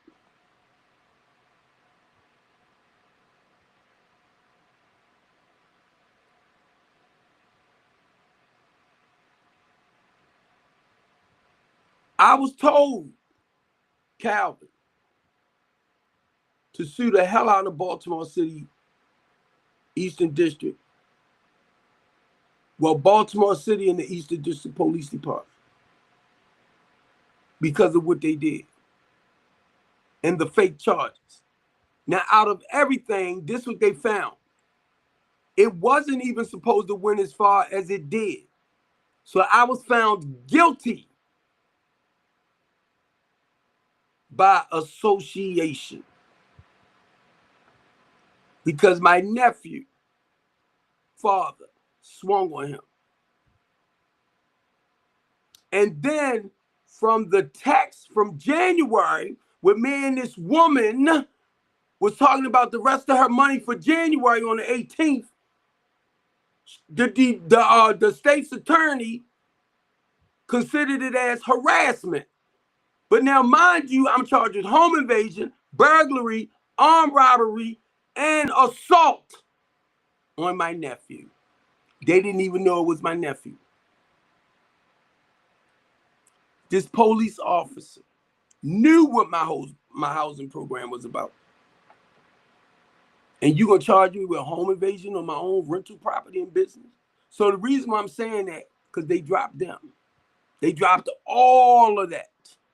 The only thing they could get me with, Calvin, because I didn't do nothing. And this is what the state's attorney said out her mouth. Mr. Copeland, we know you didn't do this, and we know you didn't do that, and we know this, but you are found guilty by association. And I looked over at her ass and I wanted to say, so is your damn boss. So is Brandon Scott. And I say it every time I talk about it. Because they just as guilty as me, even though they didn't do it. But I was scared as shit. I ain't want them like me back. I was like, let's get it over with. And the good part about it, Calvin, that shit is recorded. You gonna give me 3 years probation for something I did not do. You said it out your own freaking mouth. We know you didn't do it. We know you didn't know it was going to happen. This is all recorded. And I just politely looked over at her. Well, why the fuck you going to charge me for something you know I didn't do? And I'm only saying this because I want somebody to grab my damn case.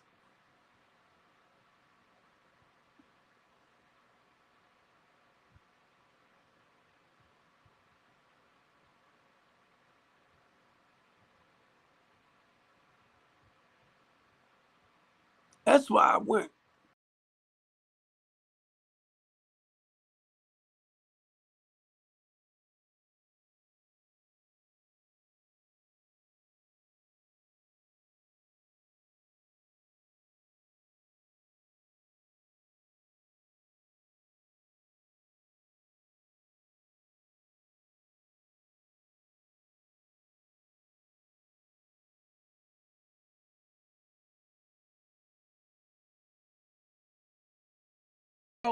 The text between me and his sister, because I was having a issue with the brother and the sister.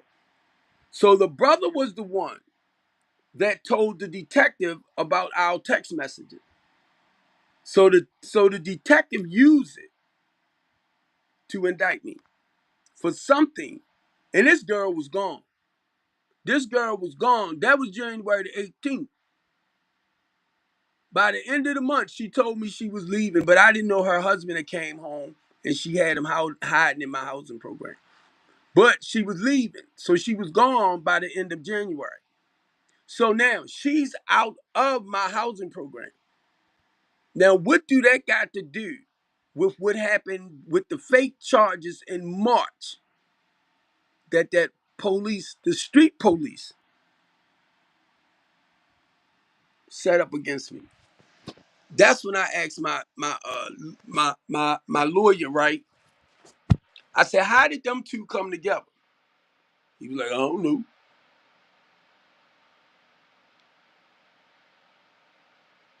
But you know what that allowed me to see, y'all? You racist motherfuckers. Now I'm gonna put it like that. What that did, and I was real disappointed in his brother Calvin, and I'm talking about the white man. Cause me and this guy would talk about some positive stuff when his camera wasn't on and everything. But when his camera came on, it was like he was possessed. And excuse me for cussing y'all because sometimes I'm still hurt about this. That's why I don't like talking to the police now. Not being smart. It's not everybody is like that. Everybody's not like that. They not, and I know it. But I just don't trust them no more. And I will tell the police that in his face. And I know you have a job to do. And please don't get it wrong. Because this cop fucked my head up. And I try my best. I want to embarrass him the way he did with me and my family. I want to put his name out there and everything because I did not deserve to get what he did to me. And if y'all don't understand that, that's your problem. I'm talking about Stephen LaBelle Copeland, okay?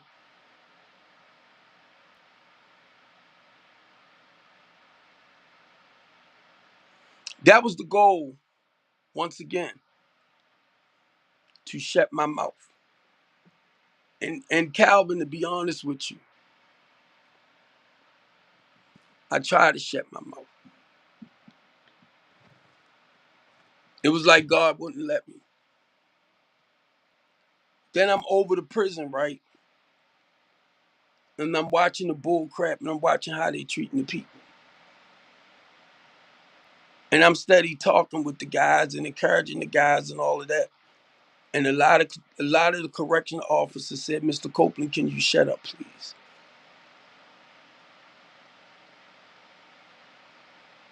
I sat with the warden.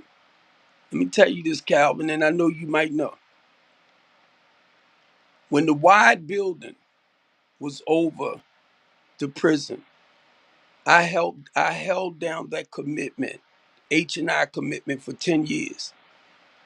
Back in the 90s, I used to go over there every Friday night at 7 o'clock. I would bring people in to share their experience, strengths, and hopes, and encouraging and motivating our men at the wide building.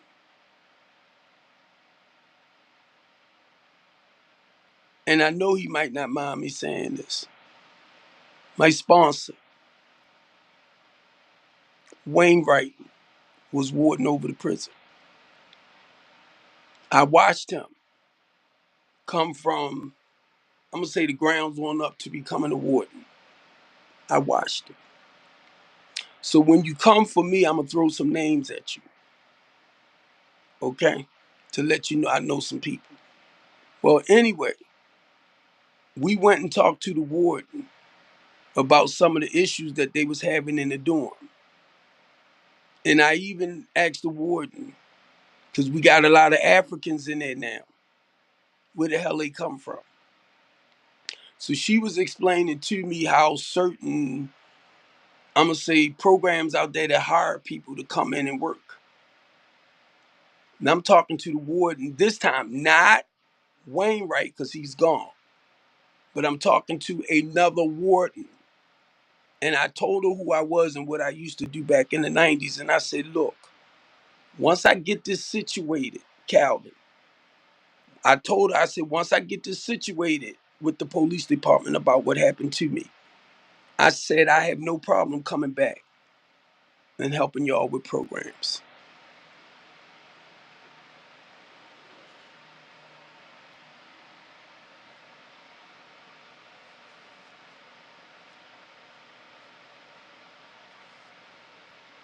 Did you miss what I just said? I'm talking about a person that was charged with home invasion, burglary, and all of that. False charges. So I understand when it comes down to the Innocent Project. Calvin, with Communities United and other organizations like that in Baltimore City, we fight for fair housing and fair wages.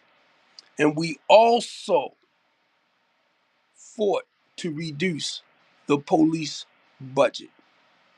In 1 year, we got it reduced by 20 million. Y'all ain't know that, did you? So I told my director at Communities United, I said, this time when we do the reducing the police budget, I said I would like to speak on it. because my goal was to speak on it. Thank you, Calvin. So you really familiar with what I'm saying.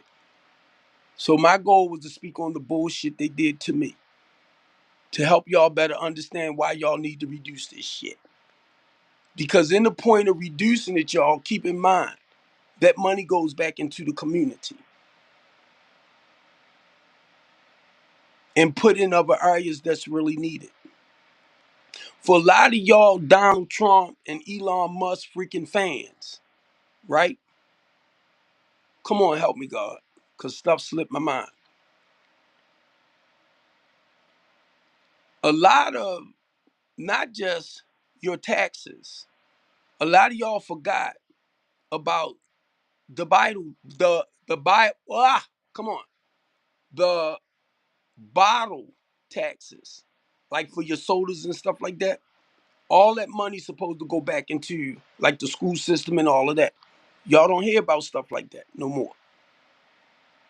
A lot of the casino money supposed to go back into the inner city, mainly your school system. So why in the hell is they cutting all these programs out? And a lot of y'all is okay with it.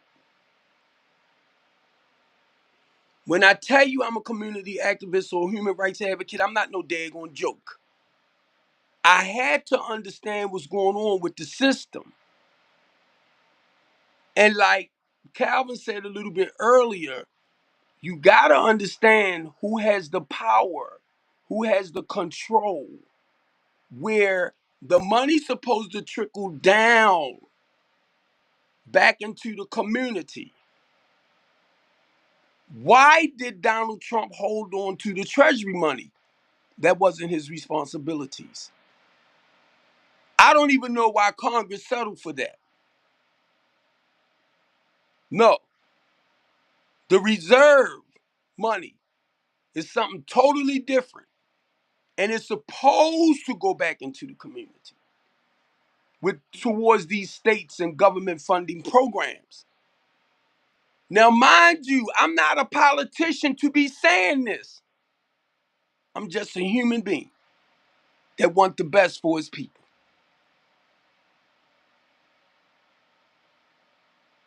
But I see what's happening.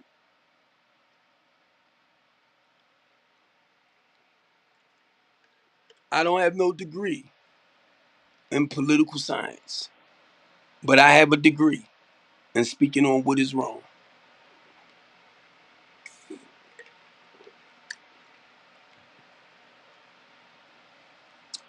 And I'm going to tell you, Calvin said it a little bit earlier.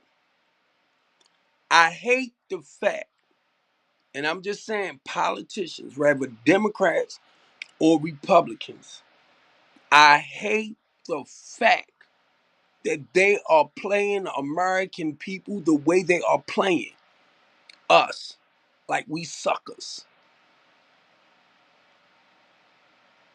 And when I started seeing that, Calvin, it blew my freaking mind.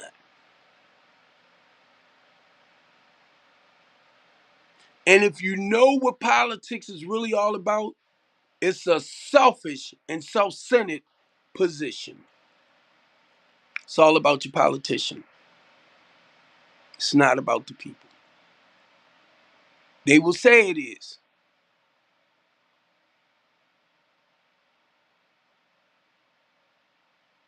And I want to say this.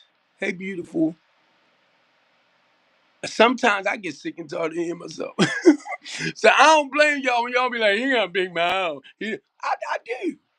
I do. And this is, it's not that it give me headaches and stuff like that, right?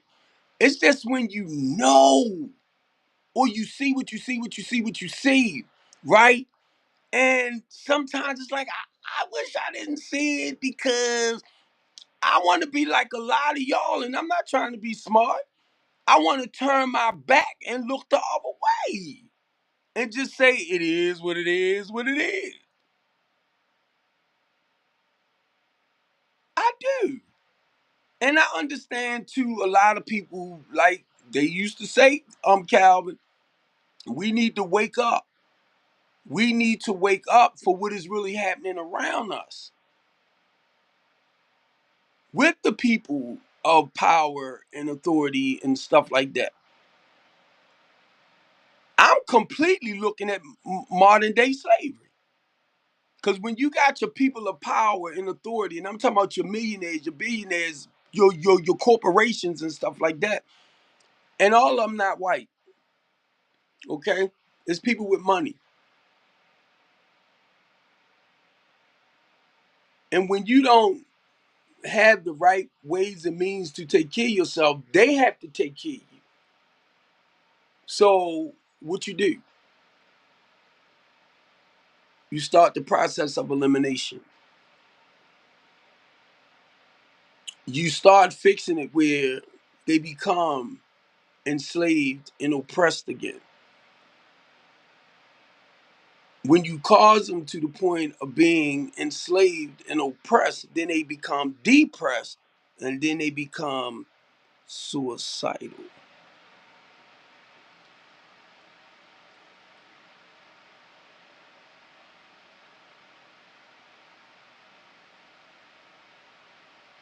And to be honest with y'all, I keep saying it. I wish I didn't see it. I wish I didn't see it.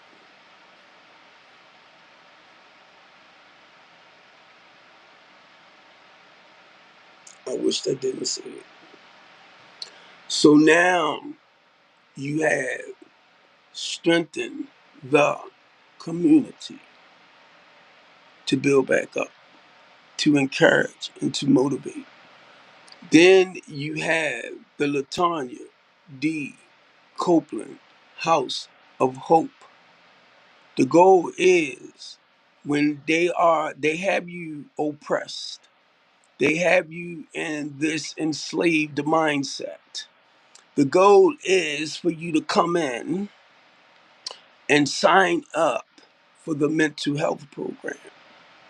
Now you might not have the like issues of depression, bipolar, schizophrenic, and stuff like that, but the whole goal is to break that mental state, that emotional state, is to break that.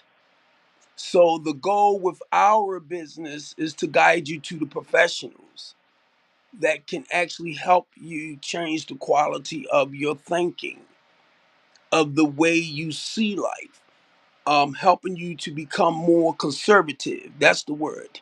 To get you away from that ghetto mentality of living and thinking, where you'll start thinking more healthier and prosperous.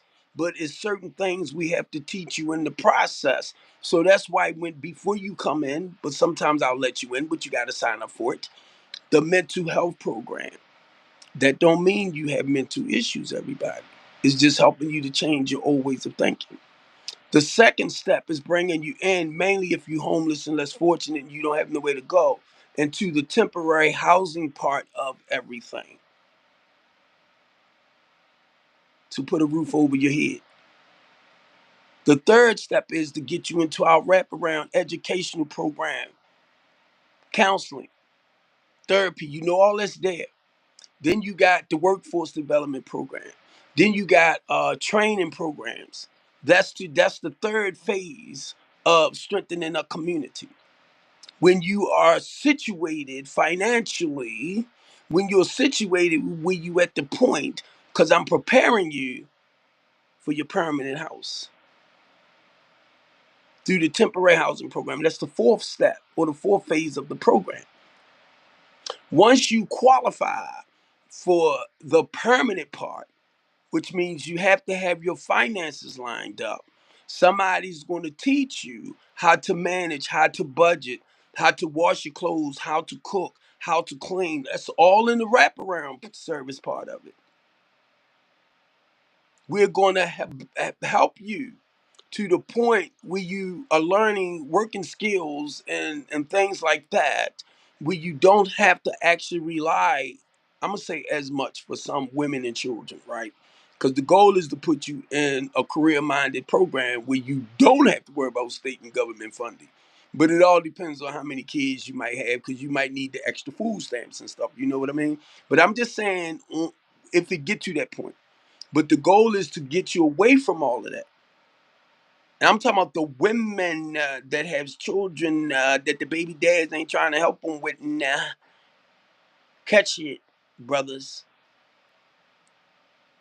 Because if you was doing your necessary, taking care of your business financially, emotionally, and spiritually, you forgot about that part, didn't you? If I mean, emotionally, mentally, and spiritually embracing your kid, please. Money is definitely important, but loving them, embracing them, hugging them, holding them, kissing on them. Daddy love you. Oh, y'all forget about that, don't you? No, why a lot of y'all don't do it? Because you don't have it in you to do it. You wasn't taught. That's what Mr. Copeland coming at. That's what Mr. Copeland coming at. Thanks, beautiful. To teach men how to be men. I don't need child support to tell me how to be responsible for mine. Just like I told y'all when I shared it before, I raised my wife, ex-wife, 2 children before mine came along. And she had the nerve to take me down child support. But I made sure she got that money. And I made sure, guess what? If my kids called me and said, Dad, I need 200, whatever, I'm like, what? I pay my. Shut up, Steve. Daddy still give him money. Check this out. My daughter, and I'm talking about her because she always calling me, asking me for stuff. So if you looking, yeah, I'm talking about you. She makes $60,000 a year. Come on, beautiful. She makes $60,000 a year in a law firm, and gonna call me and ask me what I pay her phone bill. Her and her brothers. I'm like, what? I sent her the money, y'all.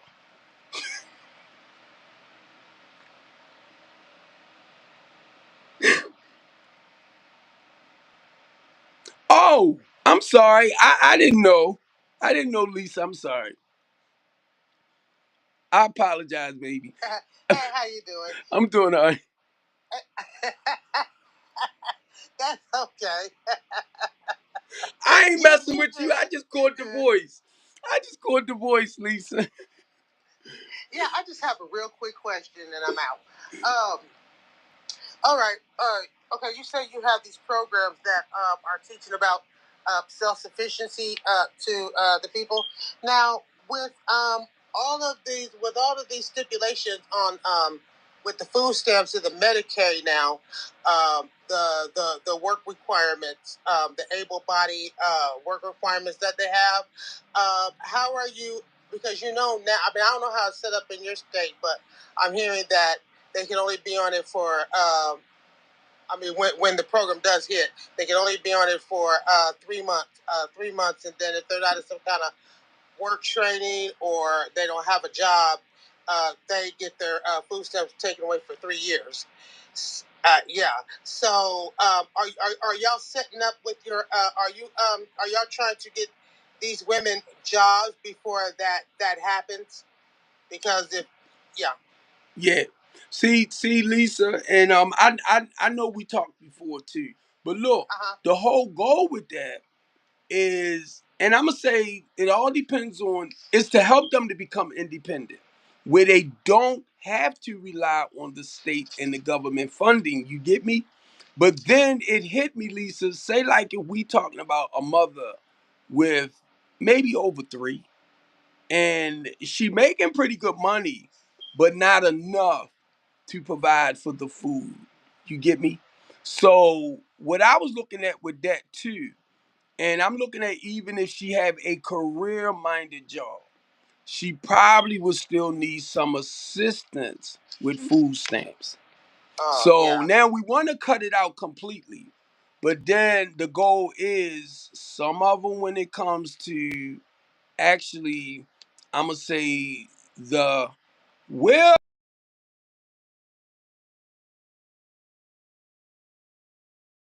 Oh, Yeah, I see that. yeah, calling me to come on. I don't feel like no negative bull junk right now. When it comes to that, and I had to look at how many they might have to be able to do what they do. You get me?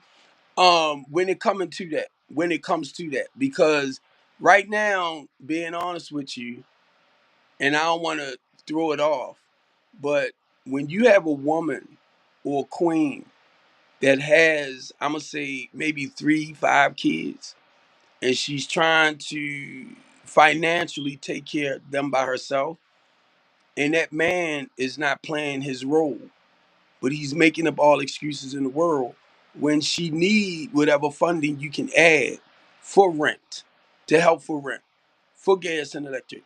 Not just that, Lisa. Say like clothing. See, they forget all that. Clothing, stuff like that. And when you said that, Lisa, just what you said, we can teach them to be more independent, and they might just make enough money just to pay for the rent, the gas and electric. But then now here we go. The food, the clothing, the cell phones. Cause it's still the material things that they're gonna need too and want. You get me? Well, And they got programs where you can get a free phone. right. I got you with You know, that. But yeah, they got yeah. I gotta share this with you. Cause me and you talk. I gotta share this with you. Now, my program is more like 3 to 6 months in helping them turn their lives around. Now, I was talking to, and just for where you at, your city too, I was talking with Pastor Common Sense, and she was like a human service provider, right? I'm gonna just say that. She does at one point, she was doing PRP. Anyway, try to make it simple for you, baby. This is what she hit me with. She said there are programs out there where they will pay their rent up to a year. They will take. In Michigan, where I'm at. I don't know if it's Michigan. I'm not sure. Oh, I thought you were talking about it in my state. Okay. No, no, no, no. But look. And you're right, they do. This I've is heard of that. right because see, I'm like right here, and my goal is to get them prepared for between 3 to 6 months. But what she was telling me, the transitional type stuff I'm doing will take up to 18 to 24 months because you do have places out here that will, when you take them from the temporary, you can put them into the permanent. And say like if their rent is 1,200, the funding will pay the 1,200, but little by little, like they might charge them 100 for this month, 150 for that much. It basically is to help them work up to that 1,200 Yeah, and I've providing seen the the programs services and before. everything. So yeah, I pretty much when I was struggling and having a hard time when my kids were small, shelters and all these other programs. So work first, all that. Yeah, I've dealt with all that stuff. I'm so glad I don't have to deal with it no more. And that's why I'm glad you said what you said. Matter of fact, I'm glad you came up because it made me think about that. Because where I'm at right now, I'm looking at 3 to 6 months. And she was telling me that it would take a lot longer, most of all for the women. She says some of the men that's in that type of program, they come in and they do everything they're supposed to do to be more independent. But she said with the women, and mainly I work with the women and the children, it's more like they expect certain things to just happens. So it's work that you have to do to get their mindset out of that. And I needed to hear it, Lisa. I needed to hear it because the way I'm looking at it, I'm like, this is probably the next level where God is taking you. Now, the places that has the money or the funding are your charities that get millions, like hundreds of millions, like your charities. She said, uh wait a minute, I'm trying to get I'm something coming Red Cross, but I don't think it was Red Cross. It might have been Red Cross too. but she was telling me some of the bigger that I forgot all about. Salvation Army. Yeah. Thank you, Lisa. Yeah, That she was telling me, yup. Salvation Army, your Catholic charities. Whoa. I don't know if you have G card there. I don't know if you do have a G card. I don't know if you call it G card there. I'm not for sure where. I don't know how to say it. But you probably don't have it. I know it's a G card here. I'm trying to see, did she mention? She might have mentioned something about G card. There's numerous, but I'm gonna tell you, if you live down south, it's hard to get those resources because it's not as easy. It's easy up here, up north. That's why when I was living down there, I came back up here because I had more resources. But down south, like in Tennessee, where I was at, Mississippi, and places like that, it's hard to get them kind of resources because they don't really like that. They don't like to help you. Again, they want you to be self sufficient. So, and everything, and I apologize, Lisa, but everything, and I'm like, that's when she was talking to me, and I'm looking at, excuse me, where we at right here. And I said, that's the next level God is telling me.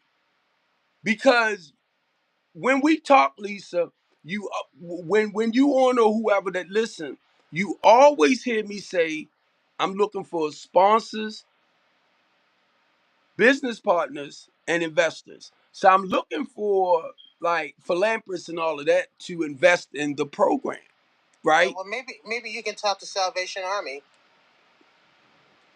You think I'm not? Yeah, maybe you can, and the Red Cross. Yeah, and the Red Cross and other Catholic charities, all of them. Even some other churches that give out food drives and all that. Oh, and also you might want to also work with the Housing Commission. Oh my God! I think she said the same things too. Yeah, the Housing Commissioner part. Yeah, work with the Housing Commission and Habitat for Humanity. Ooh. All of those. I don't know. They should have some kind of a directory, right, where you can get a paper with all of your charities in your community. Ooh, thank you. Because look, she took it, and to be honest with you, when you said, I'm gonna say Habitat for Humanity, right? I know they do a lot of community building, and that's one of the goals here too. The way my program is designed for the homeless and the less fortunate to be able get into, well, the building of communities where they'll be able to get into housing and uh be able to buy housing. That's what I'm talking about, buy a house. And everything you saying, that's where, when she started saying it, Lisa, it took me to God got you here right now for a reason. And I already knew it, I just didn't understand why. And everything, right? We talked about right now too. Now I'm already, thank you God, providing the outside services, and what I mean the professional side of it, like the counseling, the therapy, the PRP, everybody in that sense. PRP. I'm trying to break it down. I can tell you what I look forward in a PRP, but I don't understand the PRP. I can't think of it right now. But what I look forward into my PRP, they normally dealing with the clients one on one. So say like if my clients need help with getting their IDs back, uh, learning how to wash clothes, learning how to cook, being more responsible, and I'm just saying the women now, the women, and taking care of themselves, right?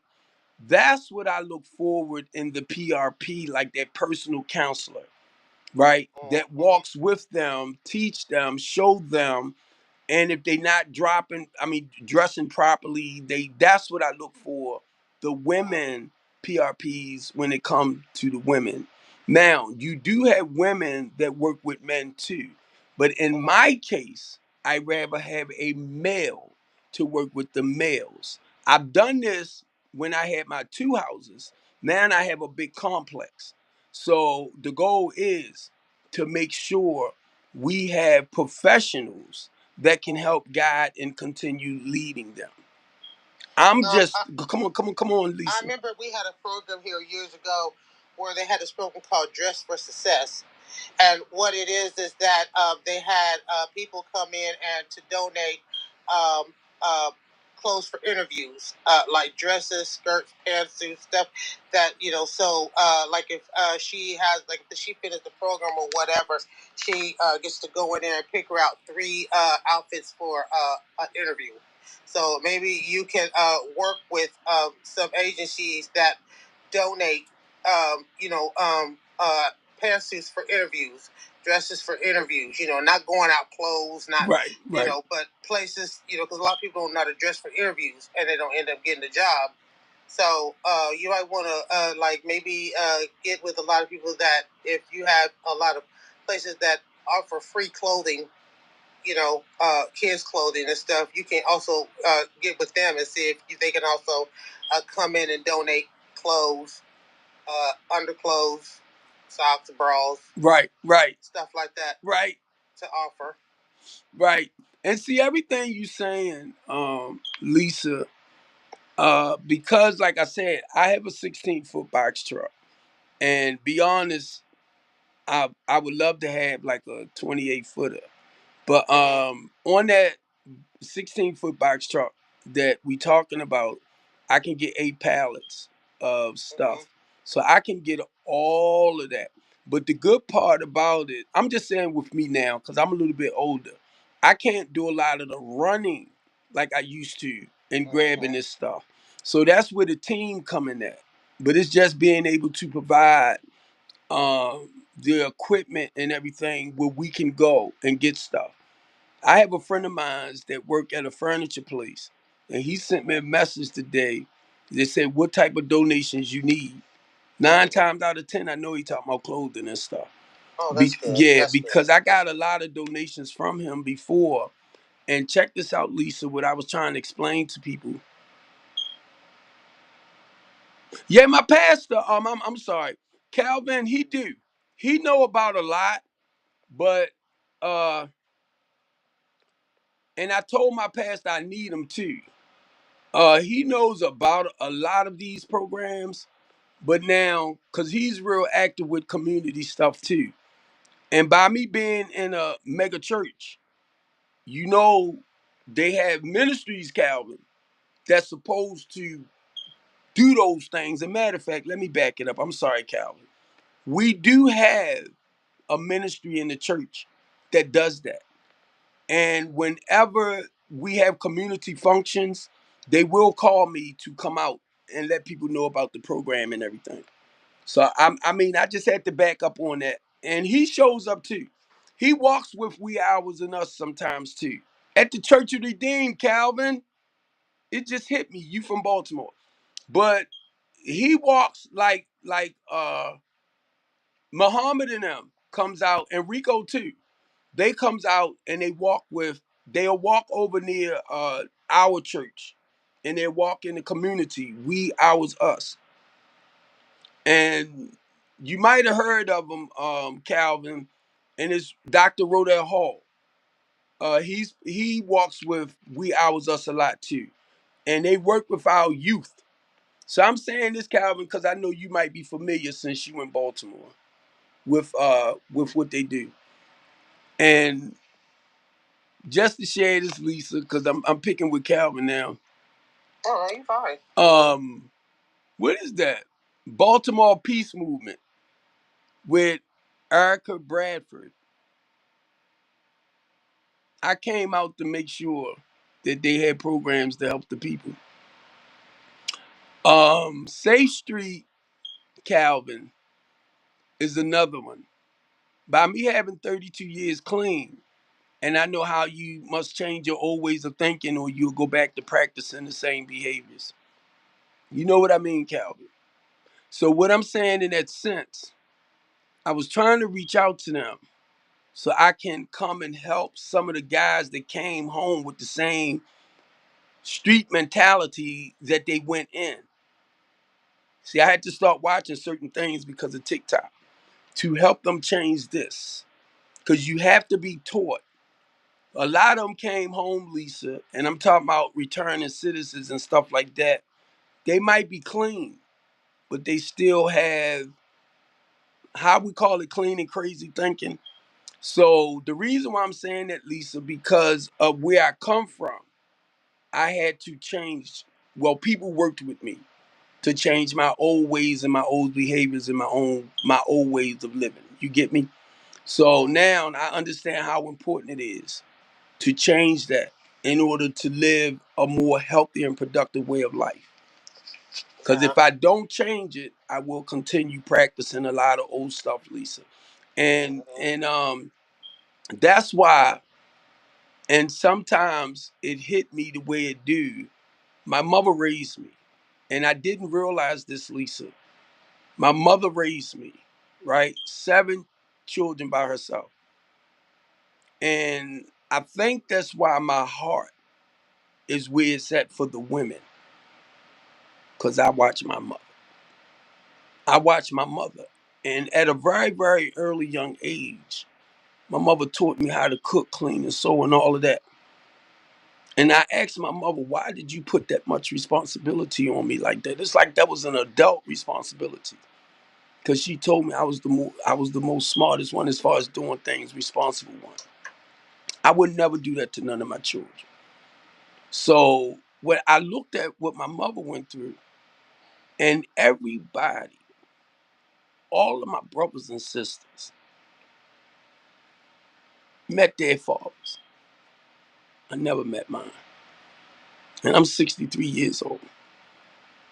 And that's why I try to share with our men how important it is. If you might not have the money to take care of your child, but embrace your child. Sometimes if he was living, I don't know.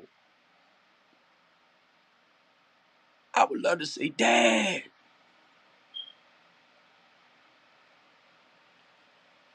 And Yeah, I I'm didn't. sorry that happened to you. You know, you know, but you know, you're a father now, and as long as you know you were there for yours, you know, you got to break the curse somewhere. And you know what? Thank you, beautiful. This is what I said, Lisa. The pain that I feel inside, you try to let stuff go. You try not to let it keep you down, right? I said, I don't never want my children to feel the pain I feel of not having my father in my life.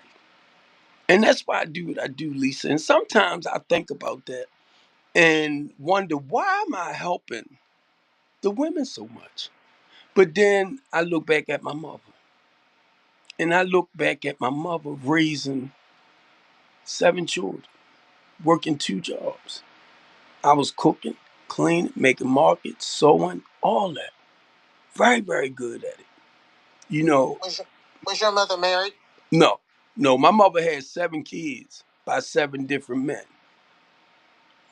Well, see, I mean, you know, just like myself, my kid, I only have two, but they're by the same man, and I don't know why. I mean, I had one by him. Don't know why I messed around. I had two, but sometimes we have to, us women have to take self accountability for our struggles. You know, we sometimes, a lot of times, we put ourselves through these struggles. Like Right, with right. myself, I'm like, even though I was a little older, I was 27 when I had my son, and I was 29 when I had my daughter. But even at that age, I still wasn't, I still didn't, I still wasn't responsible and mature enough to have kids, even at 27 and 29. You know what I'm saying? So a lot of times, we just let out with these dudes, and we don't think until it's too late. Like, why do we do that? Why are we out here struggling? We can't even hardly take care of ourselves. Why are we gonna bring two people? Well, uh, a lot of times people, I guess, we're having kids because of the benefits. Oh my You know? God. No, I'm Lisa. I hear everything you said, but I'm reading Calvin. Oh, He said, "I know you miss your mom because she was tough." When I know, I know your mom. Now see, wait a minute, Lisa. What he's saying, I'm telling you. My mother, I watch my mother. And you know, the struggles, the pain and all of that. And I remember I asked my mother, right, Calvin. My mother was known as Big Bruce, right? And I asked my mother, I said, Mom, why do they call you Big Bruce? She said, cause I'll fuck a nigga up. I was like, okay. She did not, like Calvin said, my mom, my mother, look,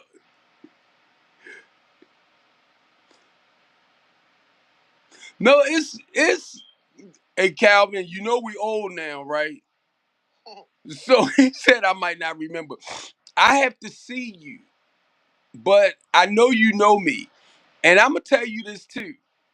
And you know I'm wait a minute, what's my man name? Rennie Bass, right? Rennie Bass, and I'm running off at my mouth. Rennie Bass says, Steve, I remember you, right? Number one, I'm about 300 and something pounds. You talking about Bruce and Tammy. You know, Bruce is my best friend, man. Bruce been the Calvin, you gonna end up popping in my head. And Phyllis Adam was on my other she's on my restream thing. Phyllis Adam is my board, one of my board of directors down at the building. So if you talking about Bruce, you know Jeffrey and them. You know what? Um, I haven't seen Brucey in some years. And be honest, Calvin, I need to go check up on him. Cause I'm not sure. Yup. Jeffrey gone, and me and Phyllis. Phyllis is with me down at my building, her and her daughter. I was telling people, man, Phyllis been knowing each other for over 50 years. So Calvin, you gonna pop it in my head, I'm telling you. I'm telling you. Cause you gone back, son. Yeah, he gone back. He gone back to like This is beautiful. yes. Calvin, that's why I'm over here going not by name. Not by that name. Phyllis Adams. Have the twin. That's Jeffrey's sister.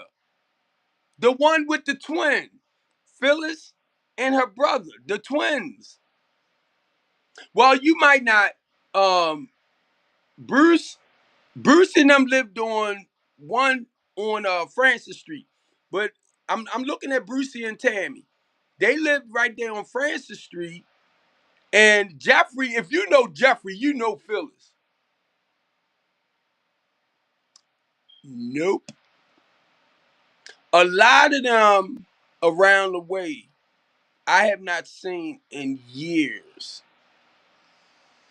In years. Since I've been over here, Calvin, as far as, you know what, Calvin?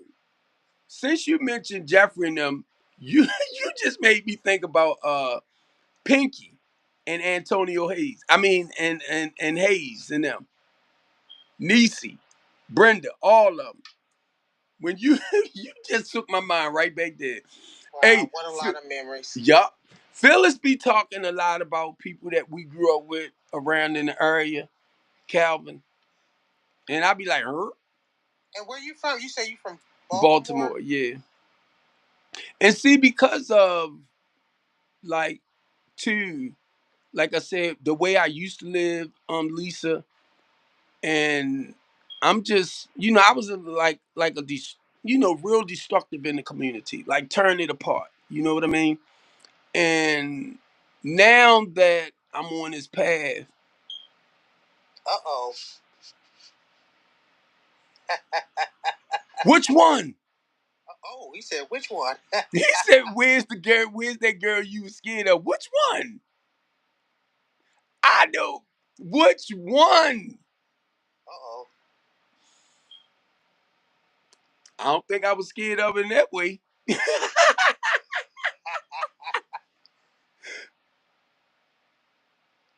Oh, I told you. I told you. I don't think I was scared of it in that way. It was several. I was trying to hook up with, and uh uh uh I was scared to get caught up. Somebody gonna say you sure it was a girl. That's Devin crazy, but that's Devin crazy, but it wasn't no Keisha, Devin.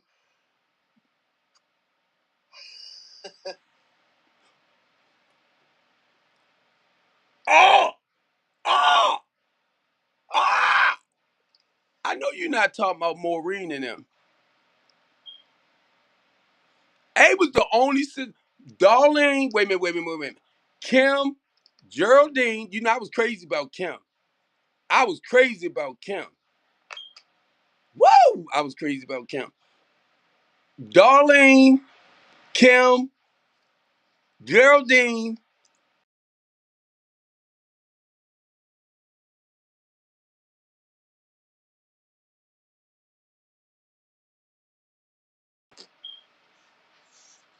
Yeah, he know you knew who he talked about. You know your sisters and cousins. Susie, he said he remember Kim. Man, Kim, that's my, oh, Lord have mercy.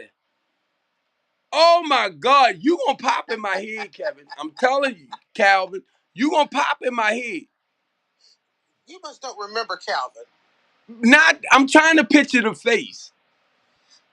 But he talking, he remember that, he remember me. I see. Right, well.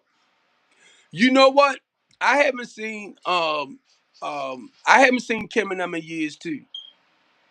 Since I've been doing what I do, right, a lot of the people we grew up with, Calvin, because now mind you, I'm in a whole different world. And the best person I can better explain to you, and I know you know the world I'm in, Antonio Hayes. I did not know. Every time I used to come around the way, I would ask about Antonio Hayes, right? Because I knew he was a little bit different compared to the regular kids in the community. So every time I would come up the way, I would say, "How Pinky son doing? What Pinky son doing?" Blah blah blah. Right? I did not know he went into politics. Wow. And Barbara Senator Robinson had reached out to me, her daughter and them, to ask me to help their mother win their seat again. And Antonio Hayes was bashing Miss Barbara Robinson, said that old lady need to go sit down, blah, blah, blah. And I'm like, no, he didn't. And I came for him. And when I found out that was Pinky's son, and it was, oh, he doing good. You talking about Willie, right? Will, or y'all call him Yodi. I don't think Yodi messed with a lot of them too. I don't think he deals. Now, Tony, that Yodi hung out with a lot. He still talk with Tony, Ty, and all of them, right? And then let me finish this one right here, Calvin, because you're gonna end up popping in my head. I'm telling you now. I didn't know that Antonio Hayes went into politics, and he ran for senator. And Barbara Senator Robinson was trying to get her seat again. So they asked me to help her. Well, anyway, when I found out Antonio Hayes was Pinky's son, I was like, oh shit, and I backed up. I backed up because that's like nephew. That's family. And I never told her why I stopped helping her in her campaign for senator again. But once I found out he was like family, and I think I told Antonio Hayes one day when we was talking, and I backed up. Cause now keep in mind, Lisa, I'm more like the spokesperson, right? So I'm known as, mainly if I feel like you're not doing what you're supposed to do, I come for you. And at one point, I used to call out people names a lot. So I had to learn to stop calling people names. I can talk about a certain thing, but don't call your name.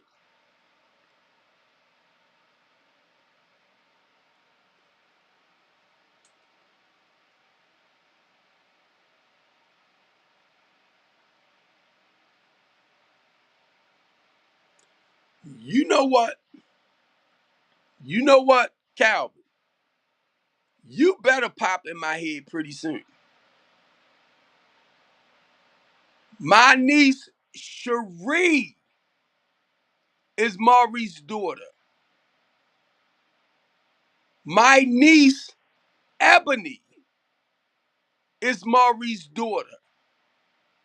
My nephew, that's the boy you talking about. My nephew, God darn, you know I'm old, I gotta think of his name. Dirk is Maurice's son. And my nephew, let me be sure. Oh, I'm sorry. It's my niece, Calvin. I'm getting old. Calvin, it's my niece, Cherie, is Maurice's daughter. Now, Ebony is Perkins' daughter. And I know you know Perk. My nephew, Dirk, is Perkins' daughter. I mean, son. And my nephew, uh, Dwayne. Let me make sure I say his name right, because Dwayne is the youngest one. You know I'm old, Lisa. I'm getting old. Yup, yup. When you said Maurice, his I'm gonna hurt you, Calvin. Cherie is Maurice's daughter. Somerville. Now, Ebony, and you got me thinking, so I could be clear. I know you know him. Wait a minute. Ebony was Perk's daughter. Because Perk passed away, you know that, right? Lassie brother. So that's Perk daughter. Dark is Perk's son. And Daryl is Perk's son. And Tanya had one more son. She had 5 kids altogether. So when you said Maurice, see, I knew you was right there. But yeah, Maurice, Cherie is Maurice's daughter. And you know she's 45 years old. It goes to show how old you is, Calvin. It's so funny. All the names that you're mentioning is practically all the names in my community. People that I know.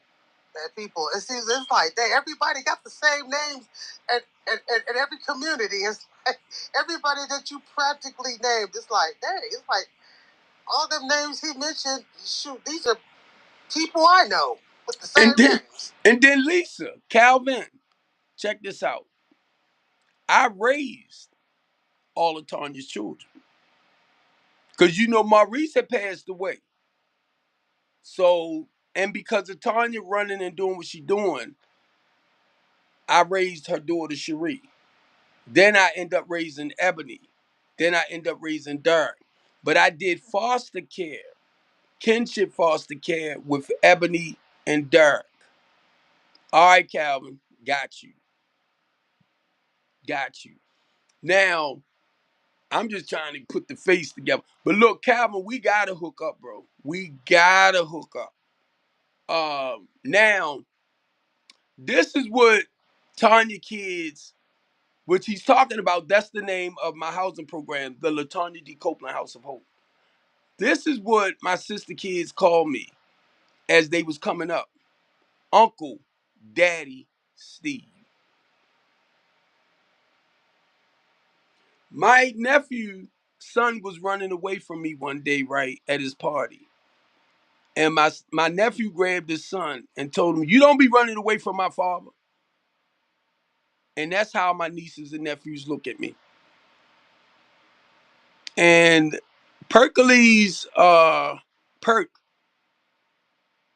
youngest son, Dwayne Calvin, he got about 5 children. That's biracial. That's why I don't get into those black and white conversations. I don't play that. And my one of my nephews that's I think he's about 15 now. Um he was named after me, my middle name. And that was an honor that my nephew gave him my middle name. And I mean, phew. So you want me to tell you this, Calvin and Lisa? When I'm sitting at our family cookouts and stuff,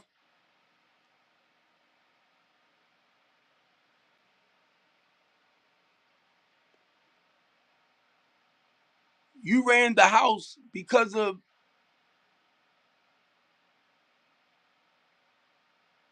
Calvin. Oh my God, I'm really, really, really, really, really, really, really, really, really, really trying to put the face in there with that. I am, bro. He needs to come up and get on cam so you can see Oh, him. yes. I bet you if you see him, you probably know him. I probably fall out. Cause I do know him, I could tell. He said, "Oh, ooh, No, see, you need to come on up here and get on cam. oh, no, ho." He said, "I'm not going to tell you," but he said, "You ran the house because your older brother couldn't do it." Yeah. He right. Remember what I said? My mother taught me. But you know what? When you said, "I'm not going to tell you," you bet not be talking about when I used to hustle. You bet not. Did y'all go to school together? No, he's saying, see what he's saying, I think now he's trying to watch words. So I got you, Calvin. No, I got I'm you. asking, since you don't remember him. We probably did, but it's just right did now. Y'all go to school together? Yeah, we might have, but we lived in the same community. Yeah, that's what I was asking. Right, so if y'all right. lived in the same community, y'all might have went to school together. Right. Well, we grew up together, I'm telling you. Because when he mentioned Maurice Somerville, which he didn't say his last name, that's my oldest daughter. So listening to him, we talking about over 45 years ago. Yeah. Oh, it's probably, maybe y'all didn't hang out as much. We probably did, because he know a lot. Yeah, well, when you live in a small community, everybody know everybody's business, so. And I'm going to tell you what, I apologize, Lisa. Back in my days, right, you in our neighborhood, we ain't play that. Oh, no, a lot of neighborhoods didn't. Right. No. So he know, Calvin know a lot. Shit, Calvin, you know more than me. You remember, because a lot of that stuff, Calvin, I don't remember, because I have, as I begin to develop. I'm trying to from my goddamn okay. Okay. Now you all right, but I thought I was looking up at my I'm trying to tell them to come and fix it, and they just take their sweet little time, and it's driving me nuts. I'm like, look, will y'all please come and fix this doggone thing? Because everybody on TikTok, they be like, fix the fire alarm, somebody's fire alarm, and sometimes I be like, dang man, I know it's mine, but sometimes I'll just speak up and be like, okay y'all, it's me, I'm the one chirping. Yeah, when I go to Yeah, Calvin. Wait a minute. I know he said we was neighbors, so you lived on Clifton.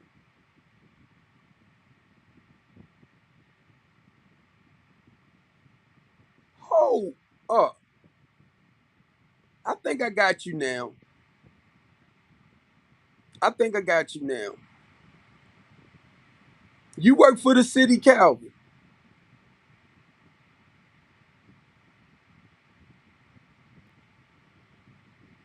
Come on, Calvin. I think I got you now, but God dang it.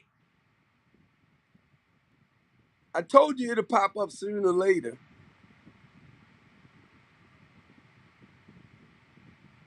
Your aunt lived next door to us.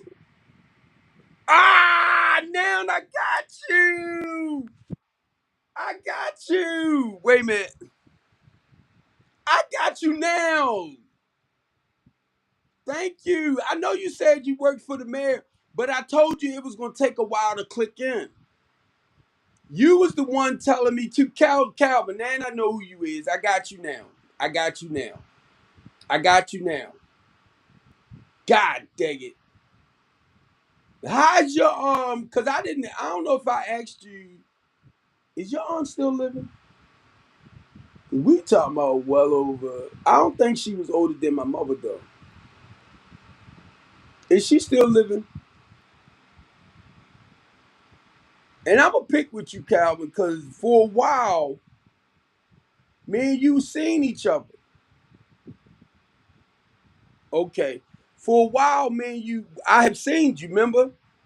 In some kind of way, we lost contact on Facebook. But now, Lisa, I know that. Well, me and Calvin, we both old as dirt now. But I got you now. I told you it was going to kick in sooner or later. But yeah, me and him, I'm gonna say we was like good friends, him and I. Now I got you, bro. I knew. God dang it. I got you now. Wait a minute, y'all. I'm trying to put my stuff up. And I gotta fix it where I can put it on the charger. Yeah, because my goal, Calvin, was for us to um come together, right?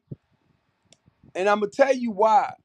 When me and you talked, I don't know if you remembered or not, but when me and you talked, I was talking about the yeah, I had to put my stuff on the charger. I was talking about those what is it? If you remember, Calvin, I was talking about the mobile homes that they go around in, helping people with the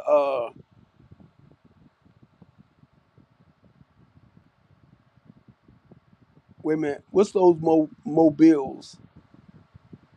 You might remember, Calvin, but I was talking to you about trying to get one of those um, mobile homes to go into the homeless, like in the woods, to help our homeless population and feed them and everything. Mobile homes, right? That they use for the smugs and stuff to help people with. So I was looking at Lisa into trying to see how I can go about getting some of those mobile homes to help our homeless population, mainly in the woods. And another thing, I was talking to somebody the other day, Calvin, about me having. Oh, we were talking about that too. And know what? Since you mentioned that, thanks. And yep, we need to still get together because I was looking at the mobile homes, and I think I talked to you about that too. But look, we still need to get together, and I'm gonna tell you why. A friend of mine's reached out to me, and he just came through here. And he's a commercial developer. So he told me that he wanted to talk with me, us to join up, so that I can talk to our politicians as far as letting him get this purchase this property to start rehabbing and revitalizing. So we do need to hook up, because I told him, I said, no problem. And the only reason why I said that, Calvin, because you gotta know who to go to. You get me? And he knows that I know who to actually go to and talk to. And he told me this, Calvin. He said, I don't need the money. I got my own money to do what needs to be done. And when he said that, I was like, thank you. Because the reason why I'm saying it, Calvin, because you're dealing with certain people to approve whatever you're trying to do in politics, in the mayor office, in the round there, right?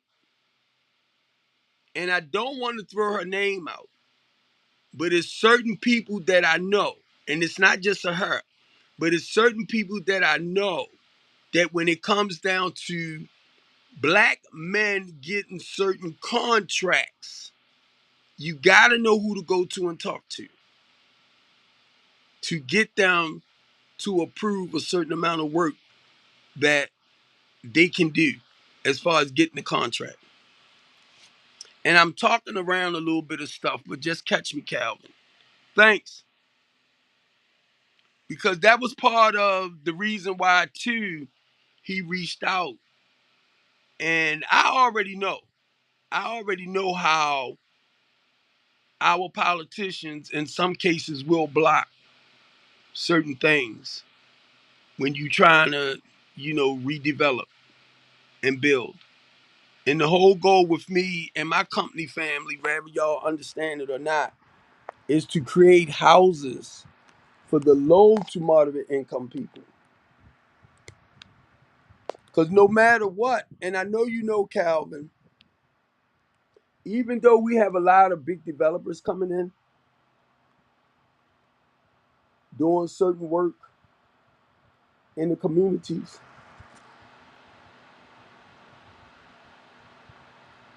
it's black developers that can get part of that contract. It's just knowing who to go to. And the reason why I'm saying that, Calvin, because when you and I met up again, that's what I was talking about, because some of the people that I was dealing with, their goal was to help me start revitalizing houses for moderate income, for low to moderate income people. And I'm gonna tell you this too, and I gotta throw his name out, right? Because I admire Pastor Hathaway had that $600 million contract to start doing the McCullough homes in the state building. I don't know what happened about it, but me and some of my people met up with him, and he said, "Whatever Steve won, I got his back." Want to do wise, because my goal was to make sure that we can produce some houses for the low to moderate income people. And it was a lady, Calvin, if you still right there with me, right? It was a lady on Pennsylvania Avenue, because you know some of them houses that they got up there near Calhoun Street. I was around there one day, and she was telling me about the rats that's running around. And I couldn't believe it with the beautiful homes that they put up. And I'm like, oh my God, the inner city. They didn't do nothing to slow down the rats. And the rats are being more starting to infest these new home areas. So you right, Calvin. I know a lot of y'all don't know. that I've been doing this for years. It's just getting to the point. It's like God been setting it up. You know what I mean? Step by step by step, where He's preparing it, and certain people I might deal with, and then He might move them out the way. Then He'll put some more here because sooner or later it's actually going to be getting done. And that's what I'm seeing now. It's just that process, step by step. So it's not just about Lisa.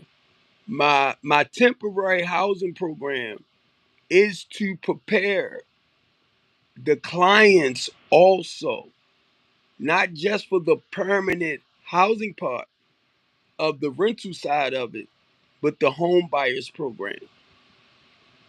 And that's why if y'all hear me, I say my clients have the first options to actually buy the houses that we are buy a house that we are creating community wise.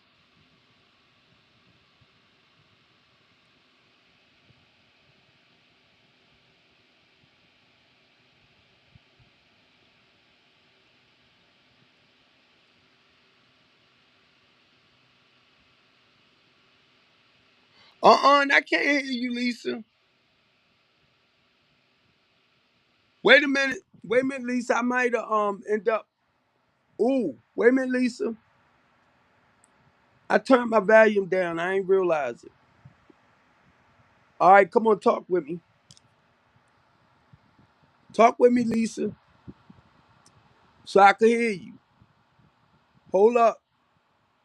Wait a minute, Lisa.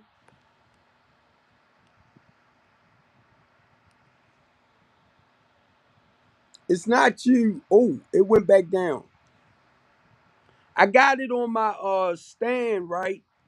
And my stand is touching the volume. Wait a minute. Wait a minute. See, I got it on the charger too. But wait a minute. I had to buy me some phone stands. And what it did, it it turned the volume down. Come on. Can you hear me? Yup, I got you now. Okay, because I know I've been having problems with my volume too, so I'm like, oh, my volume bill went out. No, see what it was. I have a stand that I put my iPhones on, and if I don't watch it, it will turn the volume down. Yeah. What I was trying to say was, I remember years ago. I know when you was talking about trying to find jobs for these, trying to find jobs for the men. I know years ago we had a van service program that had contracts with different companies, factories, restaurants, nursing homes, all kind like that. Walmart. That's when they, was doing things. We had contracts and we would take people. They would take us to the to like parts of all in Detroit, sometimes Saginaw, and they had contracts where we go in and we would work. So, but they had stopped that because then people got to fighting and cutting up and stealing and not paying for the band service and fighting on all that stuff. So they had lost a lot of money.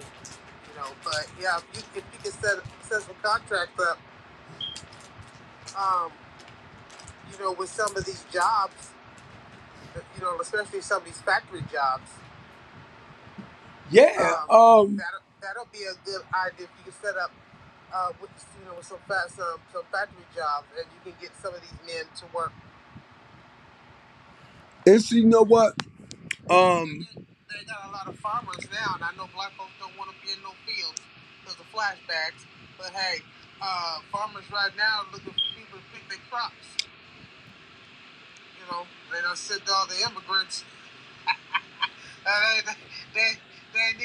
They need more people. So I mean, nobody want to go out there picking nobody field. I know they said it's paying $11 an hour, but I mean, hey, if it gets some of these boys, some of these men off the streets, there, give us something constructive to do. Some of them probably need to be out there picking some crops. Uh-uh. What you mean, Mm-mm. What you mean? It's better than being out there doing what they do, and some of them probably do need to go out there and pick some, not pick no cotton, but, pick some crops. Stay off the streets. It'll keep them alive. Guess what? Keep them out of prison. Guess what? That was the whole goal of getting rid of the immigrants. Yeah, that's what a lot of people said. It was. It was. But it's messed up. Nobody wants to do it. But I'm not talking about everybody. But because either way, they're either going to get the prisoners to do it if they don't run away. But they're either going to get prisoners to do it, or they're going to get basically all these dudes that's in the streets are in prisons anyway. So they're going to probably get them to do it. That's the whole point. The prison is the biggest slave camp in the world. Yeah, And also and played see with my son with the prison. and see what happened is people don't realize slavery is just a form of cheap labor. Yeah. And you had a lot of very intelligent people that's in prisons that has no problems putting on suits and ties and working in facilities for Elon Musk and Donald Trump for maybe $10 a day. It's the point is them getting out of the facility for a while. He said he don't want. Your boy said he don't want city people in the country. I don't know what that. Well, actually, when you when you say in the country, he's saying back in the woods on the plantation. No, it sounds like he don't want city people in the country. He don't want. He don't want. That's what he said. He don't want them to bring their mindset because like country people is on a whole different mindset than city people. Uh-uh. And so that's probably why he don't want all these city folks down there because a lot of city folks bring trouble to the country. Yeah, it just look like these child rides they've been having. All these city folks want to be country now. So he probably and them country folks was like, no, y'all not finna come down here with all that mess because we don't do that down here in the country. So I think that's probably what he means. Well, no. Is that what you mean? Is that what you mean, Calvin? Oh, well, he said something about 100, so I don't know. Is that what you mean, Calvin? So you're not familiar with gentrification,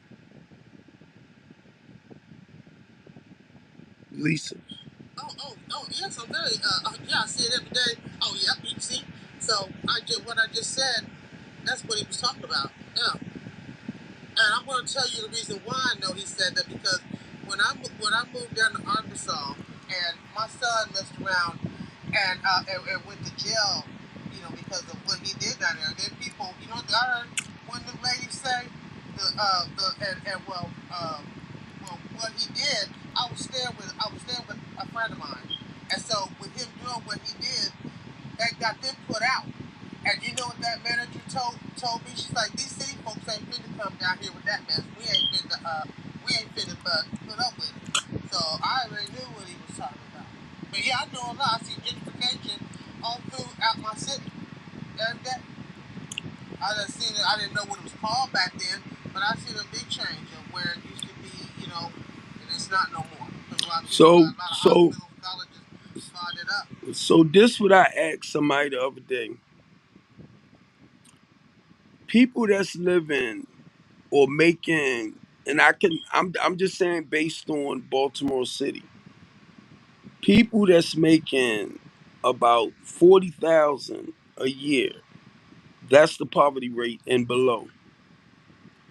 Can they afford your three, $500,000 houses that you want to start building up in the poor communities?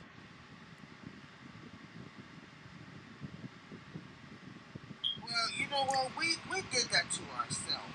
No, no, no, no, no, no, no, no, no. We did no. Yep. Listen to what I just said. Stephen. Okay, go ahead. Okay, I'm gonna do this again. I'm gonna back it up because I heard you say we did that to ourselves. Now, I'm talking about in your poorest communities where they're starting to build new houses. People that's making below $40,000 a year, they are considered as your poor, impoverished people. Can they afford your three, four, $500,000 houses?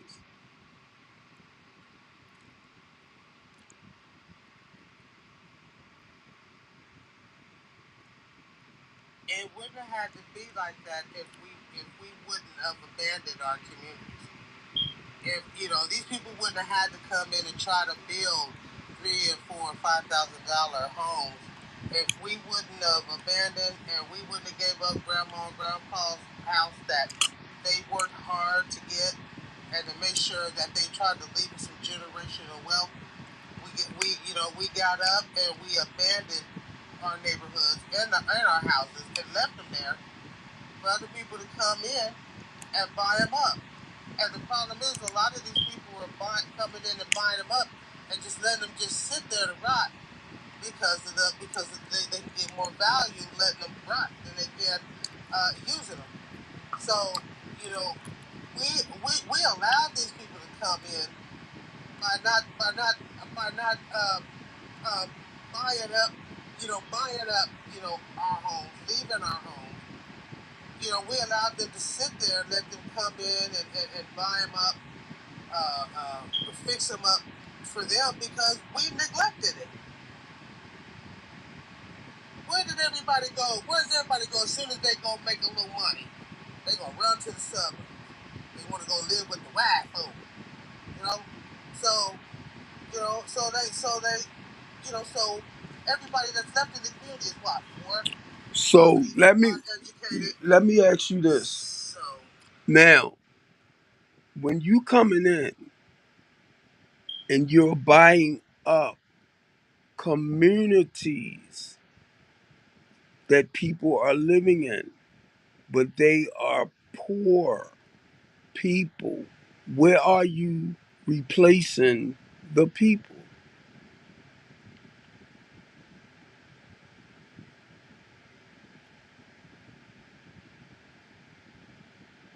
well,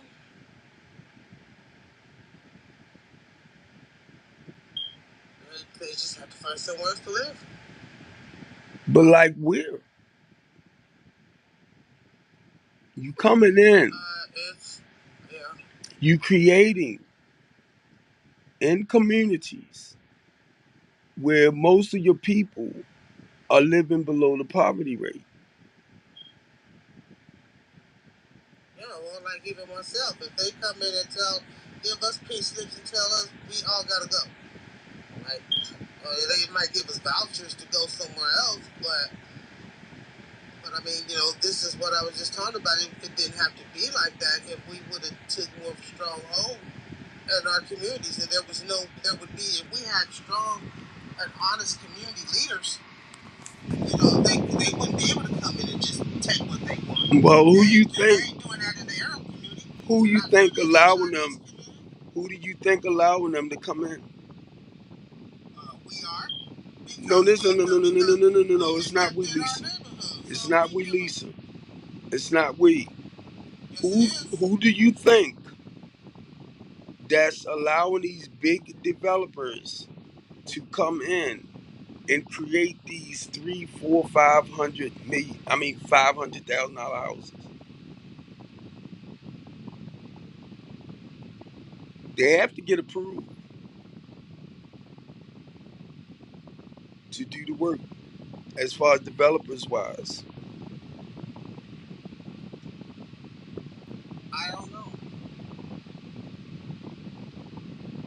Now, do you want me to finish telling you what's happening in Baltimore City? Yeah.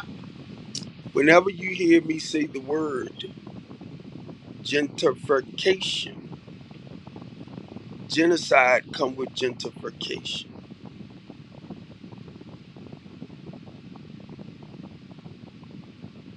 They cannot replace all your inner city poor people. So you start a process of elimination by letting them take their own selves down. A lot of them too that they are replacing is to move them out of the inner city to build back up. So a lot of them are being put into the counties. Now, keep in mind, they are your more conservative areas in the counties. So they're going in the counties and they're starting to destroy that up. So basically, what I'm saying is they putting them back in the woods. So people like myself and other developers is coming in to slow it down. So you start creating houses, communities. Now I ain't talking about no one house here, one house there. You come in and you start redeveloping communities for your low to moderate income people that actually the houses are not 200,000. I mean, they're not 300,000 to 400,000. They are $200,000 houses or 180,000. Where for a person that's getting paid or making between $12 and $15 an hour, they have government funding that can put towards their housing program. If it's 200,000, that will pay 40 to 50,000. So it'll take it down to around about 150,000 or 140,000. It all depends on what you're doing. Then they have funding that will pay 10% of their closing costs. So Donald Trump and them is cutting out those fundings that will help people to be able to get that extra money to work towards their housing. Now that is for the people that's living below the poverty rate. And remember the price wise, I mean if they making $12 to $15 an hour. Now, I have a team that will work on their credit scores, that will teach them about, while I have lenders, real estate agents. The goal is to teach you. Plus is gone. I mean, I'm sorry, I said Plus. Jeffrey is gone. But Jeffrey comes in to help you take care of your property, like cut your grass, clean up right, on the outside. But you have government funding that will bring it down for the low to moderate income people. With your house that you begin to buy, when it's all said and done, you only have to get a loan for around about $130,000 on that $200,000 house. You know why? That's what my program is designed for the low to moderate income people.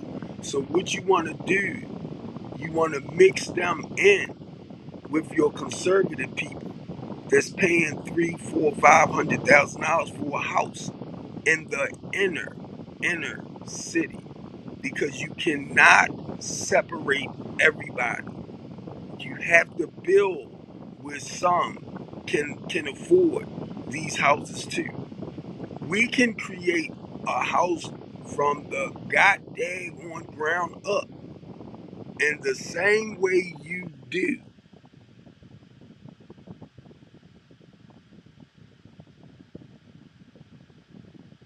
See, see what what's your name just said. Now, this is what Calvin. This is the billionaire I'm getting ready to talk about. That's working with me. When I talked with them, Lisa, they told me that they are starting to cut a lot of the government housing funding programs out. And I was like, okay. The reason why I said, okay, watch this, Calvin. Even though they are cutting out a lot of the programs, funding wise, for housing, somebody at the mayor office know where the money at to help. So that's why none of that bothers me. Because the goal is to go for the gusto. Yeah, because I heard now they're making it where, I mean, I haven't heard anything, it ain't been stamped into law yet, but I'm hearing that they're trying to make Section 8 only up 2 years to stay on it. Well, I didn't hear that. Now, mind you, certain, certain things that different states does certain things. Now, I can tell you like this, and I am going to mention his name. Alan Stern got a lot of properties and a lot of houses. This is a Jewish guy. He got a contract, Calvin, with HUD housing. So he's getting the money to put people in. Grab his Section 8, low income, and guess what? Some people can get into these housing programs and these places for nothing. This would, I mean, he look, he getting the money from him. Now he is the guy, one of them, I'm sorry, that I'm working with to provide permanent housing for my clients. I just had another guy come on board. But now mind you, this is through HUD housing. Everybody don't qualify for the low income housing or the HUD housing programs. If you take paperwork to the landlord and he see that you make you can pay $1,300 a month. He see you can pay it for say like a 3-bedroom apartment or house or facility. He see your paperwork shows that you can, your check stubs and all of that shows that you can afford that. So now he's not going to use HUD housing to bring you in. But then he's going to charge you still 1,300 plus 1,300, which is your first month security, plus if your credit score ain't that well, another 1,300. So we talking about $3,900. Okay, probably more than that because you're probably paying for the application fee, and then you're probably paying to get the water cut off. There's a lot of water, because a lot of people want water deposits. Now I know they do here. I don't know how they do it there in your town, but a lot of people want water deposits. Well, let me share this to you. That's all he asking for is 13. Gas and electric is included in your 13. So you don't have to worry about gas and electric. They want to make sure you can get your lights in your name. Uh-uh. Uh-uh. Uh-uh. I know when I got on mine, they told me they gotta make sure that and if I owed a bill, I had to go get it paid off. But here, you gotta make sure your lights can get in your name. Well, keep in mind, you talking about where you at. I'm talking about here. Now, this is a Jewish guy. The BGE is included. Well, when I say included in the 1,300, that's why he charged you 1,300 for 3 bedrooms. He don't send you the bill. You just paying the 1,300 here.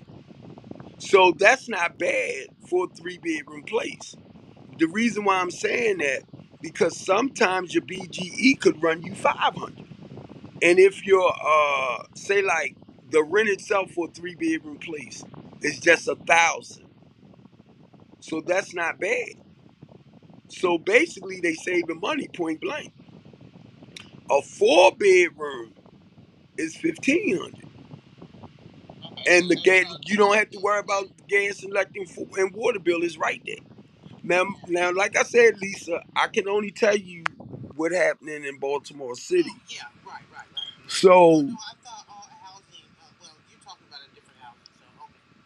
now, the client that I sent, it wasn't the point of the 1,300. She didn't even have all her money for the security deposit. I'm like, what? Why would you tell me you ready to go to the next level, but you don't have all your money together? So I called him when she told me that they was charging her double security.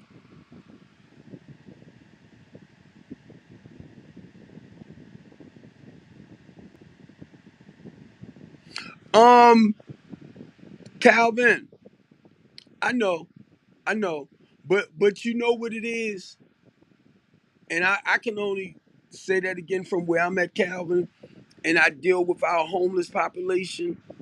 A lot of them don't have the money ready. Or a lot of people don't have transportation to drive around and look for a house. Well, because of the type of people I deal with, right? And keep in mind, I deal with real estate investors. I'm not just talking about a private landlord. So most of them will call me and tell me they have this available and that available. But the point is, my clients have, if they don't apply for HUD assistance, and I'm going to say this, Calvin, and I know you understand, anybody over 50 or 60, if you want to get into a senior citizen place, I can get you in. That's not a problem. Because what they're going to do, they're going to go according to whether you get SSI or SSDI. So we know in some cases it's like nine something a month in Baltimore City, but your house or your apartment, I mean, might not run you no more than about 300 a month for that apartment. So that is what you want when you about 60. Now, it all depends again, because it could be lower than that. When you dealing with Section 8, that landlord's property have to be up to code and approved for the Section 8. A lot of people don't know that you can actually buy a house with a Section 8 voucher. Yeah, I just found that out. I think this year somebody got on TikTok or Facebook and said that. Yeah, I was on Section 8 for a minute, but I ran into a situation and had to get off of it. But yeah, And some real estate I'm sorry, I was getting ready to say real estate, but some some of our realtors, they know about that program. So once again, when you dealing with my temporary housing program and the goal is to put you somewhere permanent, I have to know about a lot of these other like locations, programs, funding, stuff like that. Because I have to know the proper direction in guiding my clients to get the necessary help that they need. But see, the thing with me, family, some of them, and this is what I tell people a lot: help me help them, because some people don't have the funding and they need some people to help them starting out. Now, I have people who call me, and I'm gonna say this, Calvin, too. One of my programs with my housing program is called the Second Chance Housing. This is under HUD as well. The Second Chance Housing. Now watch where I switch this. The Second Chance Housing forgiveness program. The reason why the secondhand housing forgiveness program is there, because I don't want the landlord to take your background when they do their checks and use it against you to prevent you from getting proper housing.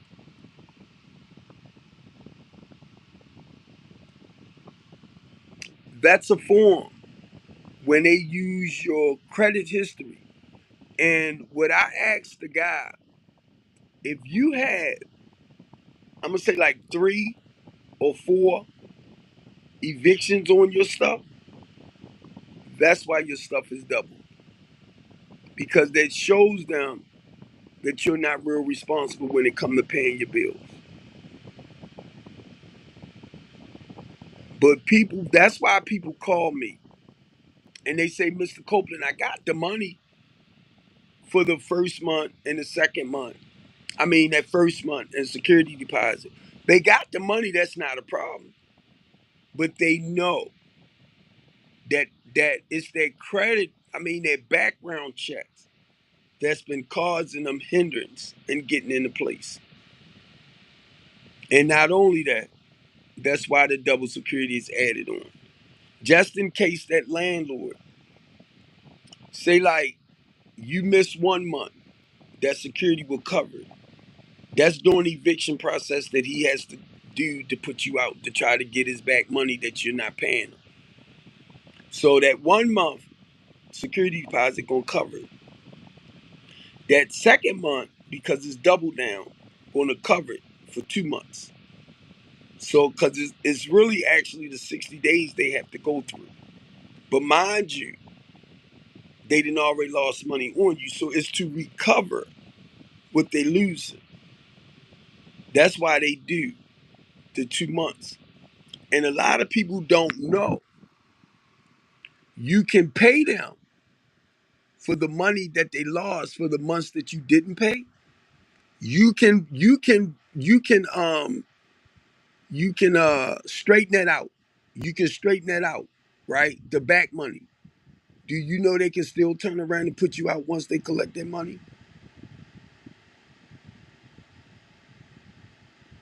Now I ain't hear about that, but that's good. That's good, Calvin. And know what? None of the social workers that I talked to told me that.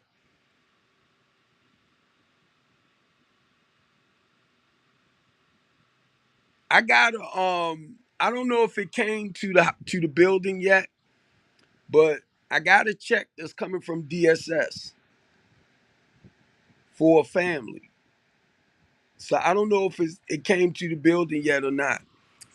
And then I got another one that's coming from charity for this guy there. But you know the workers that I talked with Calvin, they did not tell me anything about that. And to go with them, Calvin, wait a minute.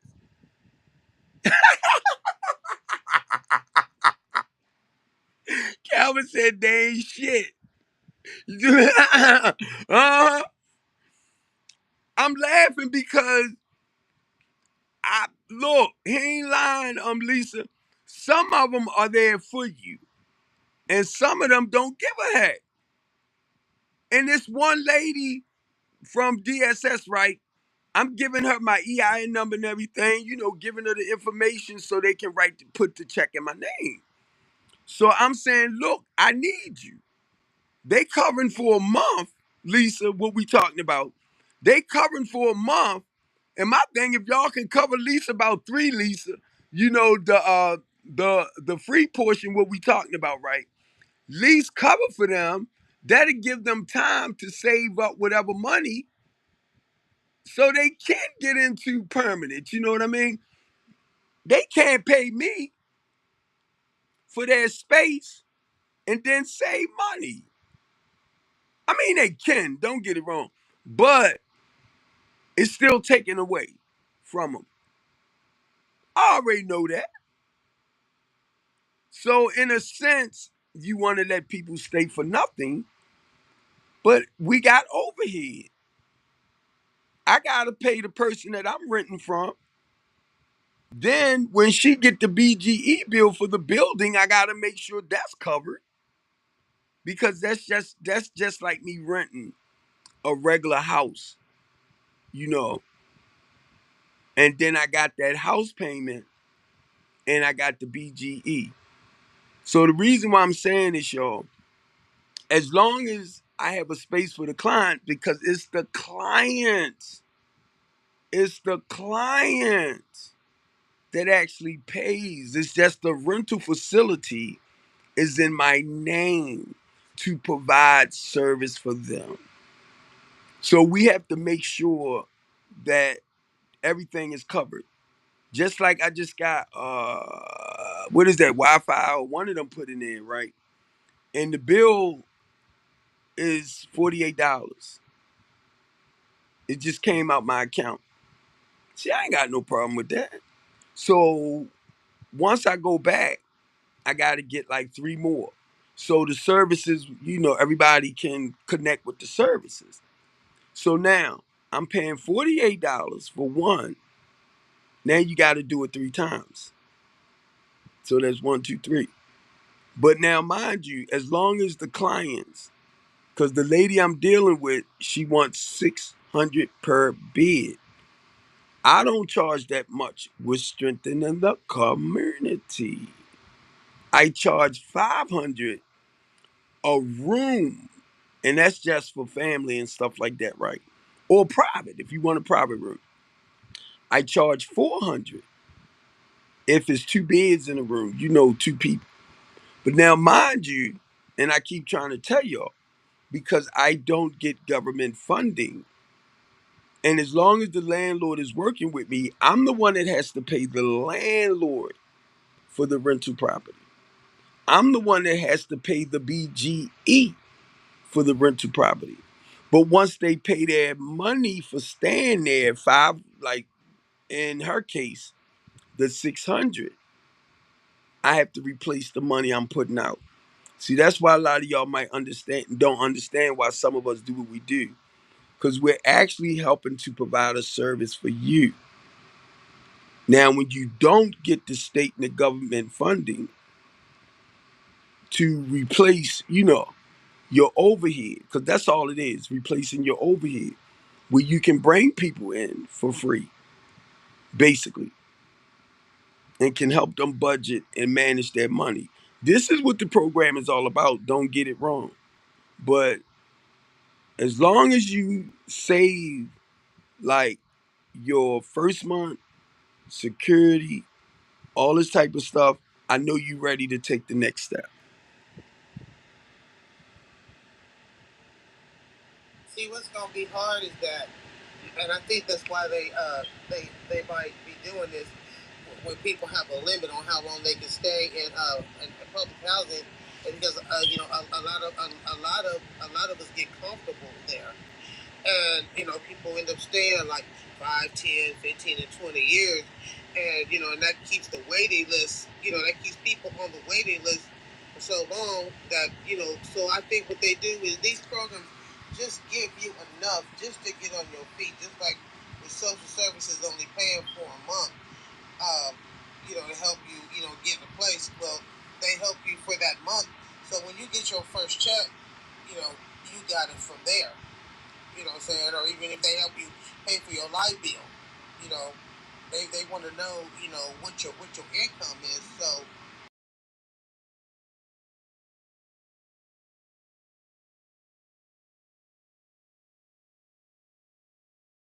when you do get that, permanent housing, it's going to be on them to keep it. You Right, did your part, everybody else did their part. So it's gonna be up to them. And then 9 times out of 10, a lot of them end up having to come right back because they didn't pay their bills. right. Now let me share this with Calvin because Calvin just made a statement. I used to live on Linden Avenue, Calvin, where they building houses at, right? I watched them tear all that down, even over to Utah Street. Those are the houses When I said 3 to 4, 500,000, they want 350,000 for them houses that's connected together, right in the inner city. Reservoir Hill, they have an apartment complex up there that I was looking at. I seen it today on a realtor's page. Now, I'm looking at what they're doing, and a lot of the people that's living around Linden Avenue, Calhoun Street. Well, wait a minute. You said Calhoun. White Lock, with children in them areas, them houses went from like 28,000, maybe 30, 40. They're worth point blank. The older ones now to sell back is worth about 300,000. That's why they created them houses. But keep in mind, like I said, a lot of people that don't make over 60,000 a year cannot afford them houses. So they tore it down, and that's what they'll do. They'll let you destroy certain things because it's in their plans to rebuild it just the way they did. And not only that, Calvin, I watched a lot of our projects in certain areas.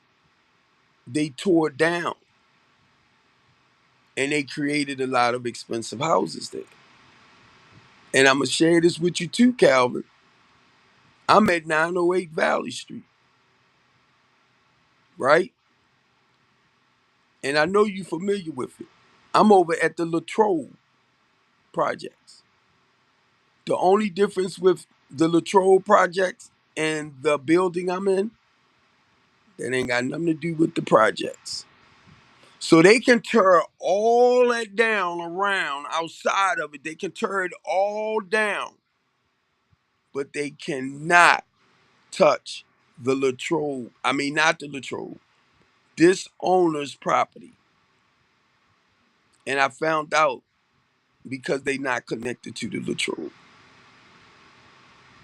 So this owner, unless he sell it, they're going to have new homes right there. So little by little by little, they got to get rid of the people that's already in it in order for a big developer to come in. And I'm going to take you here, Calvin, right there on North Avenue, in between North.